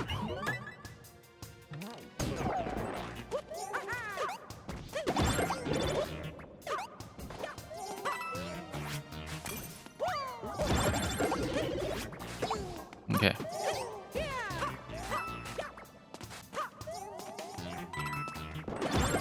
Nope, too late. Yeah. Waiting for the second jump on that top skip squeak is going to delay me by just a little bit too long. We really do need to slip through there as quickly as possible.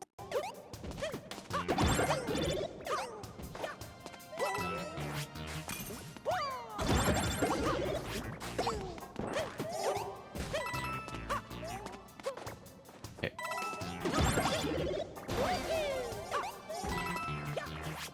Then down here.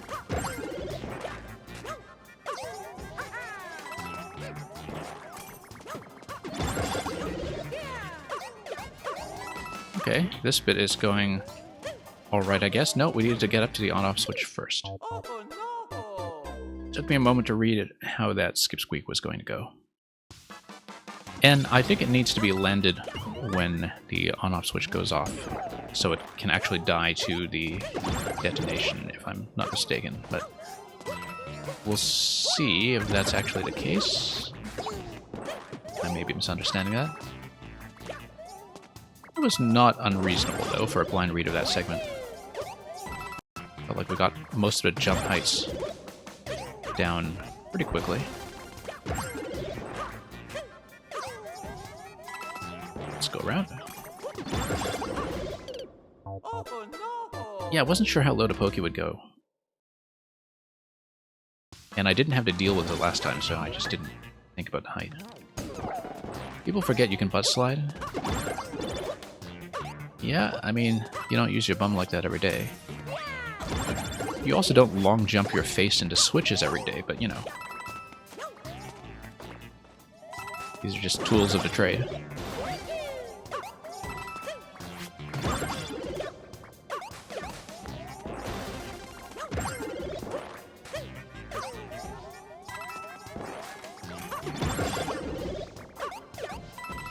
Okay, nope, wall jump. This is still salvageable. It was a little bit slow on my part, but... Okay, got out of there thanks to the auto-scroll pushing me into the cloud. That was definitely a last-minute save there because I'd missed the opportunity to wall jump off the left, but... Thank you, auto-scroll wall, for pushing me into the cloud. That was actually very helpful for once.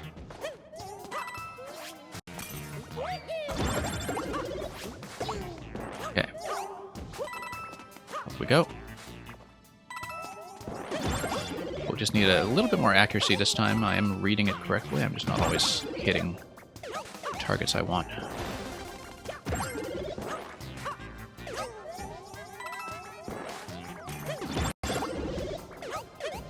Nope. Should have been a little more decisive about whether I wanted a second or third bounce there. I think I'd done it on 2 bounces on the successful attempt earlier.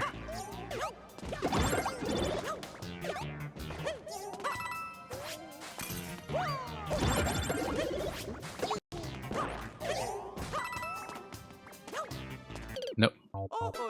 I was expecting it to jump. It did not. It was still in its cooldown. Just deciding not to respond. Let's just take the death. This is not going to go. This one here.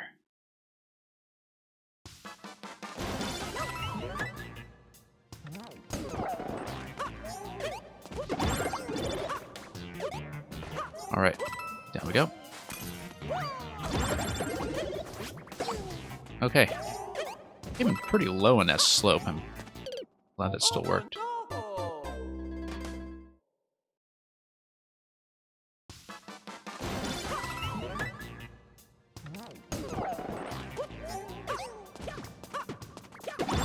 Well, missing that over and over again. Let's see if we can make up for lost time.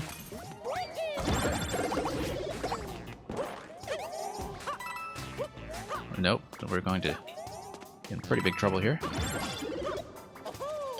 Oh no!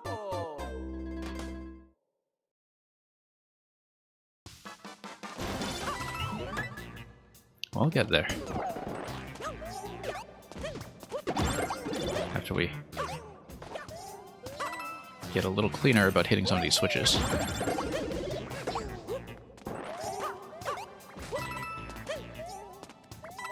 A little bit behind here, but we'll make it.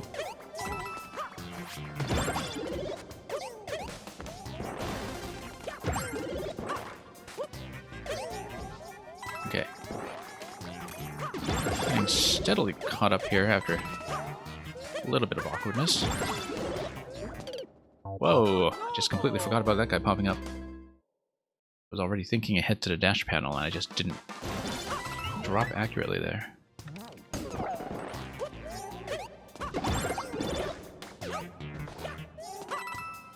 That's okay.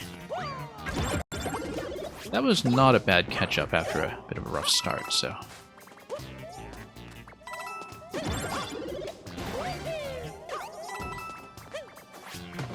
Whoa, that's not good.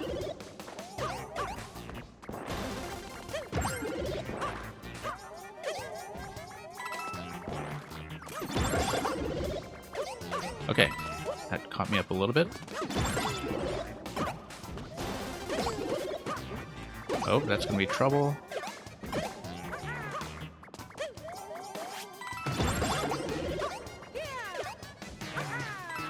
Hey, it's a new record.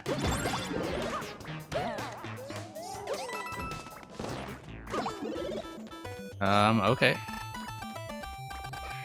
Mysterious Ursami Castle here is gonna be guarded by this guy on the high ground. And we got him. Okay, key. Excellent. That took no hunting at all. Key door to the left, however, we don't have a good solution for that. Unless it spawns a bomb or something. Which is always possible.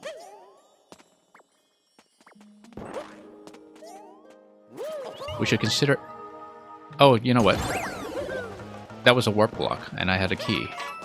What am I doing? Hey, it's a Mang. A Mangvatar. It's another Mangvatar. The last Mang vendor. Okay. Well, here's Boom Boom. Let's do the right thing and kill him.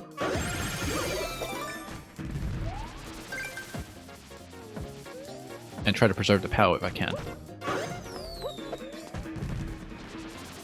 I have a key already, I realize that, but, you know, just as a matter of principle, we have to give him a glorious death. We can always refresh the POW as well, like a refreshing special. It's rather important.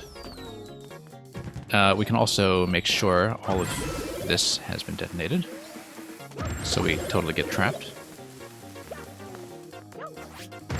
There's probably some way to chain this really cleanly that we're not seeing.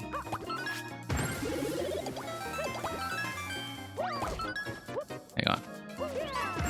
There we go, we've done it. Man copied your balloons? I suppose they're modular.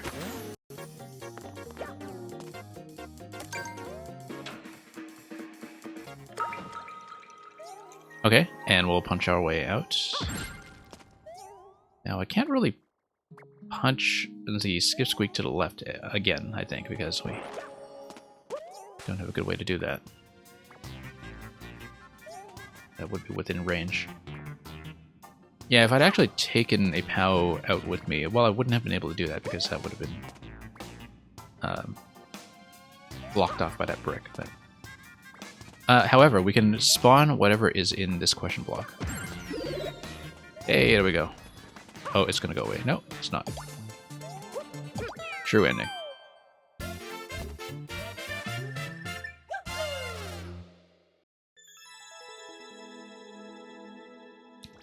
That's a 5G GG. a GG that has received excellent cellular transmission.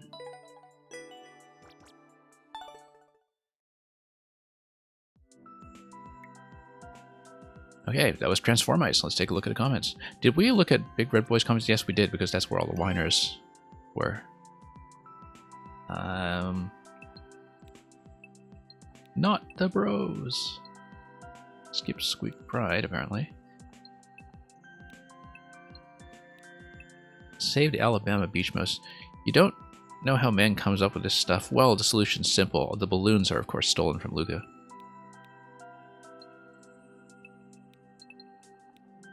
Yeah, I noticed that... oh, by the way, nice artwork here.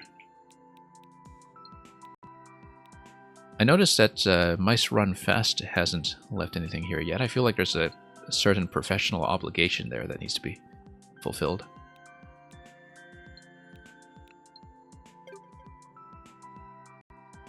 If you see Mice Run Fast around, you can tell them I said that.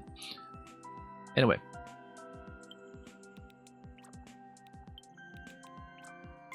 We're going to see Moonsong, Tempest Funk.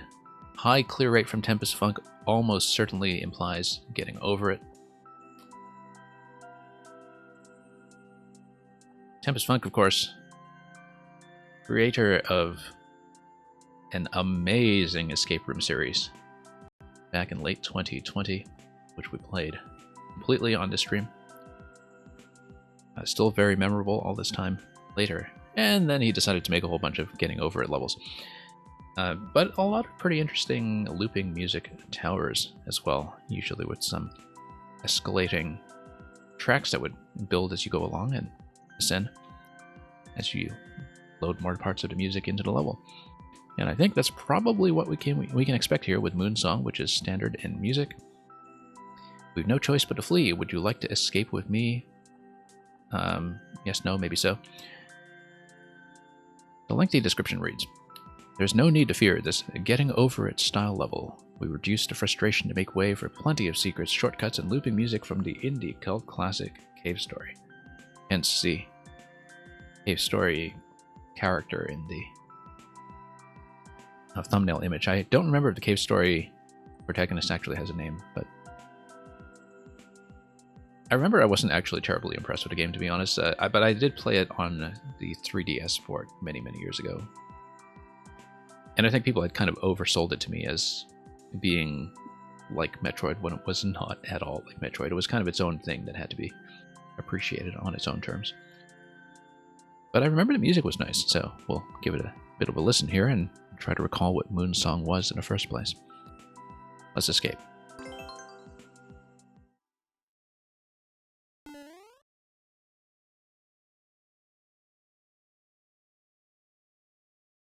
Luca, you were saying earlier Transform Ice was a title you suggested from a really old browser game. Yeah, I can't say I would know what that is. But we have a switch toggle right off the start. And we'll have to keep an eye out for things that can melt ice, in case that becomes relevant. Music's going to load in. You can see the midpoint checkpoint.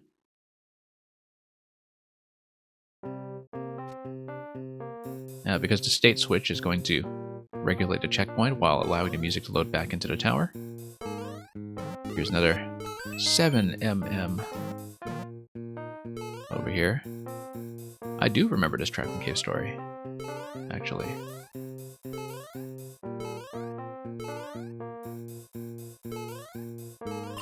Anyway, secrets to uncover. We'll do that. And miss a few jumps along the way.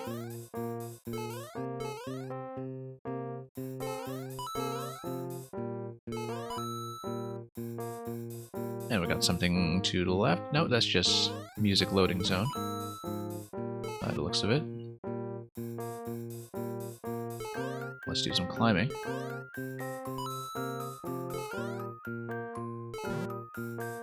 I think it was Green Heroes who recently sent me a looping music tower climb getting over it level as well. That's why this already feels so familiar. And I'd played some of Tempest Funk's entries in that form before as well, of course. And Electro Dude, you can look at the stream again. Oh, you mean you also missed out on Mangs? Yeah, I know I kept you quite long there because I didn't expect to spend an hour and a half on Pink Tops. For what were, in retrospect, pretty silly reasons. Okay.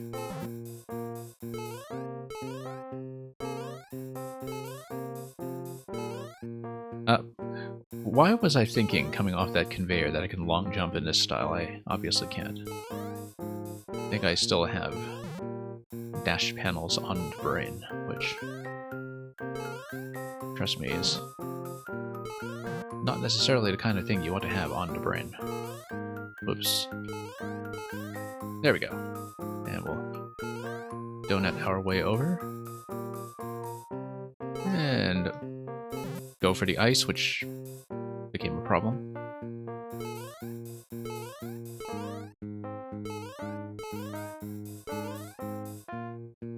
Yeah.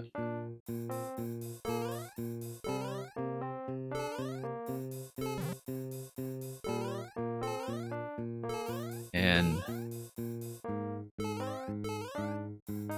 you have to give Tempest Funk a lot of credit that there are a number of levels he's made that are, I think, very good at easing people into forms that they otherwise wouldn't normally play or give a chance. And, that's true of Getting Over It, that's true of like some of the precision creations I've seen in the past.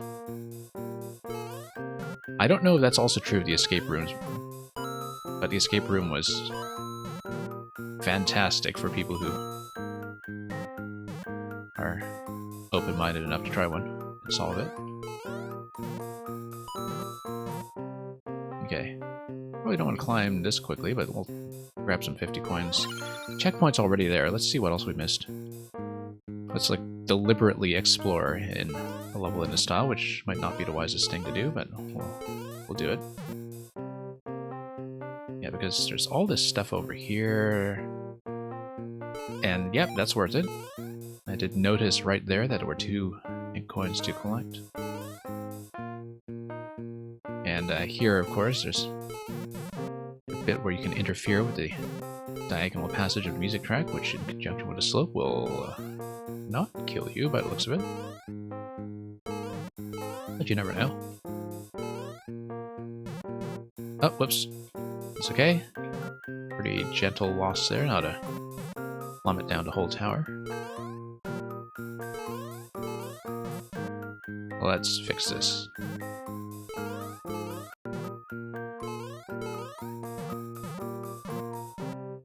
Okay.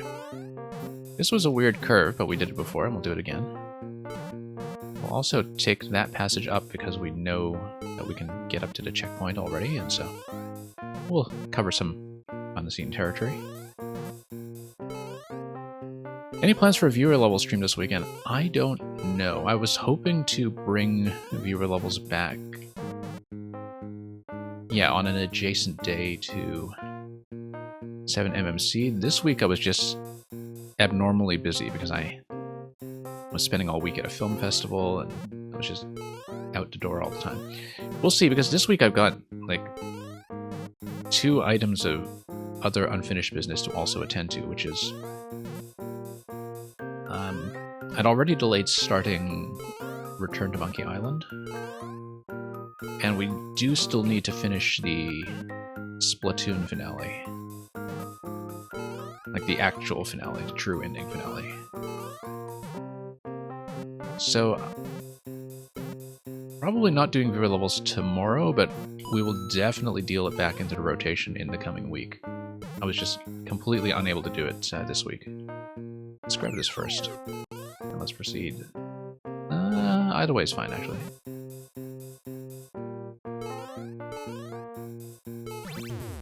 Yeah, we'll see. I know stream time has been really erratic on my part lately, but it should hopefully calm down a little bit. Oh look, there's a death trap over here. Whoops.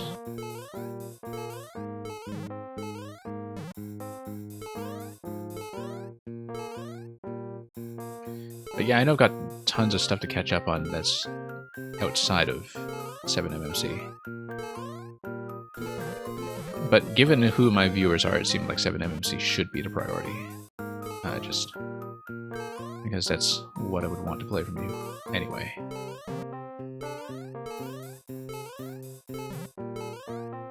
Okay.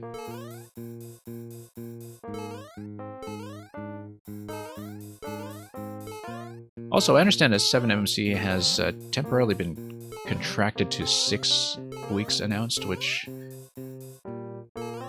honestly, if you folks were that short on levels, I was going to suggest that anyway, as long as, you know, we're not losing too much Lecter animation in the process.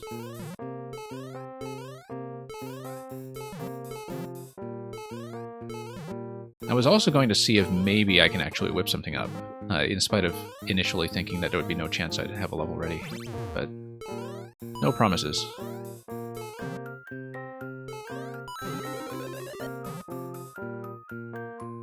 But I'm definitely looking at that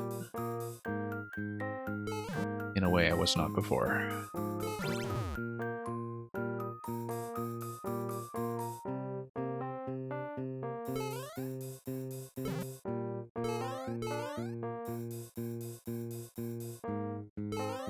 Yeah, I think you have to keep it in perspective that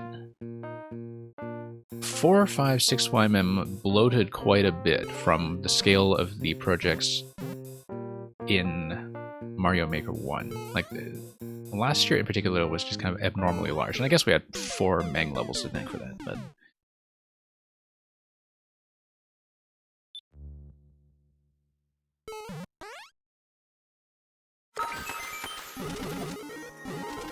completely independent of who was or wasn't running things, and who is or isn't building levels, I don't think it was a realistic expectation in the first place that, say, 5 and 6YMM's scale could necessarily be matched. That was, I think, even 5 and 6YMM was much larger than expectations by the time it actually came together.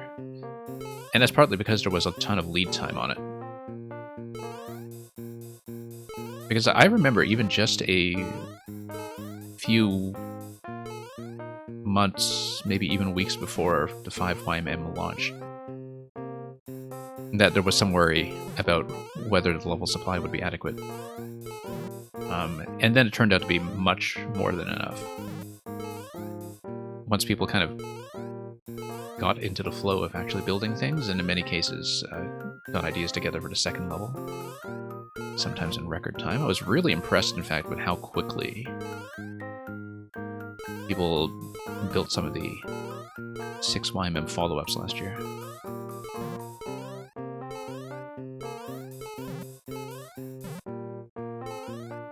Like, I remember, I think, Miss Yarrow learning how to do looping music within the span of a few weeks to get that Radiohead level together in time.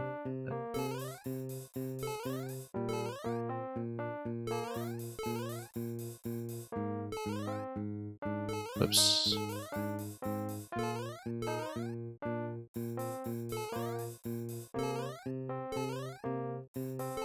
But yeah, I know it's kind of hard to tell with different compositions of makers this year, as well as a different rhythm to the alpha and beta stage in terms of going from prototype to testing and judging. That the process was different enough this year that I think there were probably... I mean, I'm not on the inside on this, but I would expect there were things that you folks had to kind of learn again about how to pace things adequately. Why don't we just do red on this side? Is there a reason I was staying on blue? I don't think there was. I think we just kind of stuck on that line of thinking. There we go. Whoops, no. Here we go. Oh, no, that's why we switched over, because of the conveyor. Okay. Now I realize why we were fighting against blue. Come on.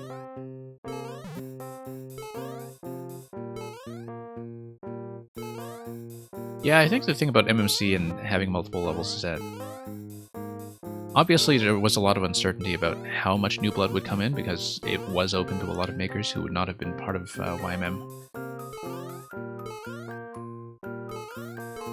And I could understand, you know, wanting to open it up to new people coming in as a first priority because there was a lot of interest in people just joining the Discord. And then I think my impression was that it turned out that a lot of people kind of joined up interested but didn't really have anything that was ready to go with ample time to refine and test. Cracked out your 6YMM in a few days, yeah.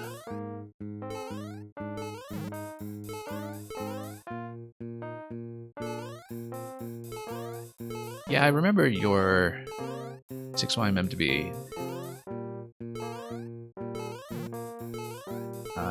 well, mechanically, it was definitely easier to put together than some of your previous work. Okay. Can I actually get off of this with blue? Yes, I can, but we need to refine this a bit.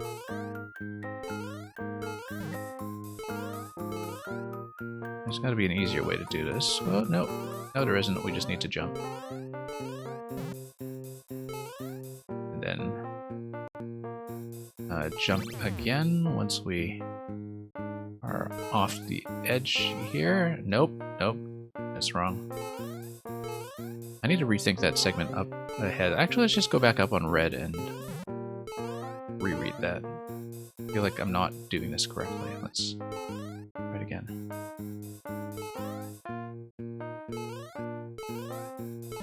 Yeah, actually, Electro Dude, I kind of remember that it was a question of just what was ready and what would fit. And it was some concern about stylistic diversity as well, with some weeks getting absolutely packed with stuff like SMB's Recastle, which, I mean, I was certainly partly responsible for that glut, but...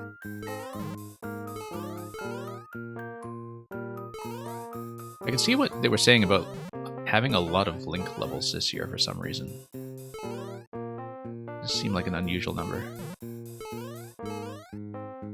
Partly because you have things like, you know, the RBC music level also being a link level, and a lot of people just kind of working in that space. Alright, we need to think about this again. Thank you for the follow.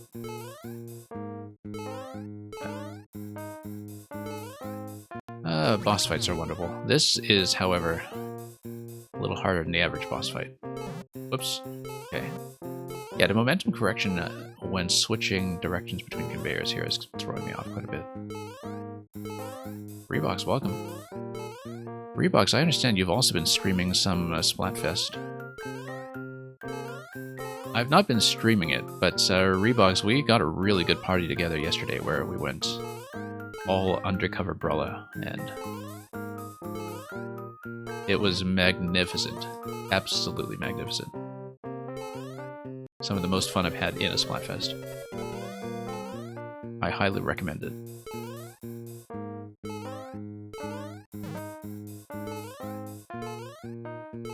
Okay, we need to do this properly this time. Do we hit the on-off switch to open up the next part? I think we do, but I don't see how we're supposed to get up there. I don't see... no, we need to launch in the off state over to this one here. Yes, that's right. I was completely misreading that for the longest time. Oh, and this is just a 50 coin path, which of course we're going to take because we have 60 seconds remaining, and proving that is all we can do in this time.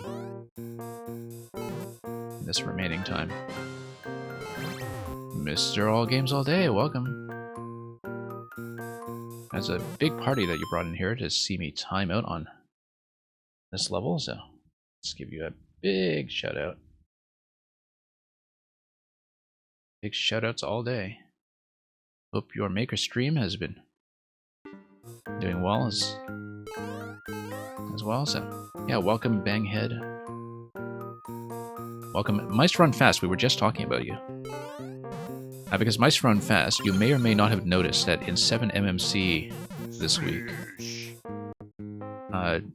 Mang's level, or Mang Mang 69's level, I should say, involves lots of mice.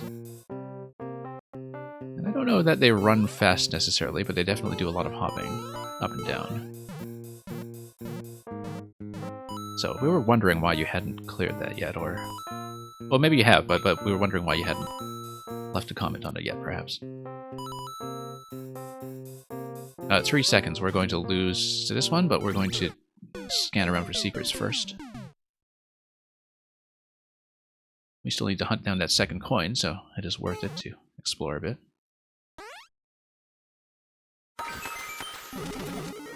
And Mr. All Games All Day. Oh, I see. You were also on the mice, hence the hammer, and getting trolled by the hammer.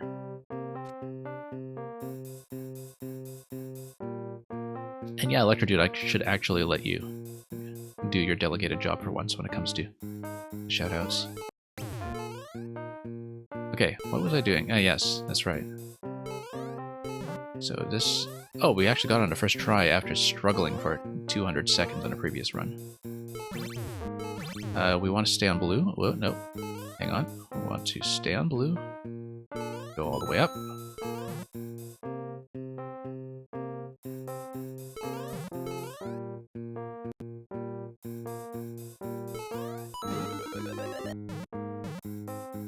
Mang, I just want to acknowledge the excellent pun. Excellent puns should not go unrewarded.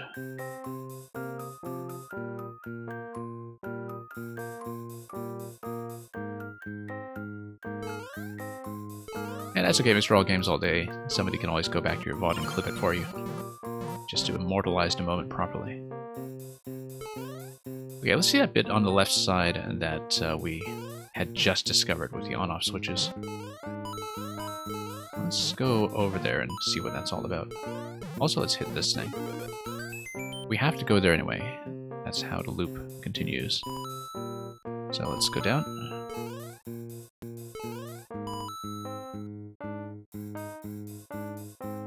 And Green Heroes, we were also just talking about you, because the last time I had a looping music getting over a tower on the stream, I think is an occasion that you will definitely remember.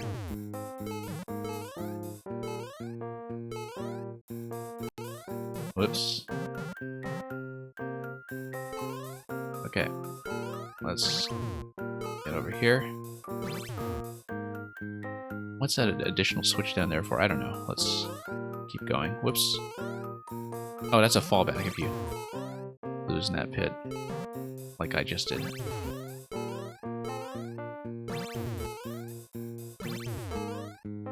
No, we actually should cling on to the vine there in case I overshoot.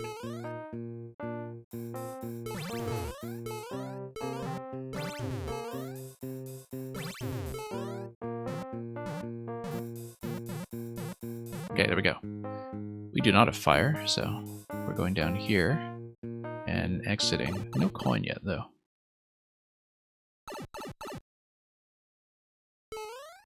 We've got to tap this to see if that's anything.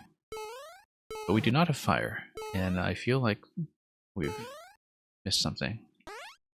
But maybe we'll loop back around an additional time. Oh no, here we go. Let's see what this is all about.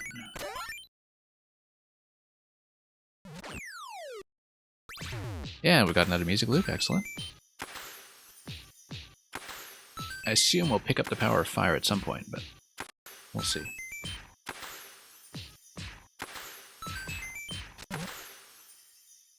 Yay, balloons. Excellent.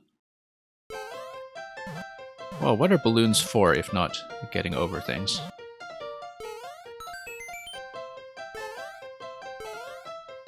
That's a Mang bounce, but I can't bounce that way.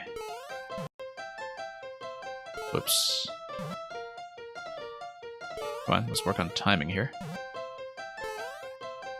Not just comic timing.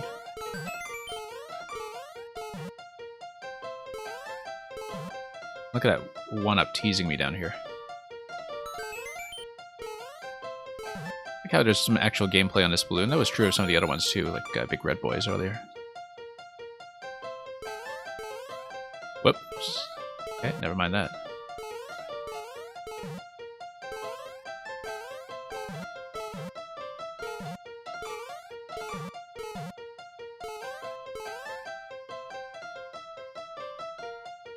There's a whole movie about going up using balloons, yes. An excellent film, in fact.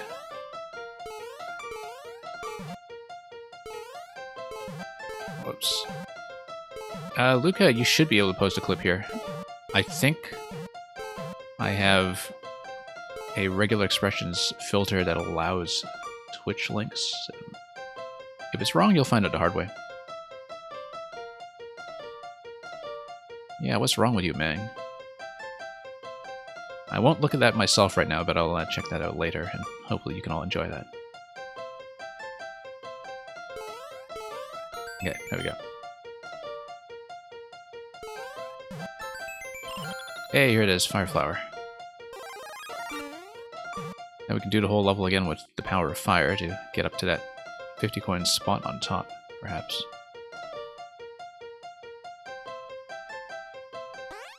Yeah, Mr. Electro Dude,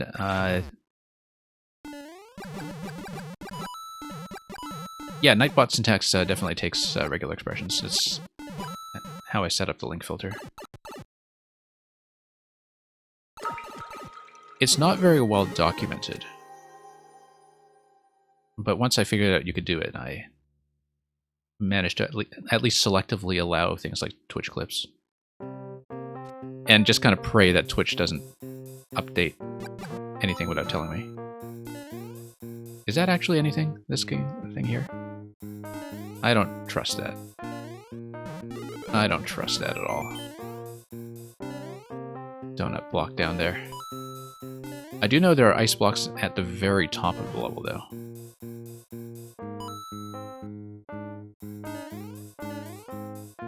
But there are a lot of one-tile slots that I will not be able to fit into here, so... I feel like I have to use something like that, or an alternate passage, perhaps.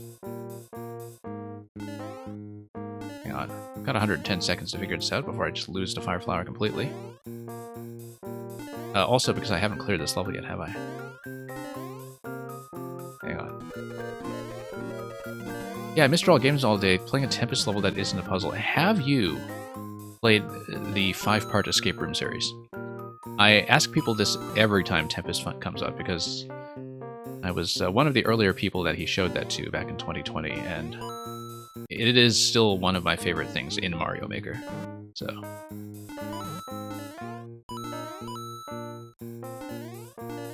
Whoops. Hey, look at this ice block over here. We've got 68 seconds to deal with this stuff, though. That's bad. You're not sure if you have. You would be sure if you have. Yeah, it's an escape room in 5 parts. It was uploaded late 2020, and you should definitely scan Tempest Funk's profile for that. If you've not done so already.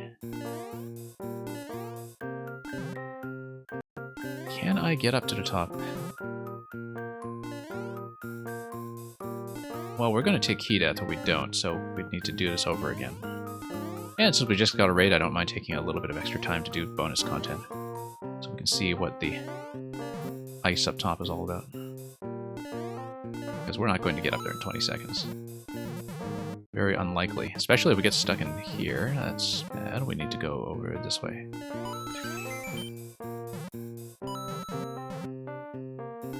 Oh, here's something. That's just death, though. It's not useful.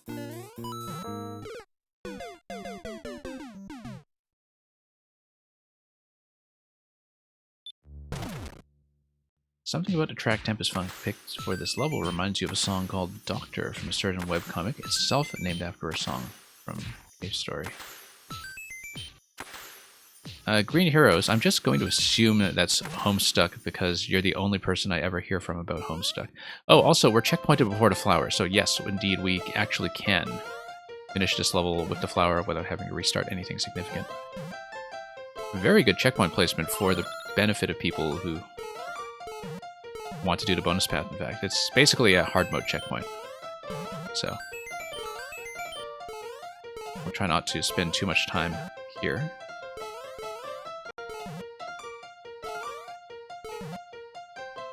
I guess that's why you would also have all those flower death pits without worrying too much about completely losing access to the flower. Oops.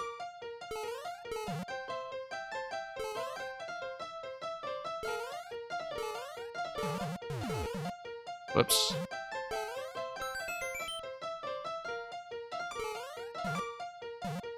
Come on. Flower time.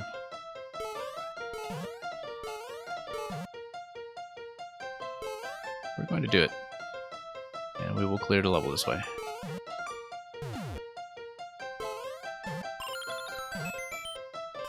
We're at least mildly serious about our completionism here.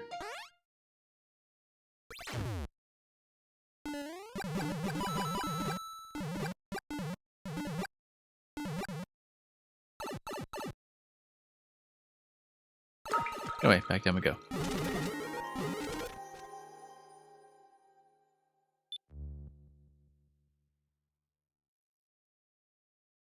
Well, very impressive creation for the getting over it path to work in both forms here. Even though I'd be a little worried about my headroom in certain places.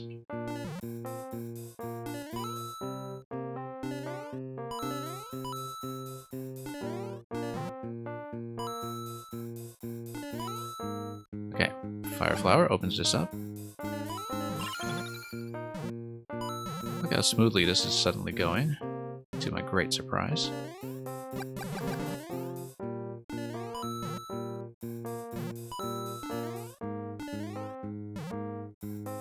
I guess death pits like that with the ice blocks, they're mostly to signal that Fire Flower access was going to happen at some point. I mean, we saw it right from the first screen that I did expect some kind of Fire Flower backtrack road. Seemed a reasonable surmise, and yeah, this is what this alternate path was for in the first place, after having explored both paths earlier. Notice, too, that you're just blocked off from this. Not that we want it, because we want to stay on the flower, so... Pretty smart design for that checkpoint in ways that I didn't notice earlier, because I didn't know how the flower would be accounted for.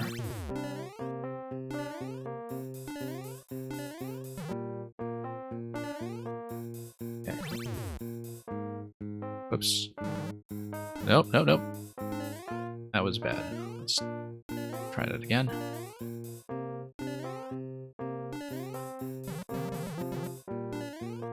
Okay. Very forward-thinking design in some ways.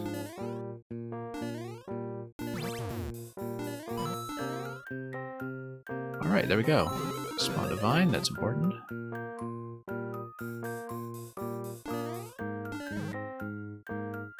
And we'll just approach it how we can.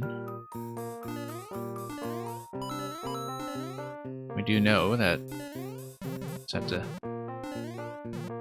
apex of this climb that we're going to open up the ice coins that are at the top left of the layout. We'll get there soon enough, I'm sure. Sooner than I thought. That went really well, actually, after bungling so much of this earlier. Yeah, look at how the conveyor direction is now a little bit more forced.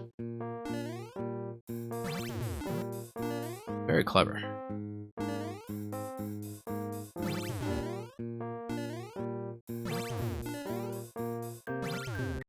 And the landings with the Fire Flower, even with the crouch, actually feel surprisingly smooth. Like they, in some ways, feel easier to control than my earlier attempts, because you're just kind of at the mercy of where the conveyor is going to take you.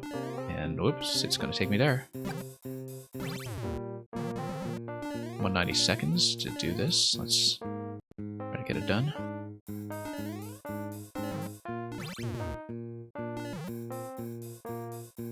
That last segment played by the Muncher before the Superstar kicks in seems to share some notes with Doctor, I see.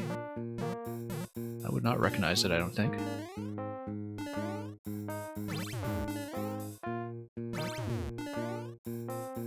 Nope. I think it's something about this crouch and the corner landings on the conveyor belt that actually work pretty smoothly. Like the wall hug lands you on a conveyor in a way that does not feel nearly that smooth when you're just small Mario.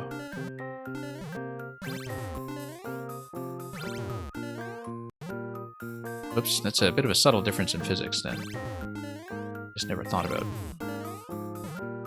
Whoops, you would actually have cleaner conveyor landings this way.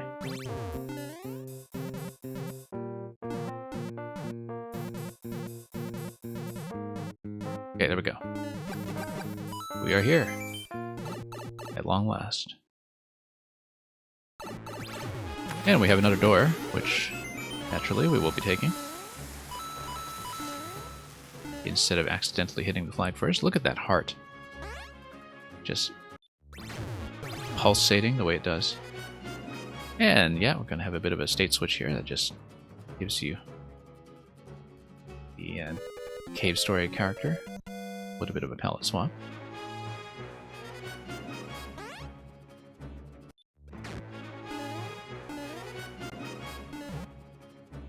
And I suppose that's it. True ending. Yeah, very impressive level by Tempest Funk. Really enjoyed how it accommodated the flower route while keeping the overall structure intact and while developing upon that framework of the looping music vertical tower climb that we've seen so many times before. So, yeah, excellent set this week. Let's take a look at the comments. Had a great deal of fun with it. I wiped out like crazy on the Pink Tops level, but that was the only truly rough spot.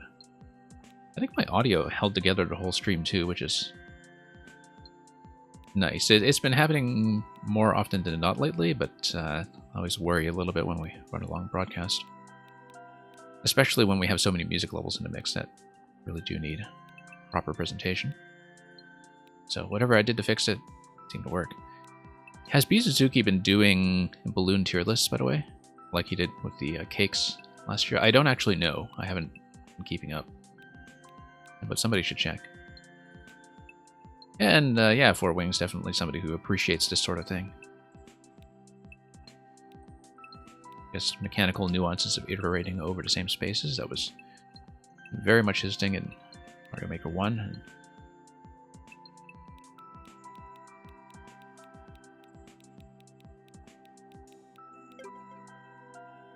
And yeah.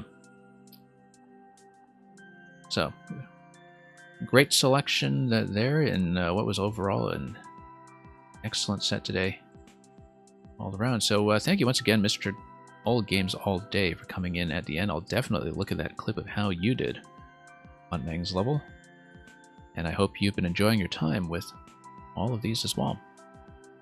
We'll continue to do them week to week. Like I said, we haven't had time for viewer levels lately because this has taken over this time slot, but I really do seriously mean to get viewer levels back into the schedule this week. Got a ton of other stuff to do. I'll be juggling that with the Splatoon True Ending at some point, as well as Return to Monkey Island, which I wanted to start last week and didn't get to. And so we've got so much on our plate, but we will try to bring back viewer levels in some form. I've been saying that for weeks, but we'll make it happen. Imagine making a vertical music level in New Soup with all the issues that come with ground pounds and wall sliding. Yeah, I will leave it to you folks to take on as a challenge. Although it's the kind of thing that I think I've seen before, probably from some of the Korean makers, now that I think about it. And because I know RBC has definitely done New Soup looping music, I don't remember if that included a tower climb, but I would not be surprised if it did. Same with some other makers like Zenmai, some of the other looping music aficionados, and that set of makers who's really kind of mastered the form. Anyway, enjoy the levels, everyone. I'm sure everybody here already knows this, but the 7MMC Level codes and animated trailers are all there on the website. And hopefully the makers are done fixing these as well. There have been a couple of re-uploads, I think, but hopefully no further issues. Thank you once again for the raid. We will look around for a raid of our own to send you folks onto very shortly. Likely a maker stream, but it's always a bit of a grab bag at this hour of the day. So we'll search around. We'll send you somewhere fun. Thank you so much for coming. Have a great day or night ahead of you. If you're playing the Splatoon 3 Splatfest, definitely try to have your whole team go undercover Brella because it's amazing. And yeah, aside from that, we'll pass you on. So see you at our next destination and fare thee well.